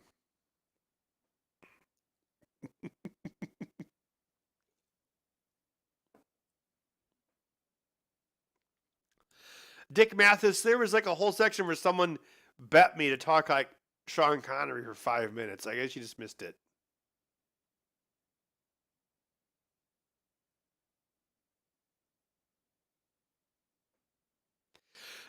Their dudes ever buy cucumbers? Ah, I mean, the only purpose of a cucumber is to become a pickle, as far as I'm concerned. Because otherwise, it's like stupid. It's like, why would you want to eat this?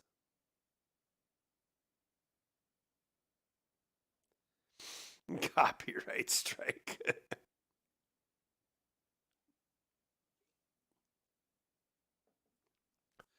Dirk, not Dick. Sorry, my eyes are getting bad.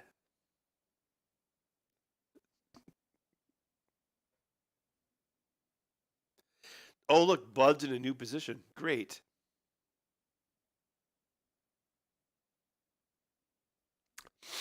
Yeah, Aliens the Musical was one of those things we were talking about along with Math Lords. And we also, what was the other one we had? There was one day we were filming, and for some reason, I think Karen said, someday is now. And Max and I were like, that would be a perfect Disney song. And then we started reverse engineering that as well.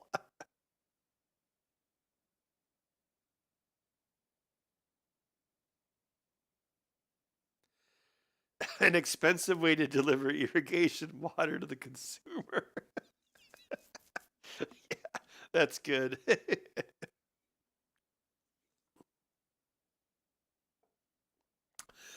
I have not seen Evil Dead the musical, so sorry.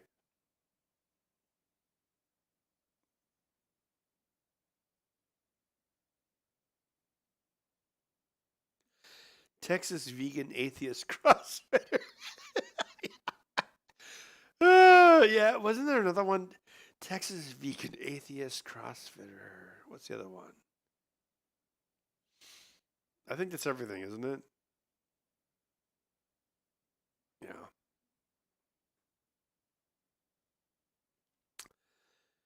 Well, yeah. The joke with the Texas vegan atheist CrossFitter, it would be someone who just cannot stop telling you what they are, because you got Texas vegans, atheists, CrossFitters. Yeah.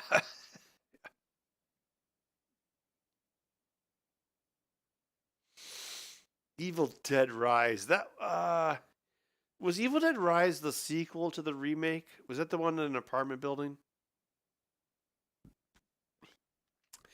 Thank you for the super chat, Fix Dude for $10, and thank you to Tripods Garage for $4.99.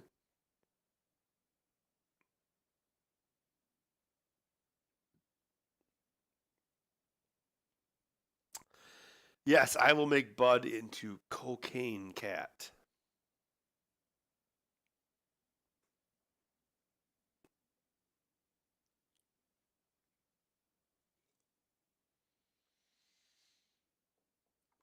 Bill Paxton was in Edge of Tomorrow? I don't remember that. He was?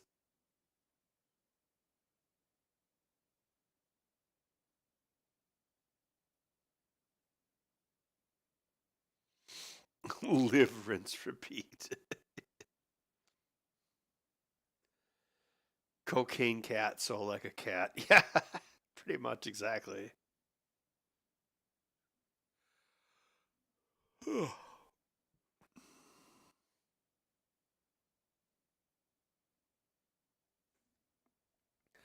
But are you being a shrimp? Yeah, I know Bud Cam is boring for you guys, but whenever Bud isn't being like a terror, it's a bonus for me. He was a drill instructor.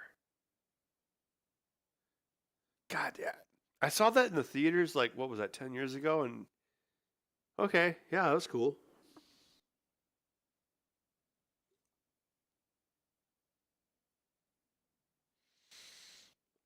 Thank you for the super chat, waifu for life. Good night, Ben. Good night, Bud. Yeah, thank you very much.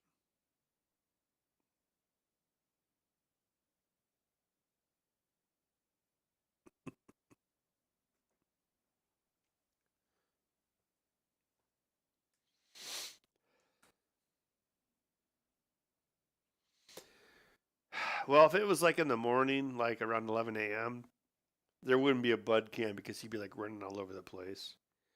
You know, I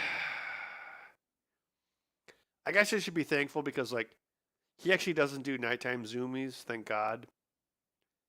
Like if I go to bed like an hour from an hour, he'll just lay in the bed and just go to sleep. But the only problem is like if I wake up at like 5:30 to take a piss, then he's like, "Oh, it's time to wake up," and then I have to like lock him out of the bedroom. That's the only issue, but it's not too bad. Like he never does like, "Oh, I'm gonna run around at 3 a.m." He doesn't do that. And on the occasions of weakness where I was like, "Oh, I should get Bud a brother or sister," then I think about like 3 a.m. zoomies with cats, and it's like, eh.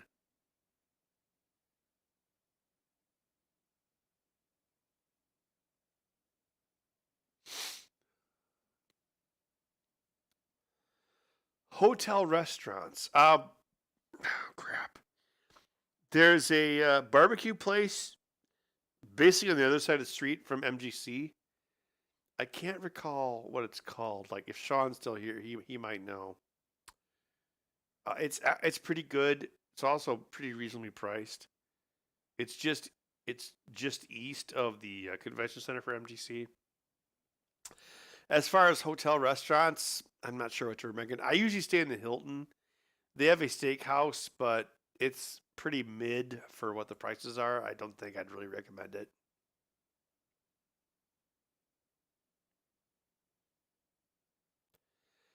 Safe House, yeah, Safe House is a themed restaurant thing. I think it's owned by the Marcus Theater Corporation. That's a little bit further downtown. That's like where you have to like sneak in and then like you give a password or something. There's a place I've had some people tell me I need to go to. It's just south of the convention center for MGC. It's Shaker's Cigar Bar. There's apparently a Al Capone kind of like mobster cigar bar that's also haunted, and apparently it's super cool to go there. So I think we're probably gonna check that out like in March. It's actually just south of the MGC location.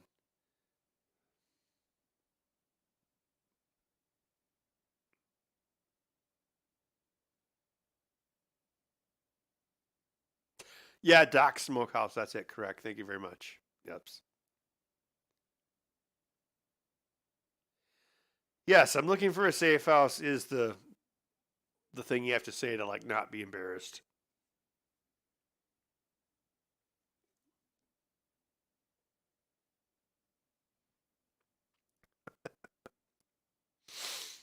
No, MGC is really cool. Like it's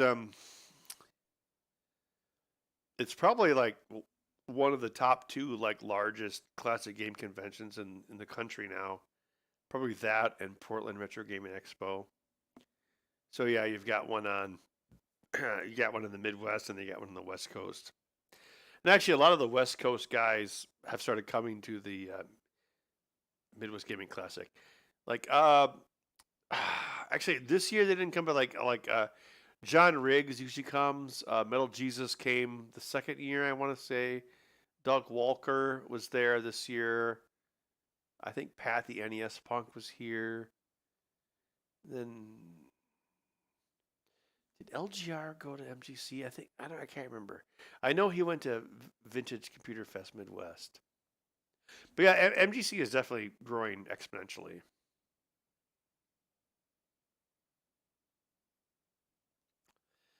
Uh, no, Alex, it's not a joke. So I did this last year as well. So yes, super chats. 30% of whatever you donate goes to an evil $1 trillion corporation that sucks. Google. But uh, I'm donating 100% of my December YouTube revenue, including these super chats, to the St. Jude's Children's Research Hospital. So whatever you guys donate, and then my YouTube revenue on top of that, on the 22nd of January, I'll donate all of it. So feel free to do a super chat while we're still up.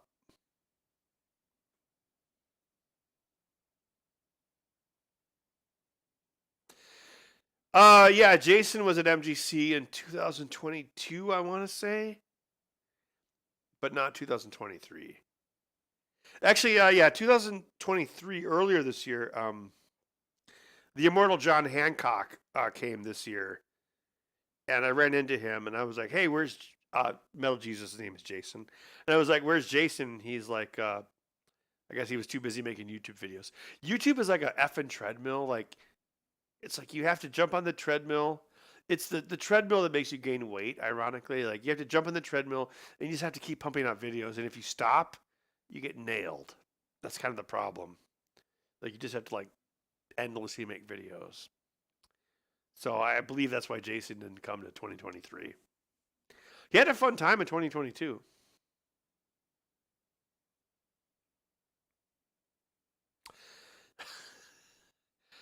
Pat, the NES Spunk impression. Oh.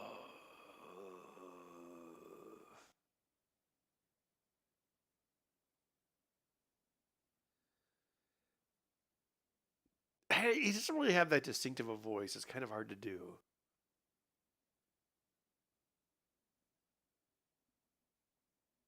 Sorry. It's not as easy as like the 8-bit guy. The gaming historian. I'm not sure. He might have. I know a lot of bigger YouTubers have started going to MGC in the last couple of years. Most of them are usually in the vendor hall, and I couldn't tell you. I think gaming historian might have.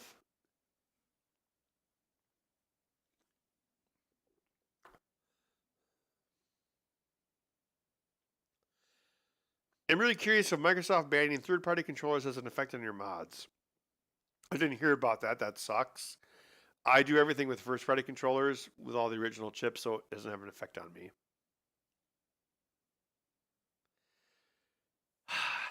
Metal, my basement flooded, but I own 60K video games. Please donate money. I got really triggered when I saw that video because my house has the same tie rod walls as his. And I'm like, oh crap. But then it turned out his problem was a drainage problem outside his house. And actually, I don't know if it's necessarily because of that video that he made, but over the last 3 or 4 years, like my big thing has actually been like fixing the drainage around my house. Like I put a French drain over there on the southeast corner, like an L-shaped French drain. And then in 2022, I put a straight French drain on the south side of my house there. And then 2021, I had my because his problem was the driveway. I had my driveway redone. So yeah, like I think it's like yeah, you like get these like 1950s houses where they like have these like concrete slabs in the basement. They put like one like iron rod to the center of it, like the tie slab or whatever they're called. So when I saw his video, I was kind of triggered. I'm like, oh my god, my house is like that too. Yeah, so I've just been working on like improving the drainage around my house so my basement stays dry, which it usually does. So much digging when you own a home.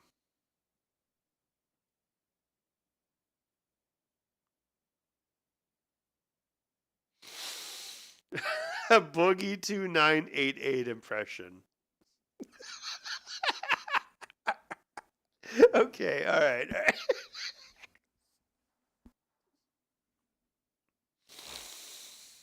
So I spent $200,000 on hookers. I don't regret it. Look at me. I gotta spend $200,000 on hookers, but it's all right. But I am going to die. I'm 49 years old. I'm gonna die. That's why I spent $200,000 on hookers. There, what do you think?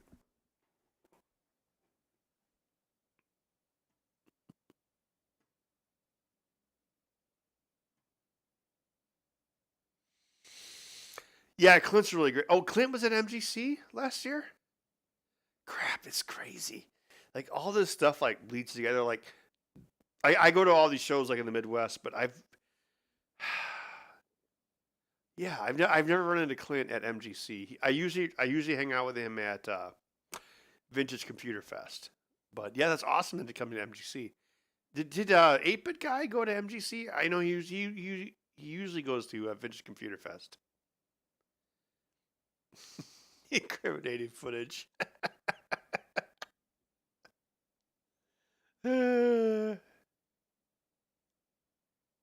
Oh, thank you, Tim Howard, for the $10 super chat. Thank you very much.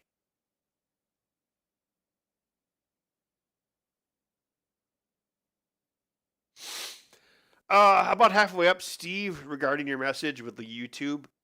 Um, you had like the adpocalypse with YouTube, which is where like McDonald's saw a McDonald's ad on like KKK video or something, and that did permanently damage like the earnings. So it's really hasn't been the same ever since like 2018. So when I did YouTube, I was corporate sponsored, so it wasn't about the YouTube revenue. So I was like cheating, so to speak.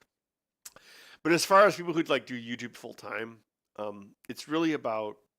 Well, I mean, if you basically, I think if you get up to about 500,000 subscribers, that's usually at the point where you can like do it for a living. But you can't just rely on the views. Like you have to do sponsorships, you have to do merch and a bunch of other things to actually make it work. Because like typically the rule of thumb, I mean, it's really simple. The rule of thumb, like if you see like a YouTube video, like every million views is like $4,000, right? So if you see a video that has like 10 million views, that means they got $40,000 out of it. And you can like work backwards from there. So yeah, like to really make it work, for a living, these days you have to like do sponsor breaks, which is why like you have Angry Video Game Nerd talking about NordVPN. So I guess I'm glad I never had to do that part. Because now I just don't give a shit.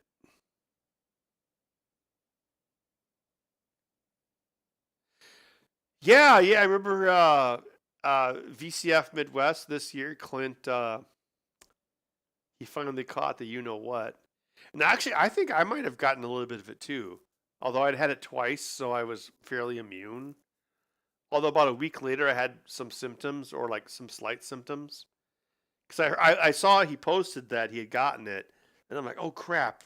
I was like drinking with him, right? And then I'm like, oh wait, I've had it twice because I think he might have been a virgin at that point. COVID virgin, sorry.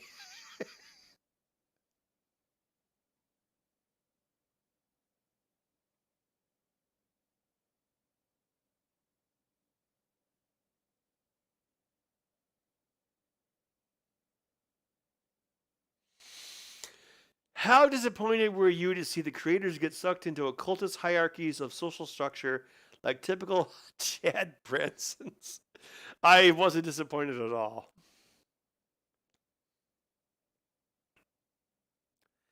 I I don't do it anymore. I am really, really glad that there are times when I thought that I probably should have, it's like, because when I stopped doing corporate YouTube, I was just tired of the schedule. Like, it was like so relentless, like the treadmill that I talked about.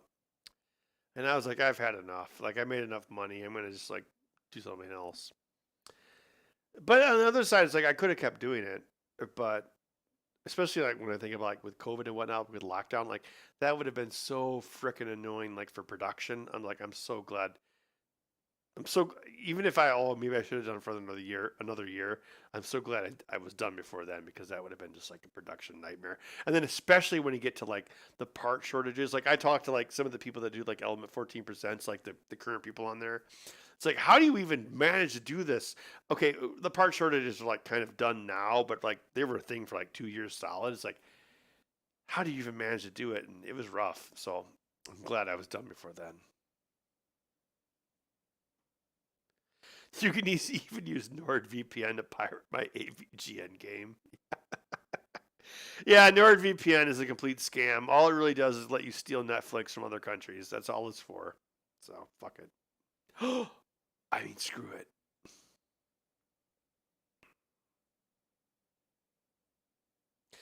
I don't know what my soul is worth because I'm a ginger. I technically don't have one, but yeah. Did Karen ever mind if I ever managed to find glove fingers? Ah, I don't know. I think she got a job with. I don't know. I haven't talked to her in a while. It's not a surprise, but Karen and I didn't get along very well, but we still communicated like non-professionally because non-professionally it's like fine, whatever. I can't remember where what she ended up doing. Max and Allison and I still hang out all the time, and Felix like became a wandering minstrel kind of thing. You need a VPN to listen to Ben's impressions. Yeah.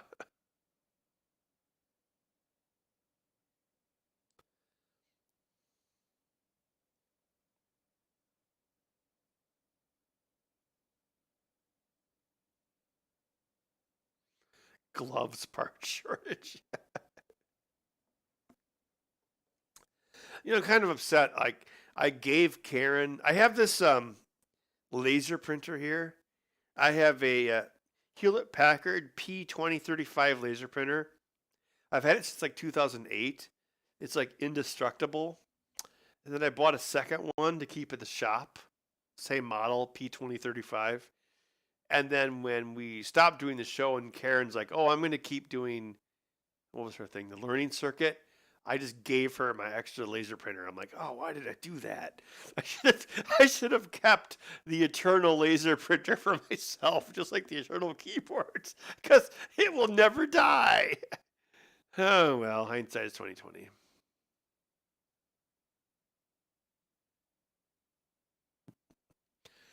I thought she was your sister.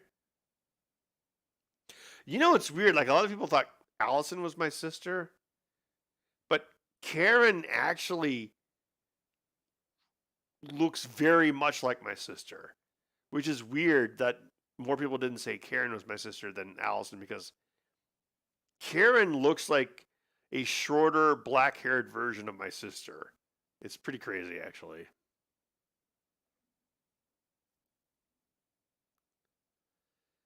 Ben has a laser printer, affiliate link. Yeah, laser printers are awesome. Like as long as you don't need color. If you don't need color, you should not buy an inkjet. You should buy a laser printer. They are so much cheaper over time. It's like, oh no, I have to spend $35 on a toner cartridge every 2 years at most. It's a bargain.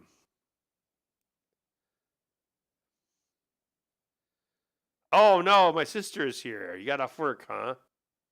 No, Cree, you and Karen actually do resemble each other a lot. And the only reason I thought of that was because people thought me and Allison were brother and sister, which we obviously aren't.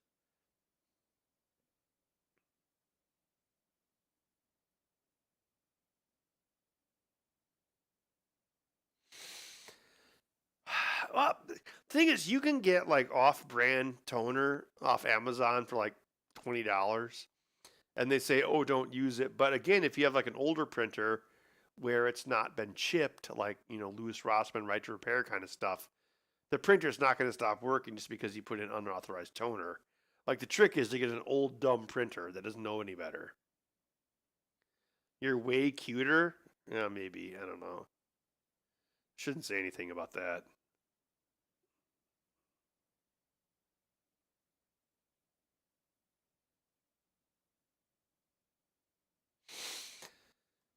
I don't know about EcoTank. I really, because I think so. Your laser printer,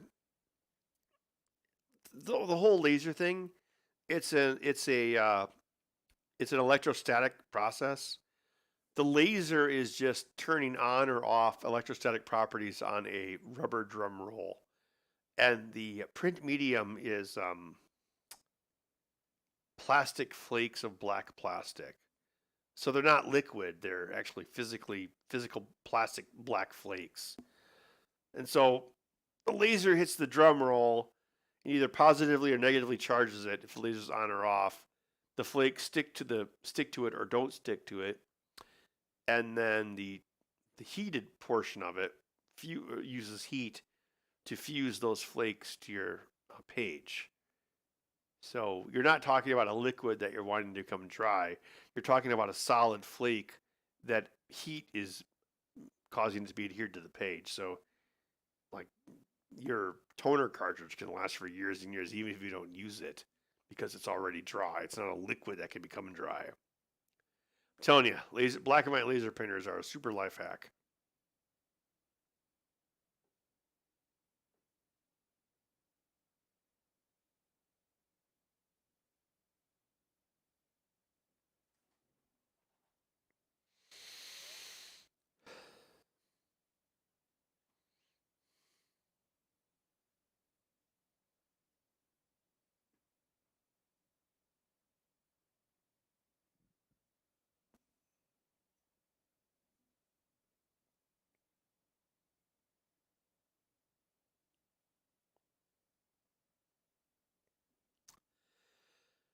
25 years ago? Wow, that's pretty crazy.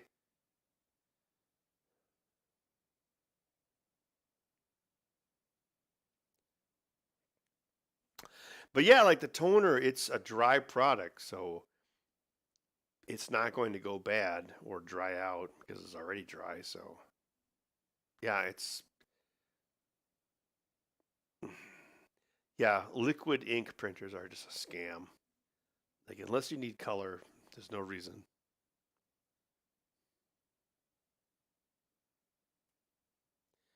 Are black and white laser printers not found in e-waste and Goodwill? Although, well, why would anyone ever throw them away? Because they're like gold. Laser printer toners like shake and bake. Actually, you know what? If your toner gets a little, you can actually pull the cartridge out and like shake it up and stick it back in, and then you might get a little bit more life out of it.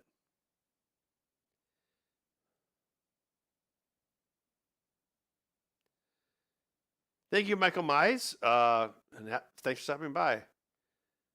Thought about checking Menards or Goodwill for you. No, that's all right. I've checked them myself.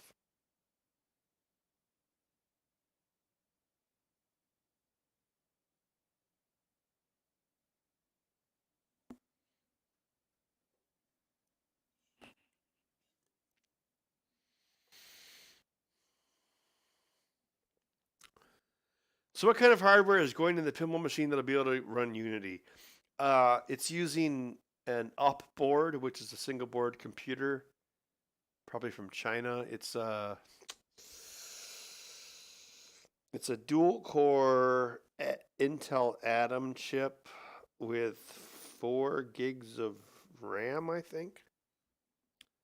I believe that's what it is.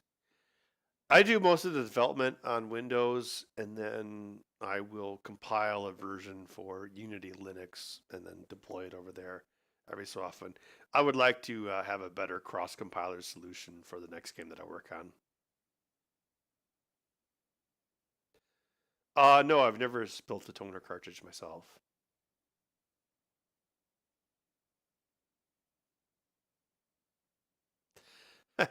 Saving big money at Menards. The actual joke is you spend all your money at Menards. The basement floor that I redid, I only just now got my rebate form like 2 days ago, even though I bought all the flooring in October. So that took like 2 months.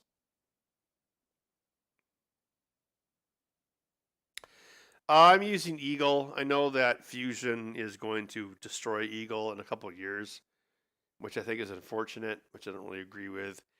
I don't like the idea of like, oh, Fusion's one program that does everything. I don't like that. Even though I wish Adobe would do that. I don't like how Fusion's doing it.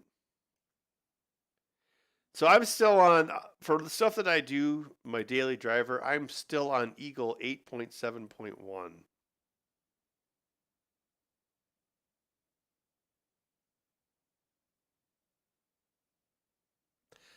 The heating rebate? No, it was a it was a rebate for the floating floor I bought for my basement.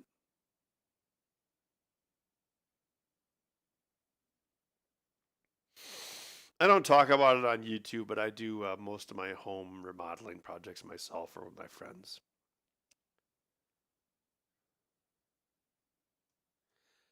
Yeah, Sean, I actually did send it in because it was 700 and some dollars worth of flooring with an 11% rebate. So like, well, actually, it's right here on my cork board, $84.37.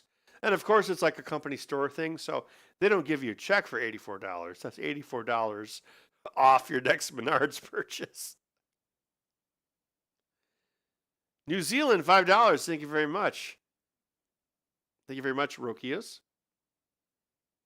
I've never tried Altium, so I don't know what to tell you about it. Like I said, I don't agree with this Fusion Eagle merging. It's like in Superman 3 where that woman became a robot. It's like gross. So I think it's one of those things where I don't know if they're gonna like just end of life or deprecate the old Eagle, but I use Fusion 360 for modeling, but I don't want to do circuit boards inside of it. I just think that's dumb. I don't know. It's weird. It's like when they like, oh, here's your combination 3D printer slash laser cutter slash mill. It just seems weird to me.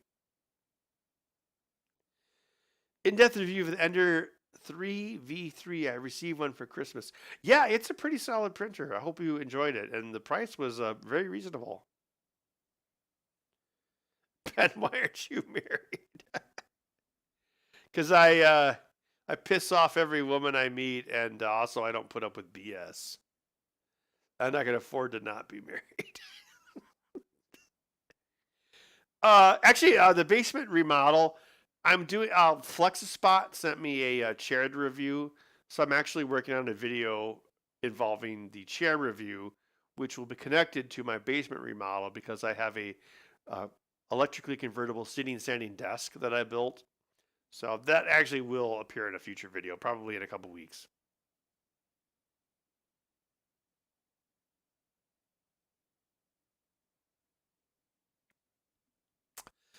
Oh yeah, Fubar. I still build the accessibility controllers.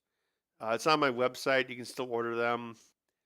The lead time is a little slower these days because I've been having to crunch pinball, but typically if you order one, you can get it in 2 to 3 weeks. The only issue is the Hori PS4 minis that I was using for PlayStation 4 are getting kind of difficult to source. Like I used to be able to get that on Amazon, now I can't. Now I have to scrounge them off eBay. So that one will probably be deprecated in the near future. But I still do Xbox One slash Series X, or whatever they call it. I still do those.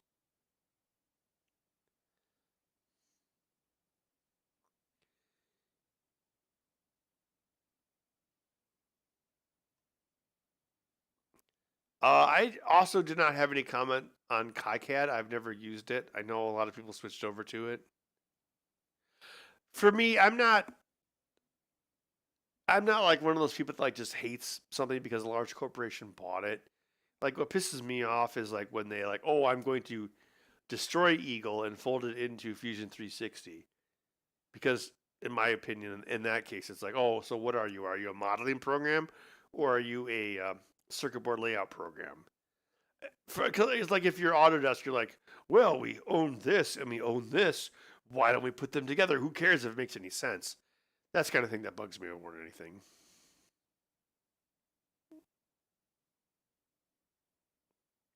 Oh yeah, Fubar. The links are still active. Like so, when people order the PlayStation 4 controller, I'll usually have to go on eBay and like find one used because that's the only way to get it. So I'm probably going to deprecate it pretty soon here because I can't count on that, unfortunately. It's the same reason why I don't make single-handed PlayStation 4 controllers because Sony changes the circuit boards and the test points like every year. They are constantly changing the hardware, which makes it impossible for me to keep up. And then I don't end up doing it. Versus like Xbox, where you had one, two, three different controller configurations since 2013. It's a lot easier to keep up with that.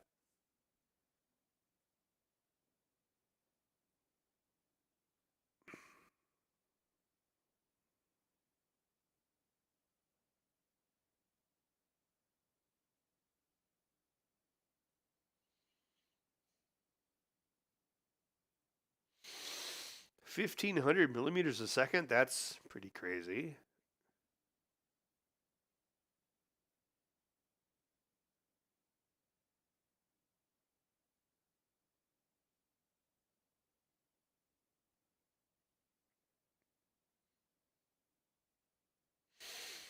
Yeah, PlayStation 5 was like what, 2020? Like I go to Best Buy like once a year. I buy a PlayStation 5 controller and I tear it apart and I analyze it. And it's like, oh, they changed this test point, they changed this, they changed this. It's like, Jesus Christ! It's like I, it's like when I build those single-handed controllers, it's like it's almost like I do it on autopilot. Like I just kind of do it. I don't even. I do so many of where, well, not so much this year, but I do so many of them where I just kind of do it. Like if they're always changing something, like it's like, oh, like with the Xbox version, I'll make like this custom PCB or this custom flex PCB for a certain part of it, so I can make it faster, which means I don't have to raise the price, which I've been trying not to do.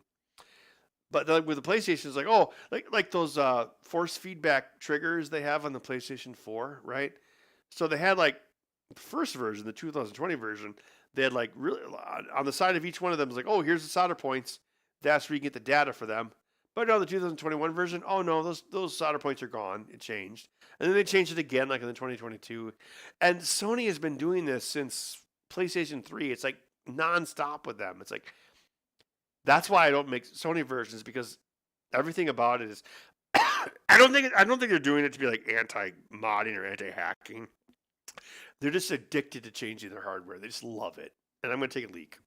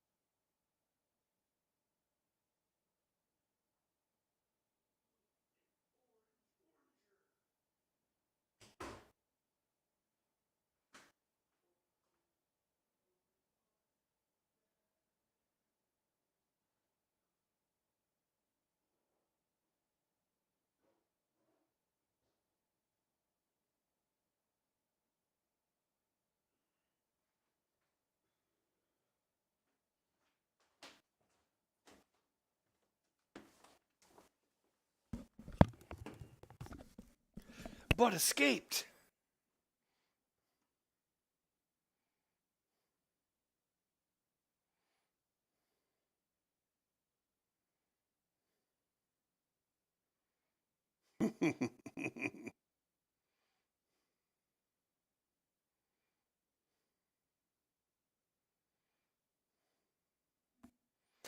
Yes, Bud has to guard me at the bathroom.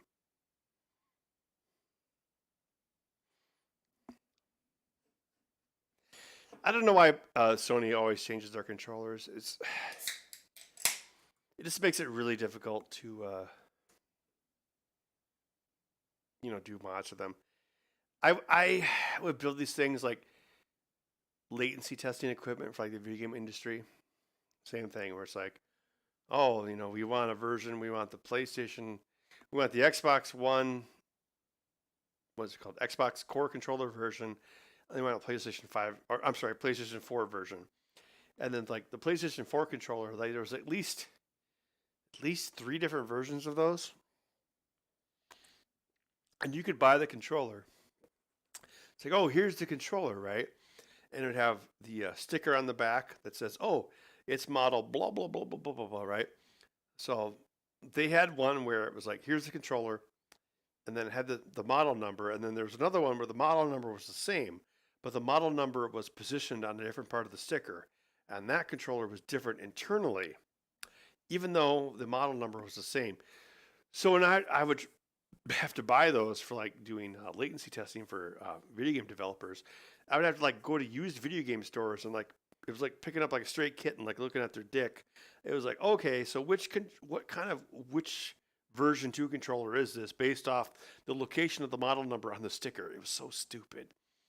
Because if it had the if it was the earlier version where the model number of the controller was in the center of the sticker, that meant there was a test point on the controller where you could receive a consistent 1000 hertz pulse for timing. But if the same part number on the sticker was in the upper left hand corner, then it didn't have that signal. It's so stupid. I would have to deal with that. And yes, I would have to like go to like the video game store and look under the skirt of these controllers trying to find the right one. It's like, oh my God. Exciting life, right?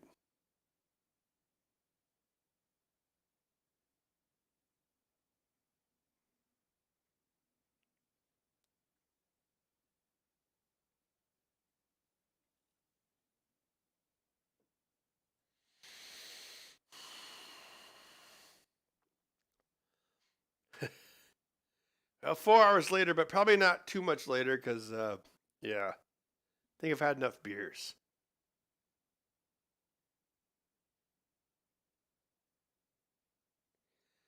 Didn't you hire that trash PR guy once? Talked crap to the PAX dude, or was that another accessibility manufacturer? I don't think that was me. Was that like Evil Controllers or something? Oh, RC dude, thank you for the $10 super chat. Happy New Year, Ben. Thank you for all the knowledge over the years. You're welcome. Oh, good, John. We should talk about the grilling plan for Murph next year. I think we need to like really expand that. We need like goulash and at least 2 different grills. What do you think?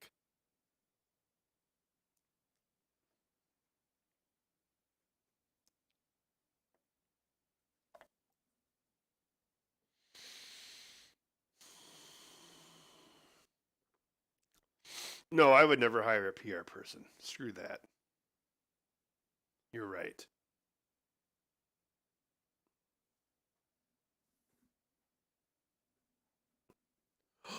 Bud's back. Do do do do do do do do do do. Oh, am I gonna sit here? What was the project you did in 2023 that you enjoyed the most? It's probably the game badge, the well kit with the Bud game on it. Like I programmed that game in like 2 months, and then I think we did like 80% of the work in the last 2 weeks. Like me and Ken, it was it was definitely a last minute scramble, but you wouldn't even know until I told you.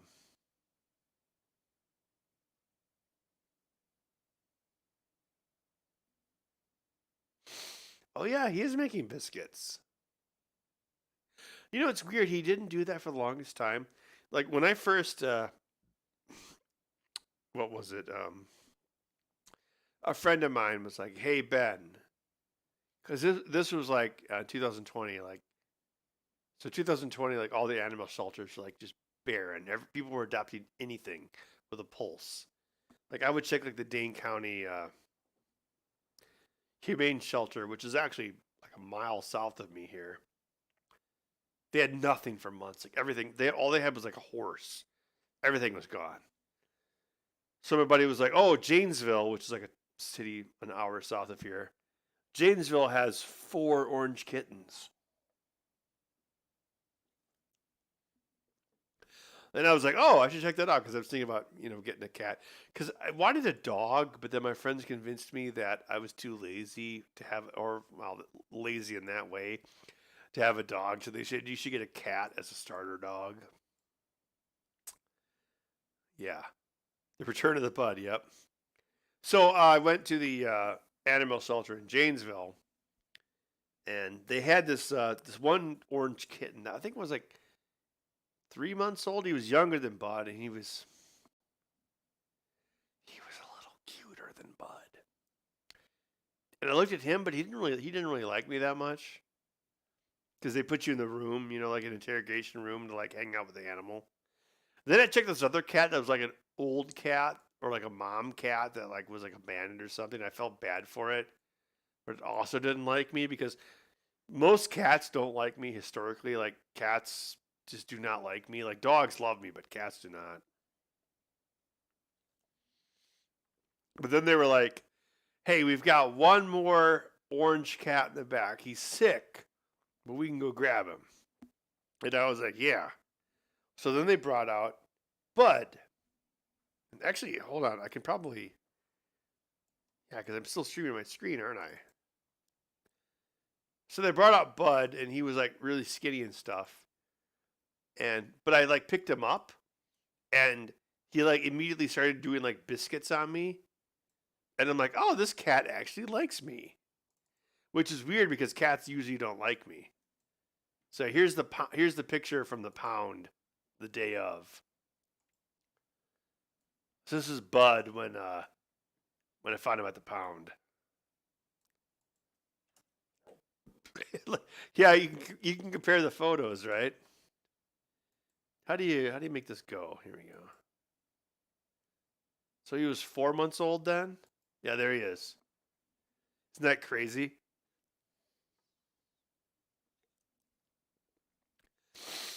But he was like really emaciated. Like when I was looking at his records, like they thought he was younger than he was, but he was so emaciated that he was actually older than they thought he was. And like according to his records, they didn't realize his actual age until they looked at his teeth, and they were like, "Oh, the way his teeth are growing tells us that he's older than he is. He's just so emaciated." So like the first 2 days I had him, I had to like stick syringes of crap down his throat. But yeah, that's what he looked like at the pound. But yeah, it was like I picked him up and like he like, what did they say? Like the pet chooses the human, and he totally did. It was weird. It was unlike the other cats. Like I picked him up and he was just like making biscuits and like purring and stuff. It's like, wow, this one actually likes me. But yeah, that's what he looked like when we first got him. Then I brought him home and like I had him in like my spare guest bedroom. So that was like his zone. Yeah. That's where I have all my Nintendo cartridges as well.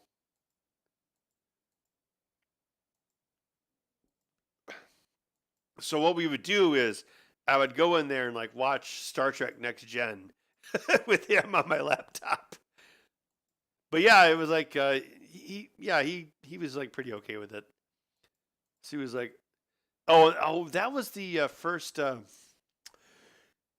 was it like? Yeah, that was the Anycubic Mega Zero. Like I was doing like this MGC. What's it called?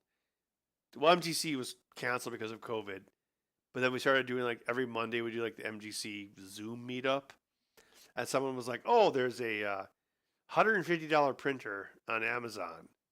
And I'm like, "Whoa, that's crazy!" So I bought it just for lols, so I can make a video about it, and that's actually it right here. And actually, when I made that video, that's when Anycubic started sending me pictures for review, so that was kind of funny. But yeah, that's baby Bud like playing with a printer. So see his equipment hasn't completely shriveled up at this point, and you can still see he's been shaved. So this is still pretty early on. But yeah, we would just like hang out and like, yeah, we were yes, we watched Star Trek in the guest bedroom because they say when you get a cat, you should like keep them in like or try to kind of confine them to one room. Although it probably doesn't really matter since there's no dogs or kids here.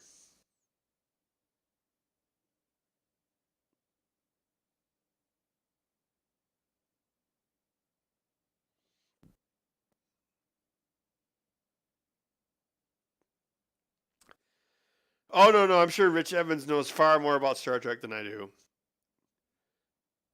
Although it is weird when you watch Next Gen, you realize most of the Rick and Morty plots are stolen from Next Gen and Jumanji. Oh yeah, see?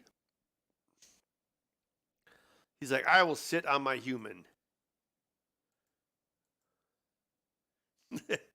Yeah, he's like, you can see like when his face was like super scrawny, like it looked more like a triangle. Now it looks like a circle. But yeah, he was. Yeah, I don't know. It was weird. Like most of my life, like cats just did not like me. For whatever reason, Bud did.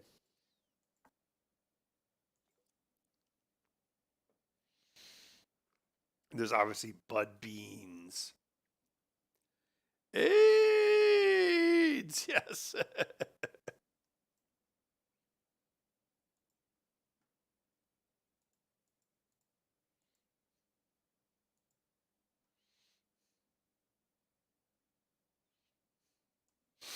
Oh, here's a cute photo. Like Bud used to like fit right behind my keyboard back when he was like 3 pounds. Obviously, he doesn't anymore, but yeah, he would just like sit there.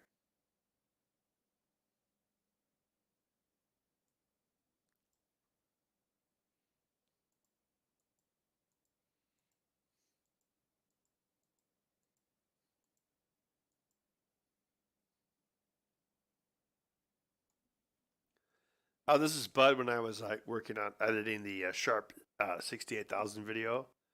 He was still like really small and he like easily fit on my desk. Now he doesn't.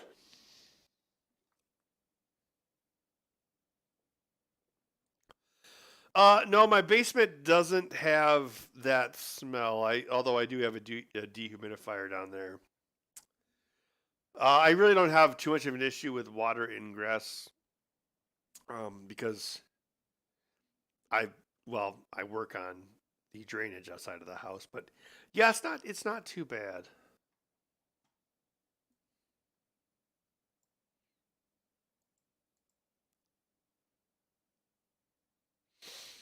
Oh, here's a cute photo. You might be able to dox my water bill from this, but I don't care. Yeah, he used to be so small. I mean, he pretty much looks the same, except for he's like, what, 5 times bigger by weight.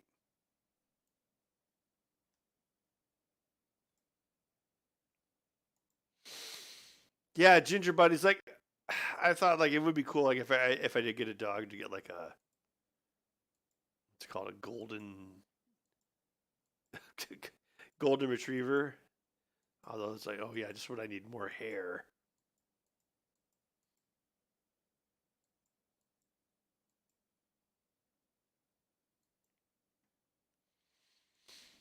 Yeah, Bud was like really bitey early on. Like he always like to bite me. Then a friend of mine told me like what you got to do is like when he tries to bite you, like stick your finger down his throat to like stop him. I don't know if it really worked, but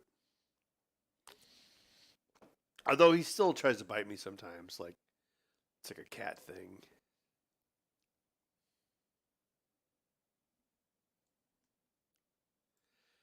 I probably should bounce after this beer is done. Let's see if there's any more cute Bud photos.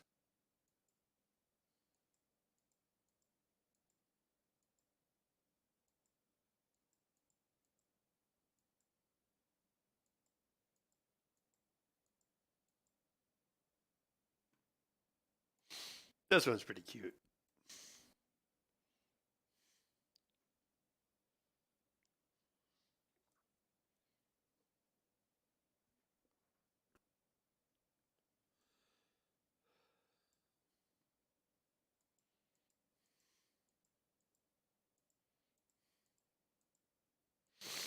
Although it's weird, like I think Bud was like actually better behaved when he was a kitten.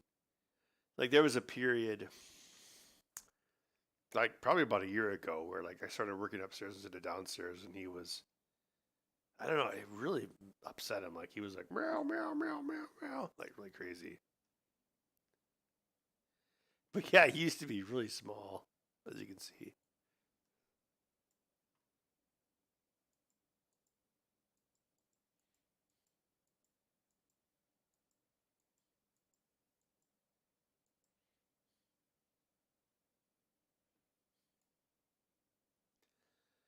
Now here's a good photo. Like now he takes up the entire back of the chair, and my beard has more gray in it. But yeah, like you see his ears like stayed the same size, like the rest of him filled out around it.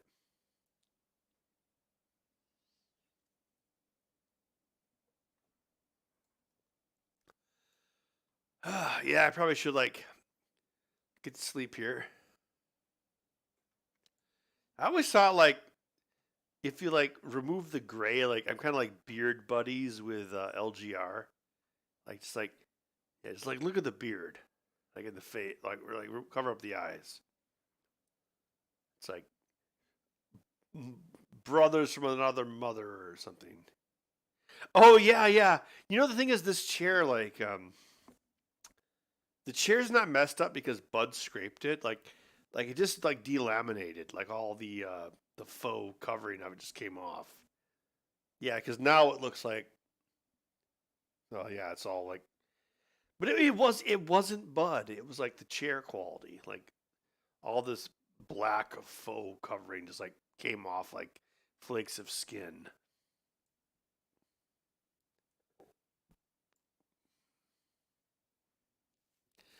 If I go completely gray, I don't think that'll ever happen. Like I don't have any gray hair on my head. It's like God's like,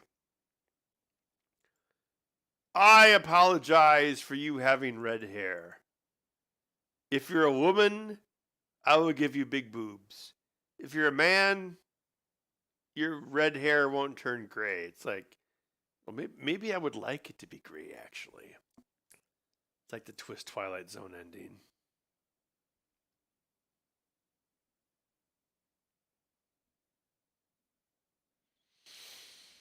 Yeah, it was like a $400 Serta chair. Not like it was cheap, but it just like started to self destruct after a certain amount of time. Because like you can tell the difference between like the chair like just delaminating its surface versus like a cat scratching. Like it's the cat scratching it will look like a bunch of like individual perforations. Whereas if the chair is delaminating, like they'll just be like huge flakes that come off like dead skin. It looks quite different, and really most of it is like the dead skin thing that I just described. Oh, here's a super cute photo of Bud. I think that was right before I went on a trip. Like actually, I think that was right before the first time I had to like leave him for like a week. So he was probably like 5 months old in this photo. And it's weird, like the older he gets, the more annoyed he is when I leave him for a day to 3 days. Like I'll come back even after a day and he'll be like, meow, meow, meow, meow, meow, meow, meow, meow. It's really annoying.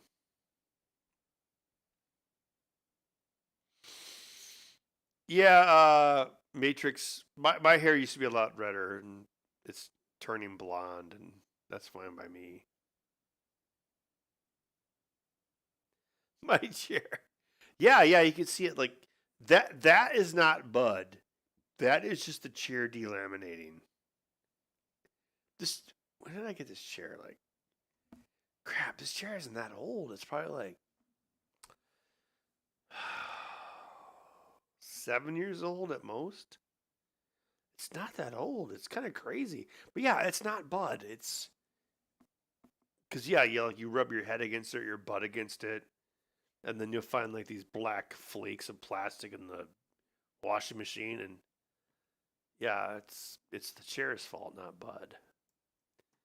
You know, it's weird. Like the chair that I have downstairs, like in my electronics workshop, for whatever reason, that's the one that he scratches up more, and you can see like, well, actually, you can see it here, like, yeah, like right there, the like all the pinpoint scratches. That's what Bud does. Like this is not Bud. Very fascinating, I know. Yeah, it's a sorted chair, and it's like, oh yeah, you know, it's a really comfortable chair. Like it's very soft, but then it just like self destructs, I guess.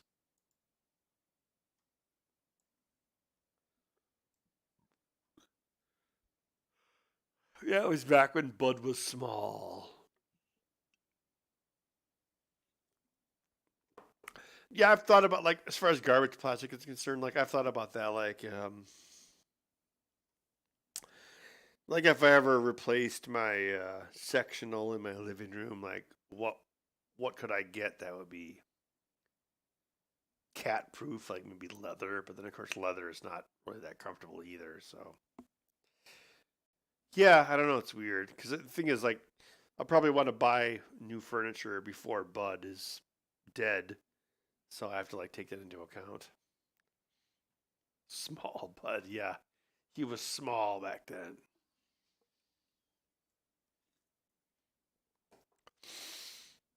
Bud is 3.5 years old now.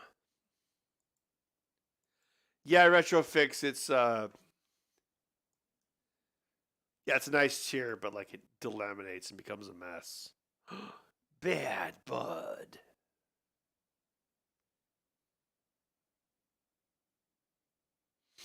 Curry, he's 3.5 years old. You know this.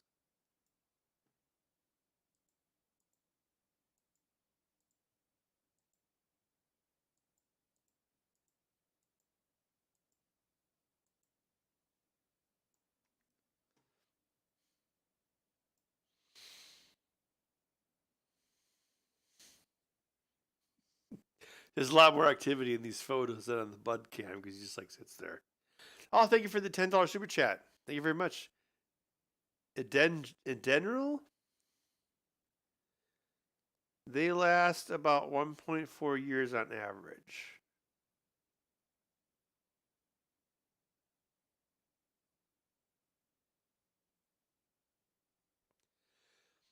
Hey, Mr. Ben, do you think anything will ever happen from the Nintendo PlayStation you fixed, or is that just a cool tech deal?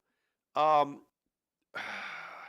I believe that was you remember like the first .com era, like the first like late 2000s, or I'm sorry, late 1990s, early 2000s. Like the guy that did like pets.com, like the big website like 20 years ago. I believe he's the one who bought the Nintendo PlayStation prototype. So he was like one of those like first .com rich people. He's the one who has it. As far as what happens with it, I don't know. Like I know people have written homebrew software for it. Really, I think if that system would have been released, it would have been a dog.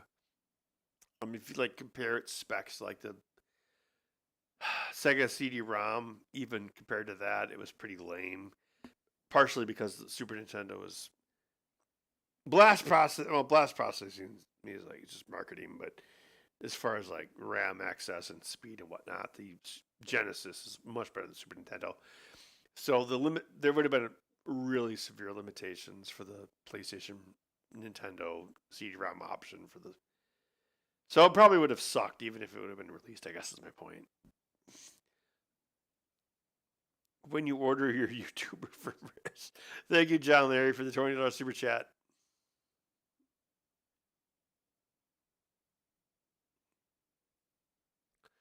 Faux leather? It's not. I wouldn't even say it's faux leather. Like it does. It's too thin to even be considered faux. It's just. I don't know. But I mean, they're really comfortable chairs. It's like they just like start to delaminate. That's the problem.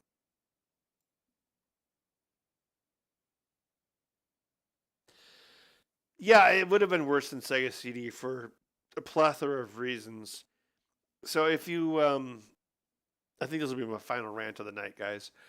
Like if you look at the Super Nintendo, it was a 16-bit system, but it only had an 8-bit data bus, so it was multiplex like some of the early IBM PCs, which they did to save money, but also obviously affected performance and not reliability, but affected performance. So you're talking about like, oh, I've got this 8-bit system, which is attached to a 16-bit CD-ROM system, and then I'm going to put all the data into a 512K memory system, but I also don't have any additional chips to drive or anything. If you look at the Sega CD, like the Sega CD, there was an additional 14 megahertz 68,000 processor on the Sega CD add-on unit. There's also additional graphics processor. It could do like a bitmap graphics on that special system, so it could expand the graphics of the Sega Genesis. That's why, like when you had the Sega CD, you could have like, like you could have scaling graphics, you could have extra colors and whatnot. Whereas the Sony PlayStation Nintendo thing, it was basically just a Super Nintendo with a CD-ROM storage device added onto it. So one of the things with the Super Nintendo, which is why it was kind of a huge dog, and why the cartridges were so expensive, because the system itself was very weak. So even at launch, like you had games like Pilot Wings that would include like a DSP chip, like a digital signal processor, to make up for the fact that the CPU on the Super Nintendo sucked. So you had tons of cartridges that would actually have add-on chips inside of them to make up for it.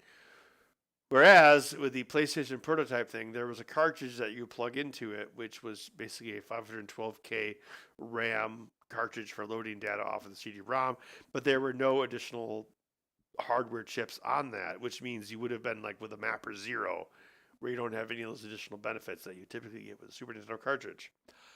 Which means the games would have kind of sucked, or it would have been very slow. You wouldn't have any of the stuff like the math coprocessors, which allows you to do like rotation in Super Mario Kart. You wouldn't have had like the compression chips, which allows you to compress data like in Super Mario All Stars or Street Fighter Alpha 2. Yeah, so it would have been. Because the thing is, aside from graphics, the Super Nintendo is really underpowered compared to a Sega Genesis. And so you would have run into all those limitations with the Sega, well, I'm sorry, with this Super Nintendo PlayStation add-on.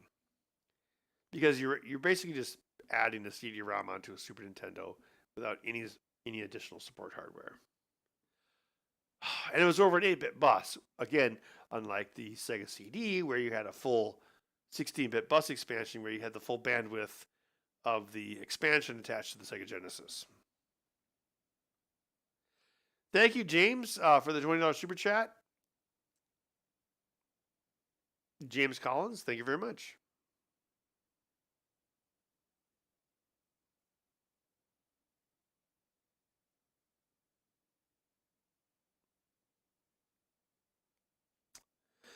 Yeah, the idea of the Super Nintendo was that they would make up, because the CPU was like maximum frequency was like 3 megahertz, which is only barely 3 times faster than a Nintendo. Plus, depending on the type of RAM you were accessing or the cartridge, it might even be slower than that. Like Super Nintendo would have like what they called a slow ROM, so they would actually have games with a cheaper ROM mask, which could be accessed at like 1.8 megahertz. So you couldn't even access the ROM at full speed. So Super Nintendo kind of was a dog. So yeah, if you think about it, like the early games, like where you were having add-on chips like at launch to make the games better. So if you had this like 512K RAM cartridge for the PlayStation thing, and that's all it was. There was no DSP chip. There was no, what was the chip on Star Fox? The Mario chip, the graphics chip. There was none of that. It was just 512K RAM to load the game into, and like 8K of battery backed up RAM to like save your game. You plug that in, so you would have no. Yeah, you would have none of the expansion chips that a lot of the other Super Nintendo games use. So, I think that's one of the reasons why it never got released, because it would have been even lamer than the Sega CD-ROM, which is already pretty lame.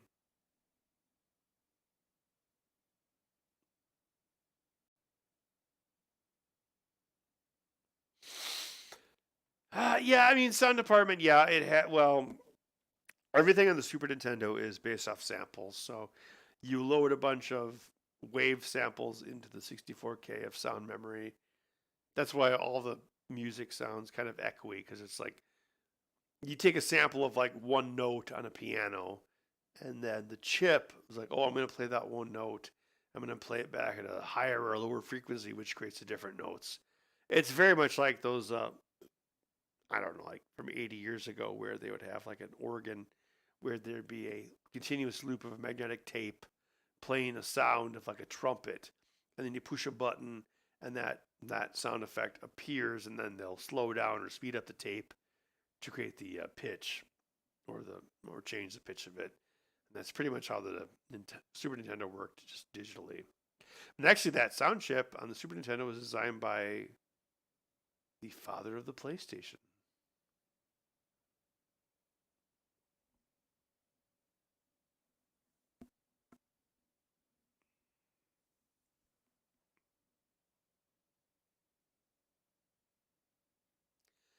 Mellotron, yeah, I think that's what it might have been called. Yeah, it was continuous magnetic loop tapes. So yeah, if you're like, oh, I want to make the soundtrack for ActRaiser, and I'm gonna have an electric guitar, so you would record, or you'd have a wave sample of an electric guitar, and you put that into the RAM, and then you would say, okay, I'm gonna make a song, so I'm gonna use this one sample, and I'm gonna pitch it up or pitch it down to create all the different tones of the music, and that's how the that's how the Super Nintendo worked. That's why all the music kind of had a samey sound. So the Super Nintendo didn't actually have any FM sound synthesis.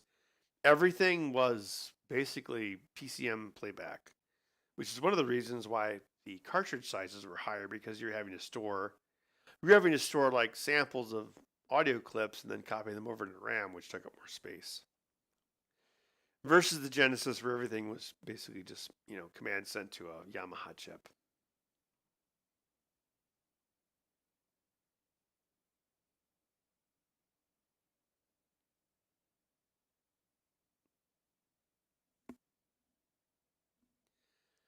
All right, well, I think I'm going to call tonight. I guess I went almost.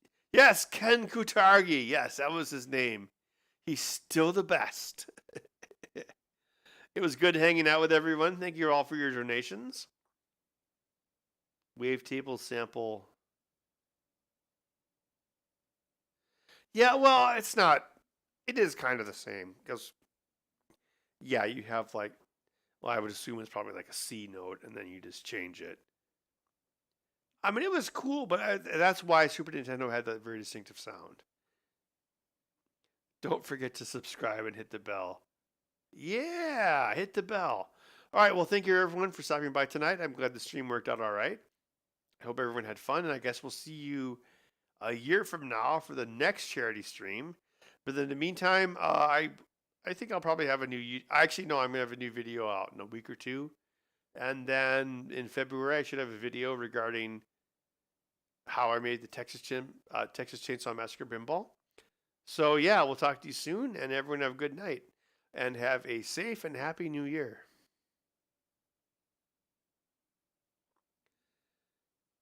Commodore Kim 2 that I had come across. Yeah, I didn't know there was a Kim 2. Well, if you have something like that, if you want me to do something with it, I guess, like email me. Otherwise, yeah, I'll talk to y'all later, and have a good night, and thanks for stopping by. Thanks, everyone.